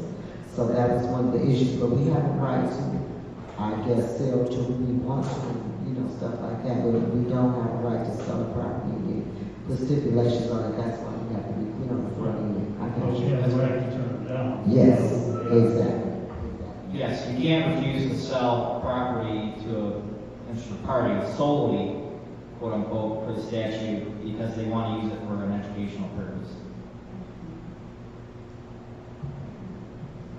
And as it relates to the people that are purchasing this, we're selling them the deeds and everything to these buildings. They're being removed completely from my books. So if I buy a building, you cannot tell me what to do with my building. It's not your business, whether I'm an LLC, 501c3, or whatever I want to do with it. It is off of your books and off of our business. We're not leasing like we did before, and the building come back to us and we're stuck with it. They are purchasing this building. Am I correct? Go ahead. Superintendent? It was my understanding when we met here about this, is that the board wanted to know from us, what properties do we want to offload? We wanted to get rid of, we didn't want them on our books, we didn't want to hang on to them. At the time, that's what we worked on, and that's what we provided to the board. Now what I'm hearing is that we're thinking about the land, which is okay. I'm just saying this is a different narrative for some. Well, we kept some of the properties off the list that were right. So like you got the Cody land over there, right? Green, it's totally green, good land. You got McKinney, there was Bryant, there was some that we kept off purposely for that reason. But the wishes of the board was, we got to get some of these properties done. Why are we hanging on? Why are we covering this cost when we're in a deficit? We need to get rid of some of these properties. So that was the thought of 13. And that is so true, because we voted on these buildings here. And with understanding that we was keeping those other buildings that we were talking about, that we can negotiate with them. In fact, these buildings here that we voted on, we had a discussion that these okay to go. So now we didn't say how much we take it, what you can get, but it was okay to get rid of these here. And and free us off of these right here. But because we have not made a decision for school we're gonna close and where we're gonna put new schools at, and so we took McKenzie out from McKenzie system over there by the freeway. Northwestern, I hate Northwestern. Northwestern is a good, land. So that's what our decision. But because you wasn't here, but that's what the decision was. Because I know we was passionate. We was very passionate how we want our parcel of land. And Mr. John worked very hard with us and his staff. We came up with this with the less amount of land that we could negotiate. So, agree. We did have the conversation about quote unquote offloading some of the liability, that why would we have property that is, you have to pay to maintain. But there was at no time in my understanding of the discussions that meant giving away our assets. Because we also talked about having all of our property is unbonded. And it was one of the greatest assets. This is land that's in a public trust. And several of the community members talked about public schools. We already gave away the Sardis Center. We already gave away a lot of our land. These are public assets that belong to the public, and specifically the public school. We're not offloading public assets. You gotta be out of your mind. No way, especially not after the water crisis. We gave away our public pipeline. We are in a legal bond for, water that we can't even use. Come on, we're not doing that. The Sardis Center was supposed to be ours in perpetuity for the community. It was a community center under the auspices of the Flake Community Schools, and we gave that away for $75,000. This isn't even $75,000. I'm getting upset because I feel that maybe some people are under the impression that, this is the way it's always been done, this is how we're going to keep doing it. No, it is not. We are stewards of the public trust, and this land is public and will remain public unless we get a good deal, unless we get something in exchange to help our district move forward and to be successful, or to partner with a community partner, not a colonial overseer, thank you, Mrs. Clinton, where we have democratically controlled assets, and they remain democratically controlled and public. So I just had to get it out there because I really don't want there to be a misunderstanding about offloading assets. That's not what we're about. And as stewards, as trustees, it needs to be stated, and maybe stated over and over again. So, if we are going to sell, we actually talked, I believe, President McIntosh, we were much more interested in leasing and having these other options, and retaining our greatest assets, which is this unbonded property. I mean, does this mean that people are wanting to take advantage of our school district? I mean, I don't understand. I don't understand the rationale. So, it's no disrespect to anybody who's putting in proposals or to bids, but you also, as LLCs, as community partners, as individuals, you're part of the public, you're part of us. Be good stewards with us. Like, let's move forward with community projects that benefit all of us, and not this capitalist takeover of getting mine and taking things away from our children. I was thinking that some of these, like the LLCs that, and like we said, all of them won't survive, like Mr. Delmaroni said, but maybe we should consider maybe a lease and a partnership agreement with some of them, and I don't know what that looks like. That's why we were trying to work with Mr. Van Weir to make sure that we are lawfully within the realms of our rights as it pertains to the law. Point of information? Yes. We also had the community benefit arrangements, the community benefit agreements too, just to kind of, I know it's been a while, just to kind of refresh our memories. But that's what I'm saying, that we need the details to that, so that whoever has put these bids in, if we can work with them and be fair to ourselves, then I'm all for that. But we have to be fair to us first. And I do want to work with the community because a lot of them are doing exactly what we want to do and what we want them to do, and that's to keep our youth off the street and stay in positive places in positive direction. So we need to give that information as to how we operate within those programs, because Mr. Van Wieren did speak to us about some community programs.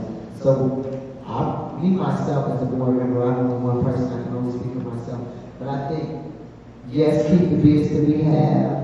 Maybe we didn't give, enough bids, maybe we can reopen it, but I definitely think that we as a board need to sit down and look at the options for getting rid of these properties and the work that we can do that makes sense for the district. And we definitely need to sit down and just decide. We got to make a decision. Yeah, because the board does have the power to change the prices. But, and I just want to leave it, as we talk about Washington School all the time, it's burned down, but still sitting on land. Right. And so, whoever's looking for this is not looking for that building, they're looking for that land. And so, that would be a problem for the board to come up with a reasonable price for that land for Washington School, if we look at it that way. Because these buildings that's here, I wouldn't even look at giving none of these buildings here as in-kind donation to help the community when they have spent over millions of dollars to get them together. My thinking was that Mr. John gave an idea of we just put it, I just gave an example. If we took McKinney and made it a K through 8, then we could look at Colson, Freeman, and Delaware. But you can't, and so then you could look at saying, well, hey, I do a good impact. Then if you look at doing something with Burnell at home, impact would give the community something they can start with. We can't just give them, they would never be able to get going if we just gave them dilapidated building or Burnell property. And so that's what I was doing this over on the north side. If we're talking about close to Burnell could be an income. But when we look at these issues here, we probably have to look more at the land and maybe our prices. And that's just something the board have to discuss, because they don't put their bid in. But we did say that we was giving them out 2 in kind, but we didn't say with these buildings here. Any more comments from any more members? Mr. Delarose? On our community partnerships, or under our community committee, I was trying to bring together, which I did, at the time, the then current president of the Flint City Council, and at a subsequent meeting, the mayor of the city of Flint, thinking that there could be some collaborations, because we hear often from the community that we need more community centers. And so my thought was, between the art funds at City Hall and the ESSER funds here, there might be an opportunity to, use that money for different projects, because we can use it for certain things, which the city can, and the city can use it for certain things, which we can't. So, we wouldn't want to build a sidewalk 5 feet wide, and then the city come through 3 months later and say, well, we really think it needs to be 8 feet wide. We were talking about some collaboration on our parking lots. But in regards to the community center, we own the property. The city can maintain the building and turn it into a community center. It wouldn't make sense for us to tear it down and 6 months later they build a community center across the street where they can use one of our buildings. So we would maintain ownership.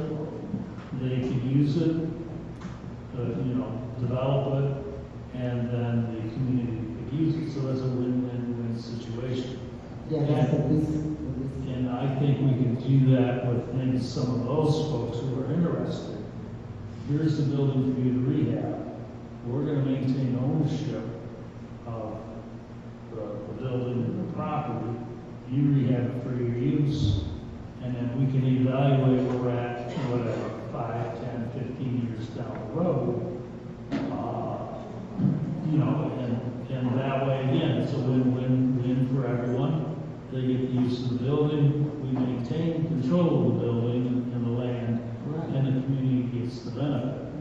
So, you know, that's where, you know, we might be able to share in the cost of cleaning up, because I don't think there's a tear down involved with Washington. To me, it's more of a cleanup. And it should be relatively simple, because if we're down, we don't have to go through all that asbestos abatement, from my understanding, or left.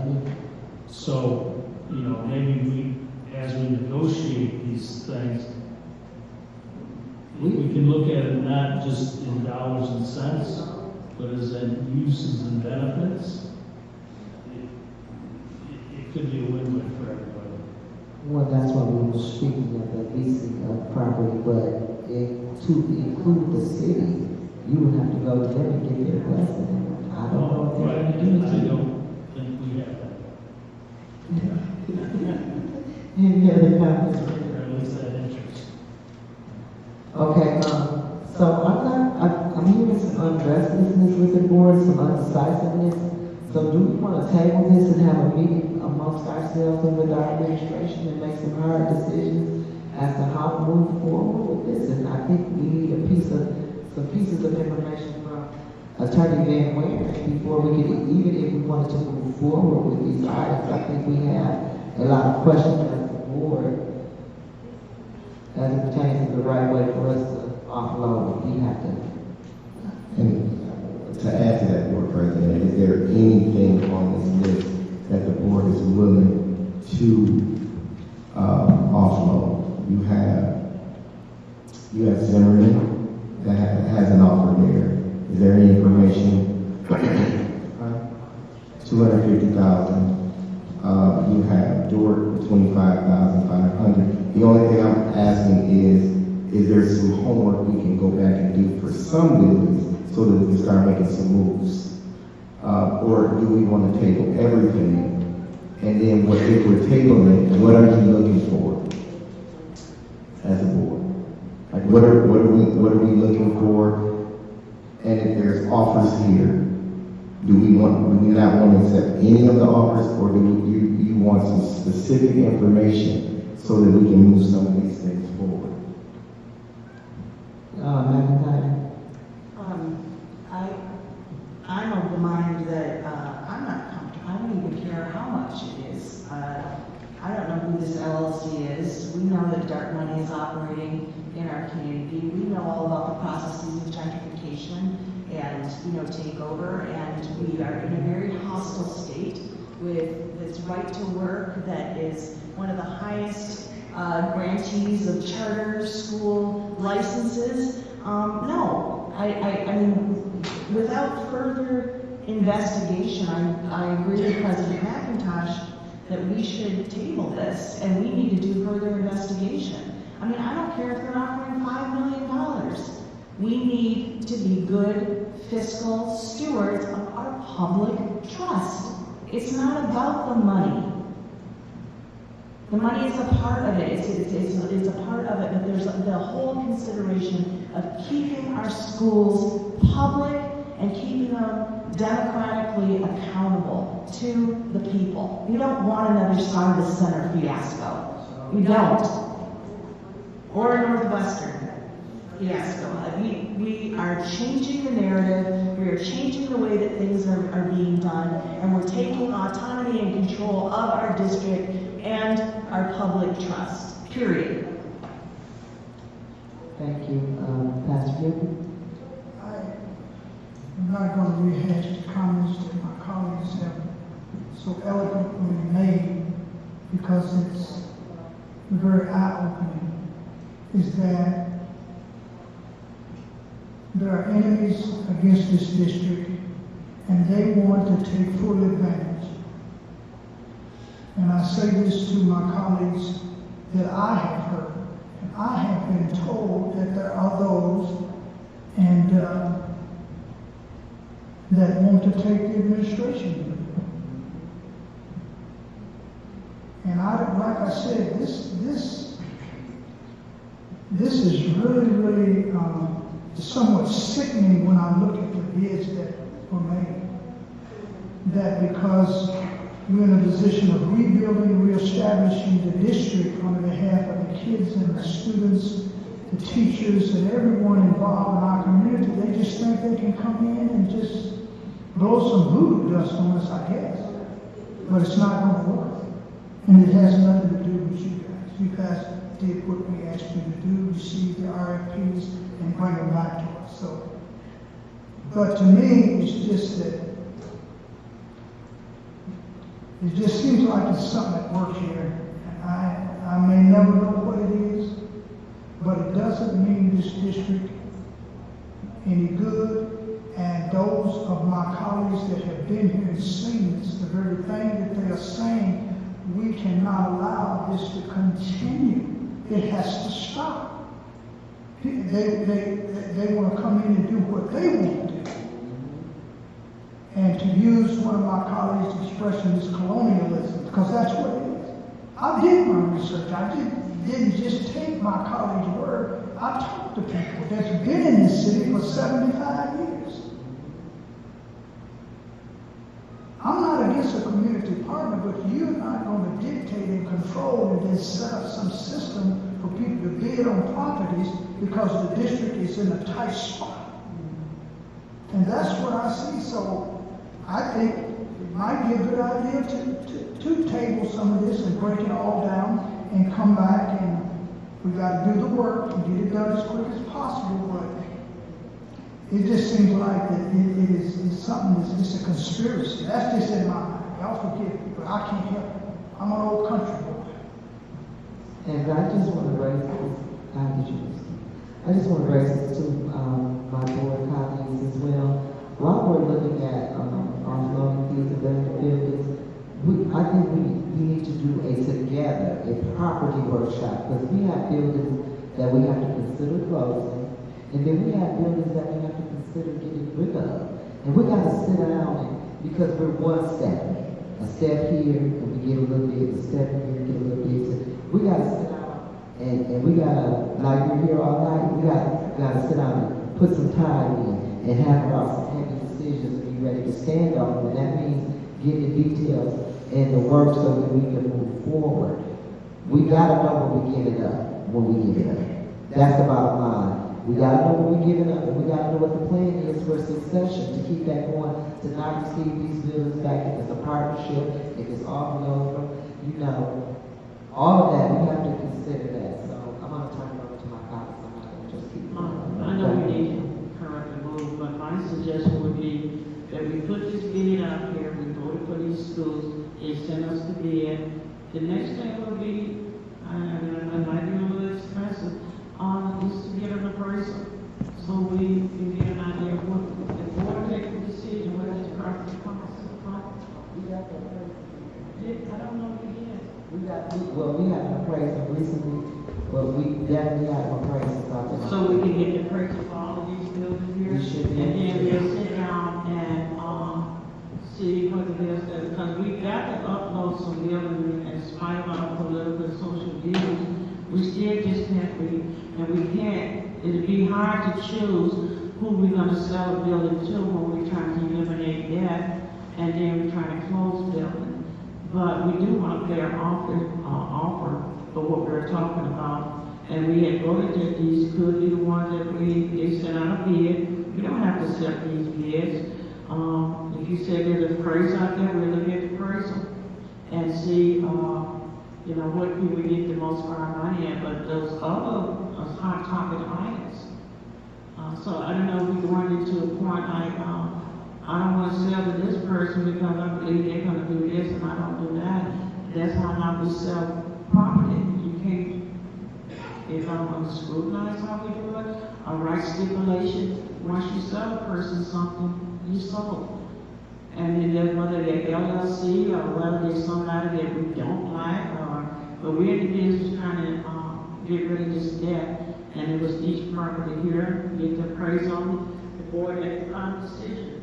We don't have to set these bids. So, thank you, Madam President. Like I stated earlier, and I know you don't want me to talk about March 23rd again, and I'm not talking about it, but the last, that was the third workshop we were working on the the Emergency Deficit Elimination Plan. We were discussing the vacant properties. We were discussing scenarios for which schools could possibly be closed, how we were going to consolidate things, what possible properties that we were going to try to lease, try to sell, whatever it was. And so I am suggesting, I'm not making a motion at this time, because I don't want to, bog us down in some kind of argument and stuff, but please, if the board could consider moving back forward with those workshops in whatever capacity. They were financial committee of the whole workshops. We have the binders, we have the information. And I mentioned March 23rd because that's when it stopped. And if we could just move from that point and keep doing all of the good, hard work we were doing, because it got us out of the Emergency Deficit Elimination Plan. We need to keep moving forward in that direction. Now, if you're going to re-elect me as treasurer or whatever, however it goes, we've got to do this. So I'm respectfully asking, I'm not making a motion, but respectfully asking, can we please continue those financial committee meetings with the whole workshops and move forward in the direction and not throw away the work that we did. Is there any other board members? Given the fact that we just received this tonight, I think the proper thing is to move this forward to a special meeting or something. So if we come up with some questions, I think the collaboration with I don't want to say this, instead of putting it out for the bid, and I appreciate the work, is to say something to this effect, that given the fact that we got these bids, we're now looking for community partners to use the building as they see fit under, extended lease with the district. So where they're taking care of the building, they're taking care of the liability, which they're gonna have to do all of this anyways if they buy it. They have to do all of this work, and we just sit back and for $1 a year, we maintain the building, or we maintain the property and everything else, and they run it, whatever they want to do, a community center, an adult center, or whatever center. It gets them where they want to be, and it keeps us where we are, controlling the property. Okay, I am detecting some unreadiness, and we have a package here that we have not even began to tap into. So I'm going to make a motion that we table the discussion and with a board meeting specified to address these issues in the work, along with whatever buildings we're going to close. We need to have that. That needs to be one conversation, because if we close some buildings, then we got to make some decisions as to what we're going to do with those. Are we going to let them just deteriorate further so they're worth nothing when we can offload them when they're almost decent for somebody, and maybe we can get rid of them if it don't cost $1 trillion to fix it up, and they can get right in when we come out. So we need to have a conversation as to the pleasure of the board as far as closing buildings and offloading buildings. Dr. Joyce? Yeah, based on what you just said, I would like to make a motion that we return back to our financial workshop, looking at these items here, and start with these items here, discussing what we're going to do and not what we're going to do with them, and go back into our workshop and move forward, because even then, we spent all of this money on these reports here, which is the answer to everything that we have in here, and we need to go back to the financial workshop, so I'm making a I motion. was in the middle of a motion. But the president made a motion. Yes, I did. No. First, at MASB, I just have to say, I like to move, to make a motion to move, that we have our discussion concerning our vacant properties, as well as properties that are going to be closed in the future. Would have been my motion if I would have everything out. Can I get some support? No support? Support. The motion has been moved and properly supported. Is there any further discussion? Point of information, Madam President. Can you please restate the motion? The motion is to have a special board meeting and set a date so that we can get together to discuss the selling and offloading of the vacant properties as well as properties that need to be closed, and have a discussion about what we will do with those. Will we sell those as well? What will we be doing? We need to have a discussion period about our properties. The motion is to have a meeting concerning properties that have been bidded on and need to be sold, as well as properties that need to be closed. And it was supported by Pastor Hill. Is there any further discussion? Go ahead, Pastor, Mr. Demarone. I'm sorry for going back. I can support that, provided that's the only agenda item, and we stick to that topic, those topics. Okay. Madam President, I would like to make an amendment to that motion, that, we turn it back over to a workshop, because we have to consider group enrollment, projected study. We have to do a lot of study, and we just can't do this in a special meeting, because it's a lot of work. If we go back into our workshop, I think we was doing every week or weekly or something like that, and then we can address these things in a proper manner. On that special meeting, we cannot address all of these. So I would like to make an amendment to what you're saying, that we return back to the workshop and pick up right here and just move forward and keep it going. We was talking about school closing. You have all the data as it relates to the school closing and what school we're going to close and how we're going to do that. But that's come through a workshop. There's nothing we can do in a special meeting. Well, the special meeting or workshop, you can do work in both of them. It's not restricted to not doing work as a Well, special. just making an amendment to your motion. It'll be a workshop. Okay, do I accept your amendment?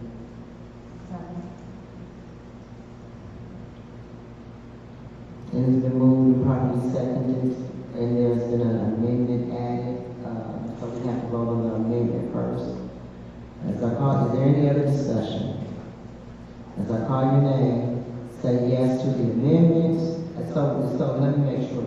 So what you're saying is you don't want this to be one meeting, you want it to be ongoing until we...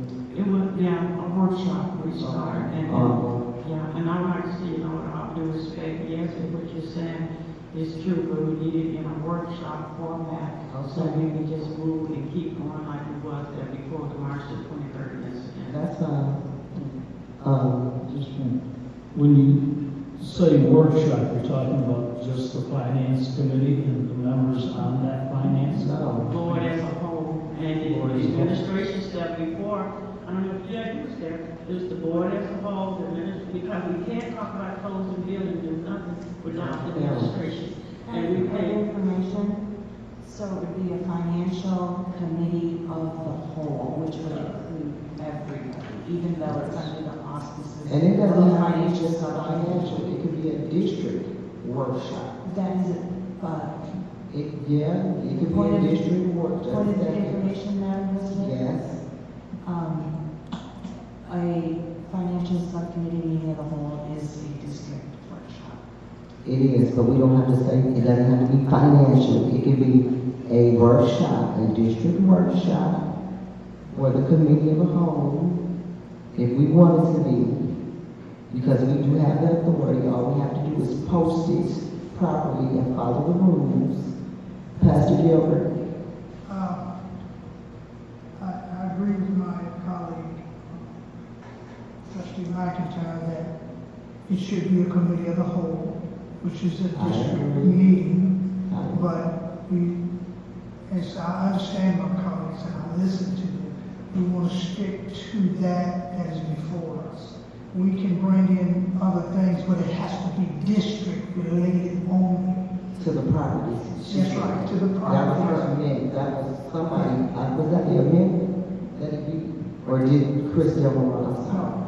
Brother Christian said that. So I think that we should be able to do that, but I do agree it should be a committee of the whole. I do too. And that way that we can be having a consensus, we come into a consensus. And perhaps that would help us to allow one another to hear one another out and come to that consensus, because I think that's where it's headed, that's the way it's supposed to go. Yes, that was the motion and amendment to put on the board. I just want to get some clarity when we're talking about keeping it germane to the properties. Pastor, are we also talking about properties that are open? Or are we talking about the vacant properties that we're talking about offering?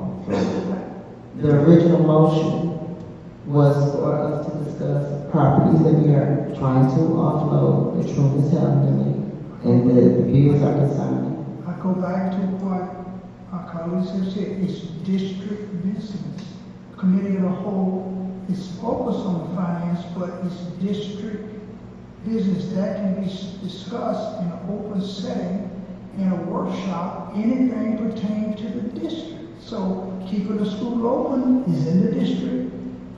Trying to figure out about the finance or whether we want to sell the building or whatever. But we got to deal with the numbers. And that's the problem. It was so vague, and on some of our people that are here through, we're putting an undue burden on them because we're not doing the work. That's all Trustee McIntyre is saying. That's all she's saying. So, I mean, I don't see where the line is on that. I just don't. I support it, I stand with it, and let's get on with it. So is there further discussion? So, we are at the end, they will return back to the workshop and finish the business of closing school, prices bid, and return back to the workshop because we spend so much money on the data, and we need the data to even think about making a decision.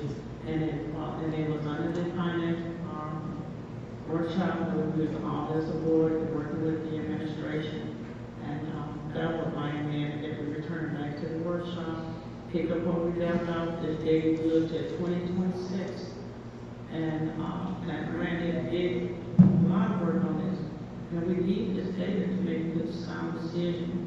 And take our time and just do this, and we have to do it at a workshop, not a special meeting, I just need to see a special meeting. Okay, seeing is there any further discussion? Seeing there is none, the vote is we're going to vote on Ms. McNeil's amendment first. When I call you, signify by saying yes to accept her amendment or no to turn her amendment down. Pastor. Yes. Chris Delmore. Yes. Yes. Laura McIntyre. Yes. Joyce Alexander. Yes.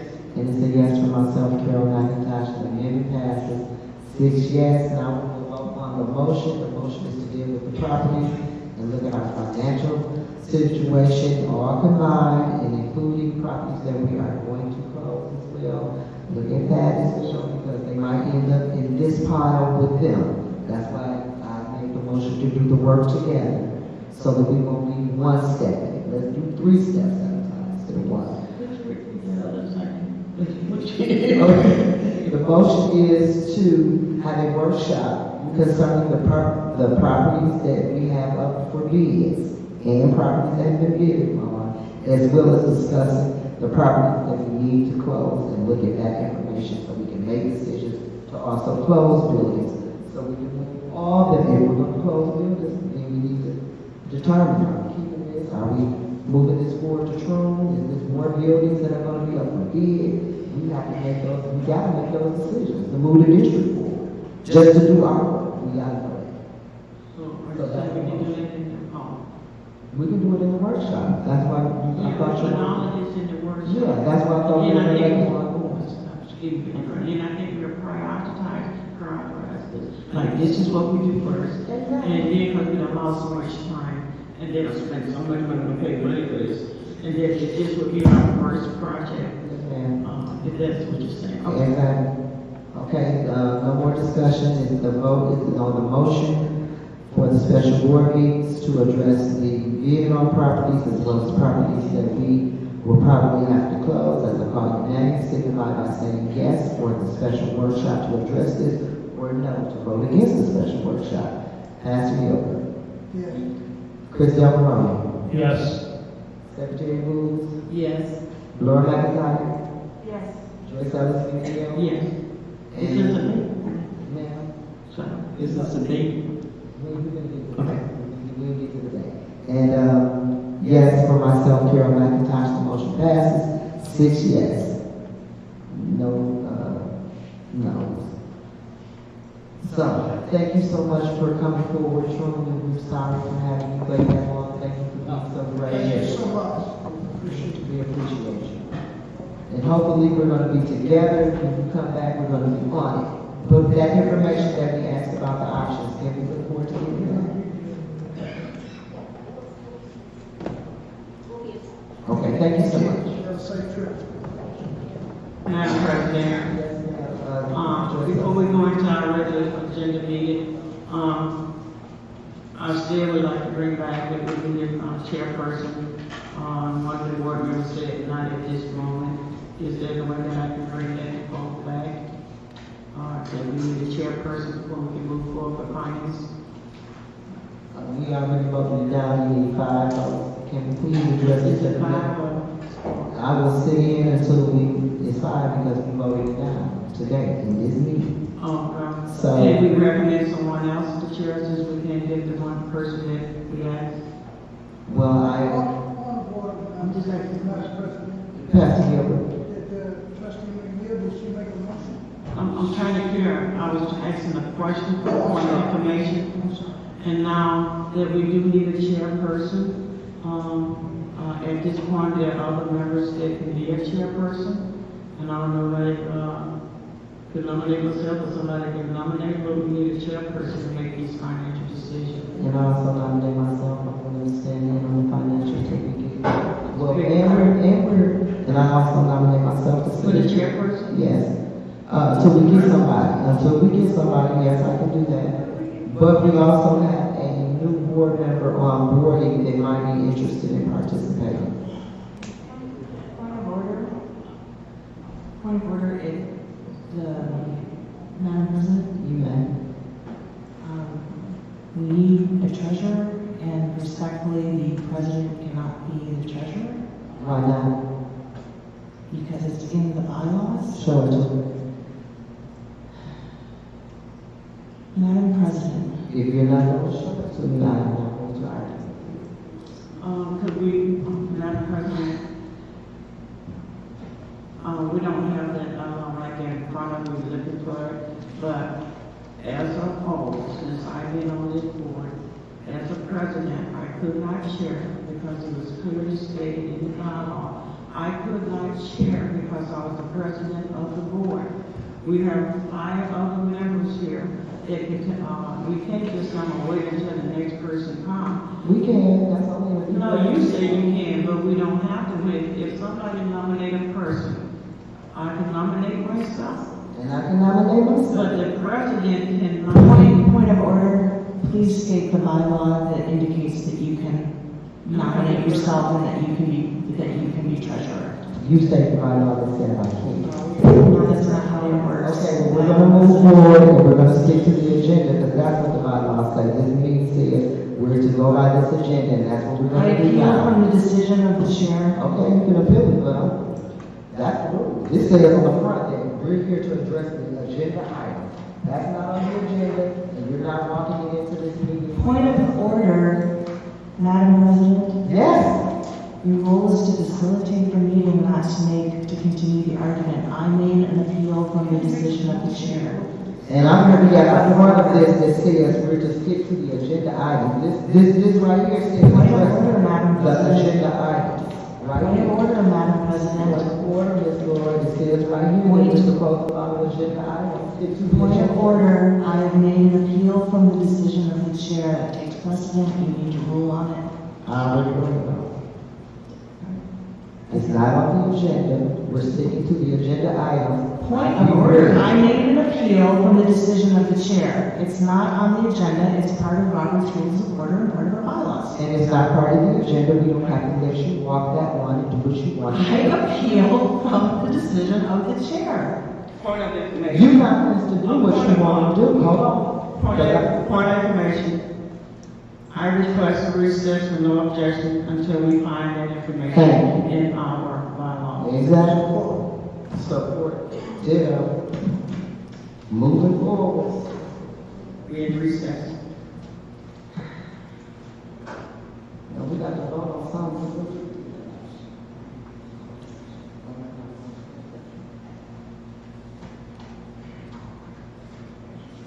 Okay, here we go.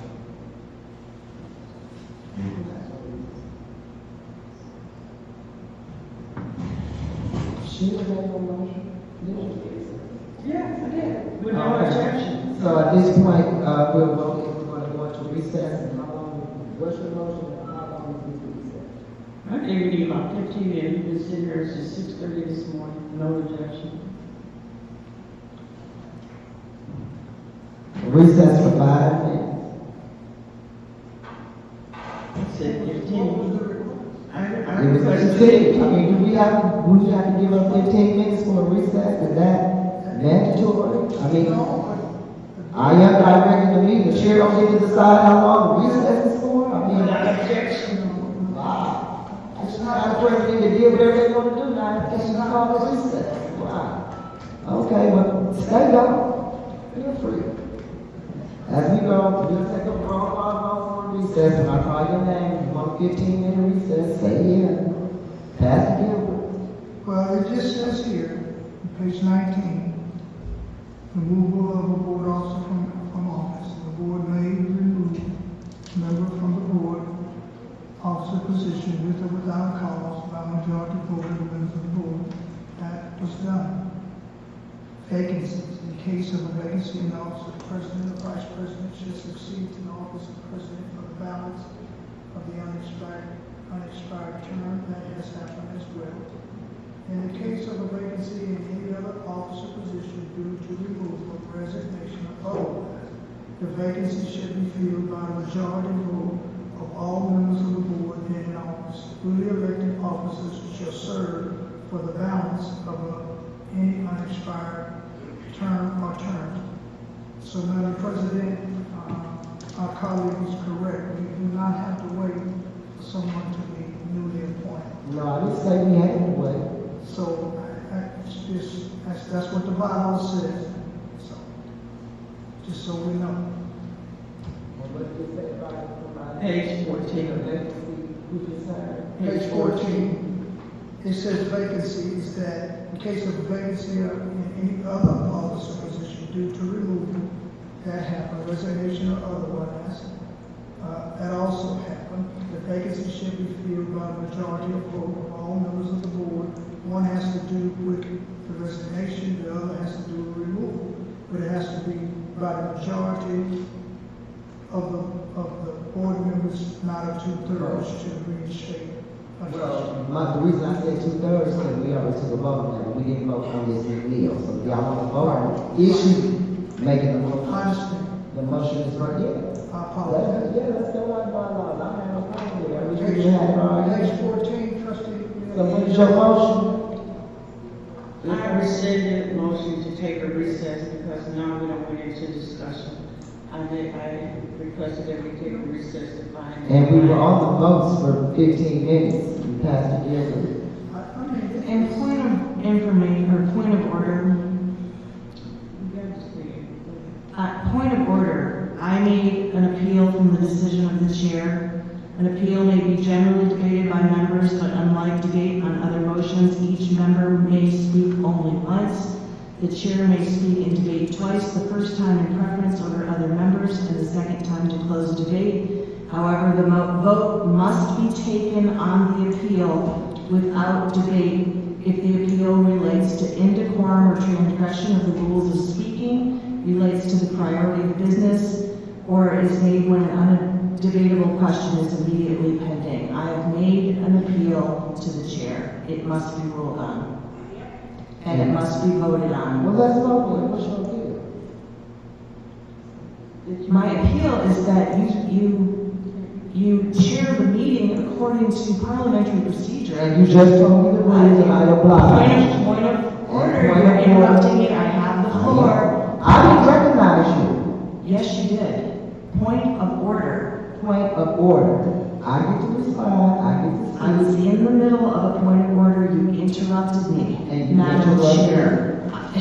With the exact Say what you have to say. I am saying it, Spit it Madam out. Chair. I am trying to follow parliamentary procedure, which you are not. And you just That is the appeal You of just the said. chair. I am requesting respectfully that you chair the meeting according to parliamentary procedure. And you stop breaking the rules. And I'm asking for you to stop breaking the rules and quit talking to me like you're my mother.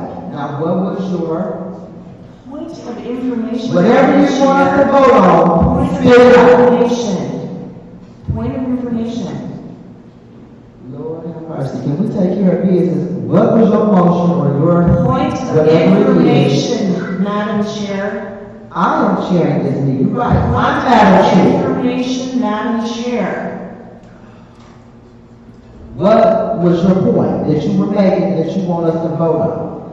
I am following parliamentary. I asked you that, and that's not what I asked you. You're moving this meeting You forward. are not I asked following you. parliamentary procedure, Madam Chair.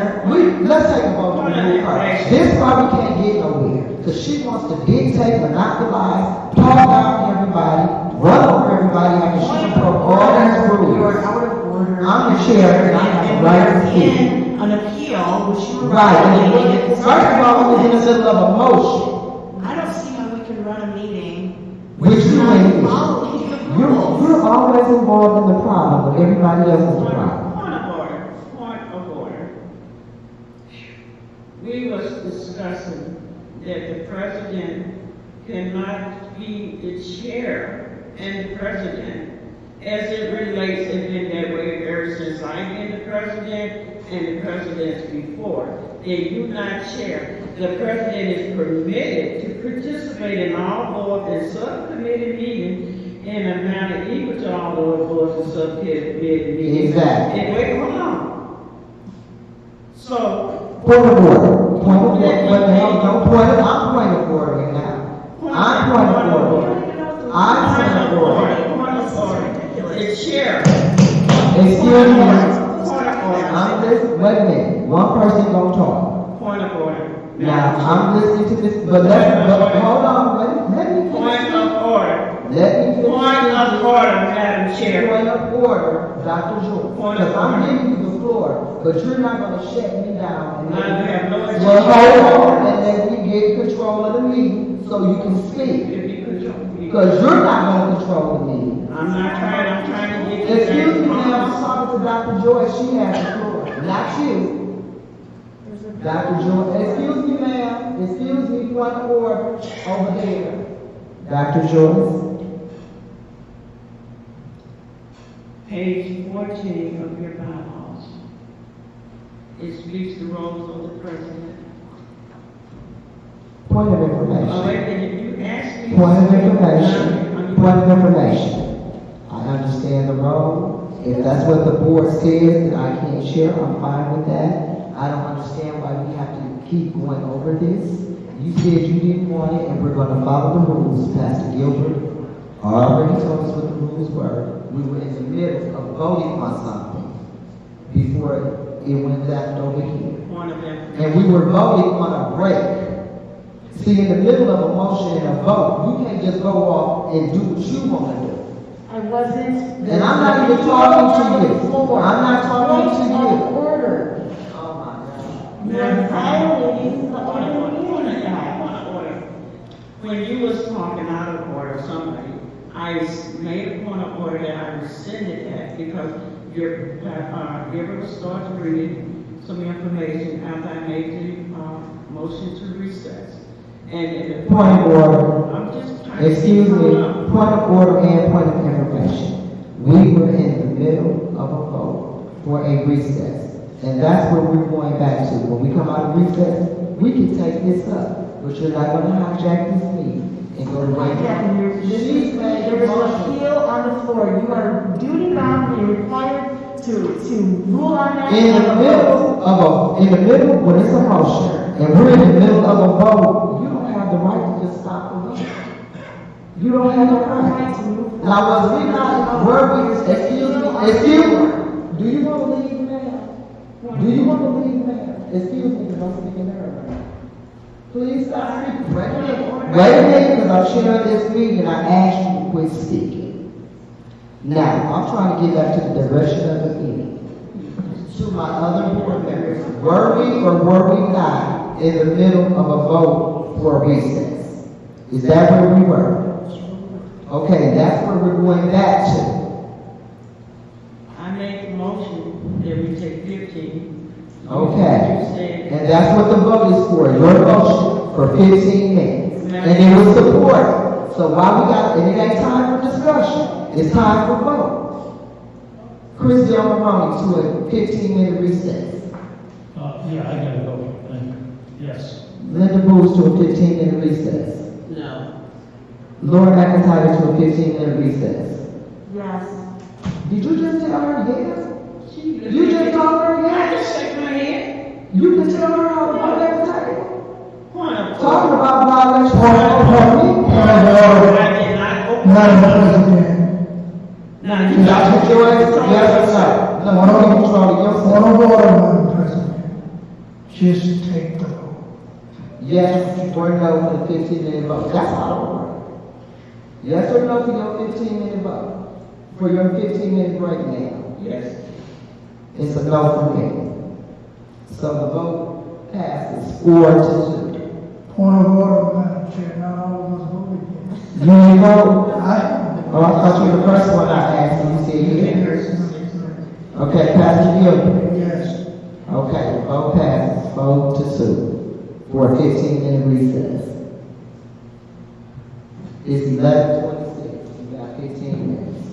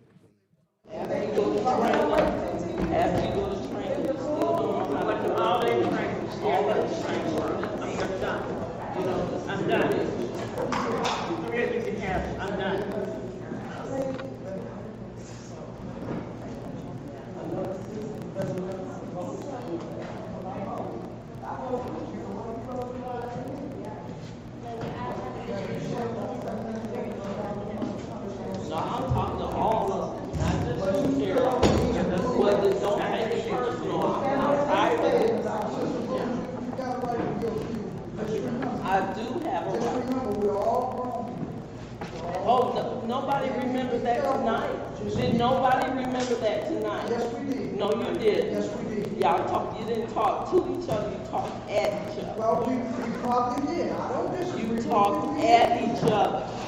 We all guilty of that. No, I'm not guilty of that. Wasn't no business done, you're talking about the kids. Speak for yourself. You're not talking about kids tonight. Well, I'm speaking for all of them. No, you can't speak for me, speak for yourself. You are not talking about, nobody here tonight talked about any kids. Oh, yes, we did. Oh, no, not really. You use kids, but you didn't talk about kids. We had parapros in here tonight. Y'all take things personal. I done sit here and listen to enough. Yeah, the Martin Luther King is what created this crowd, what created the war and everything. All we talk about is who got that with we all ain't no. No, I mean, you What about your dirty work? You don't never want to talk about that. We could if you sit down. No, you talk about what you did. You need to talk about what you do. You pushed the superintendent a certain way, you kept seeking. That's hearsay. That's hearsay. That's hearsay here, but you are a big God. And God is going to judge you. You're lying about everybody.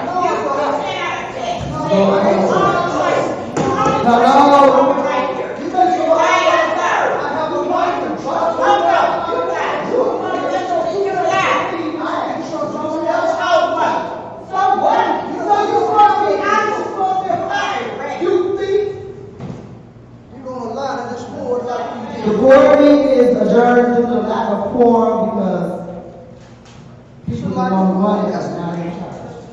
It's a lack of quorum, that's all it is. That's old. It's about the kids. And the rules is for everybody. That's right. You can't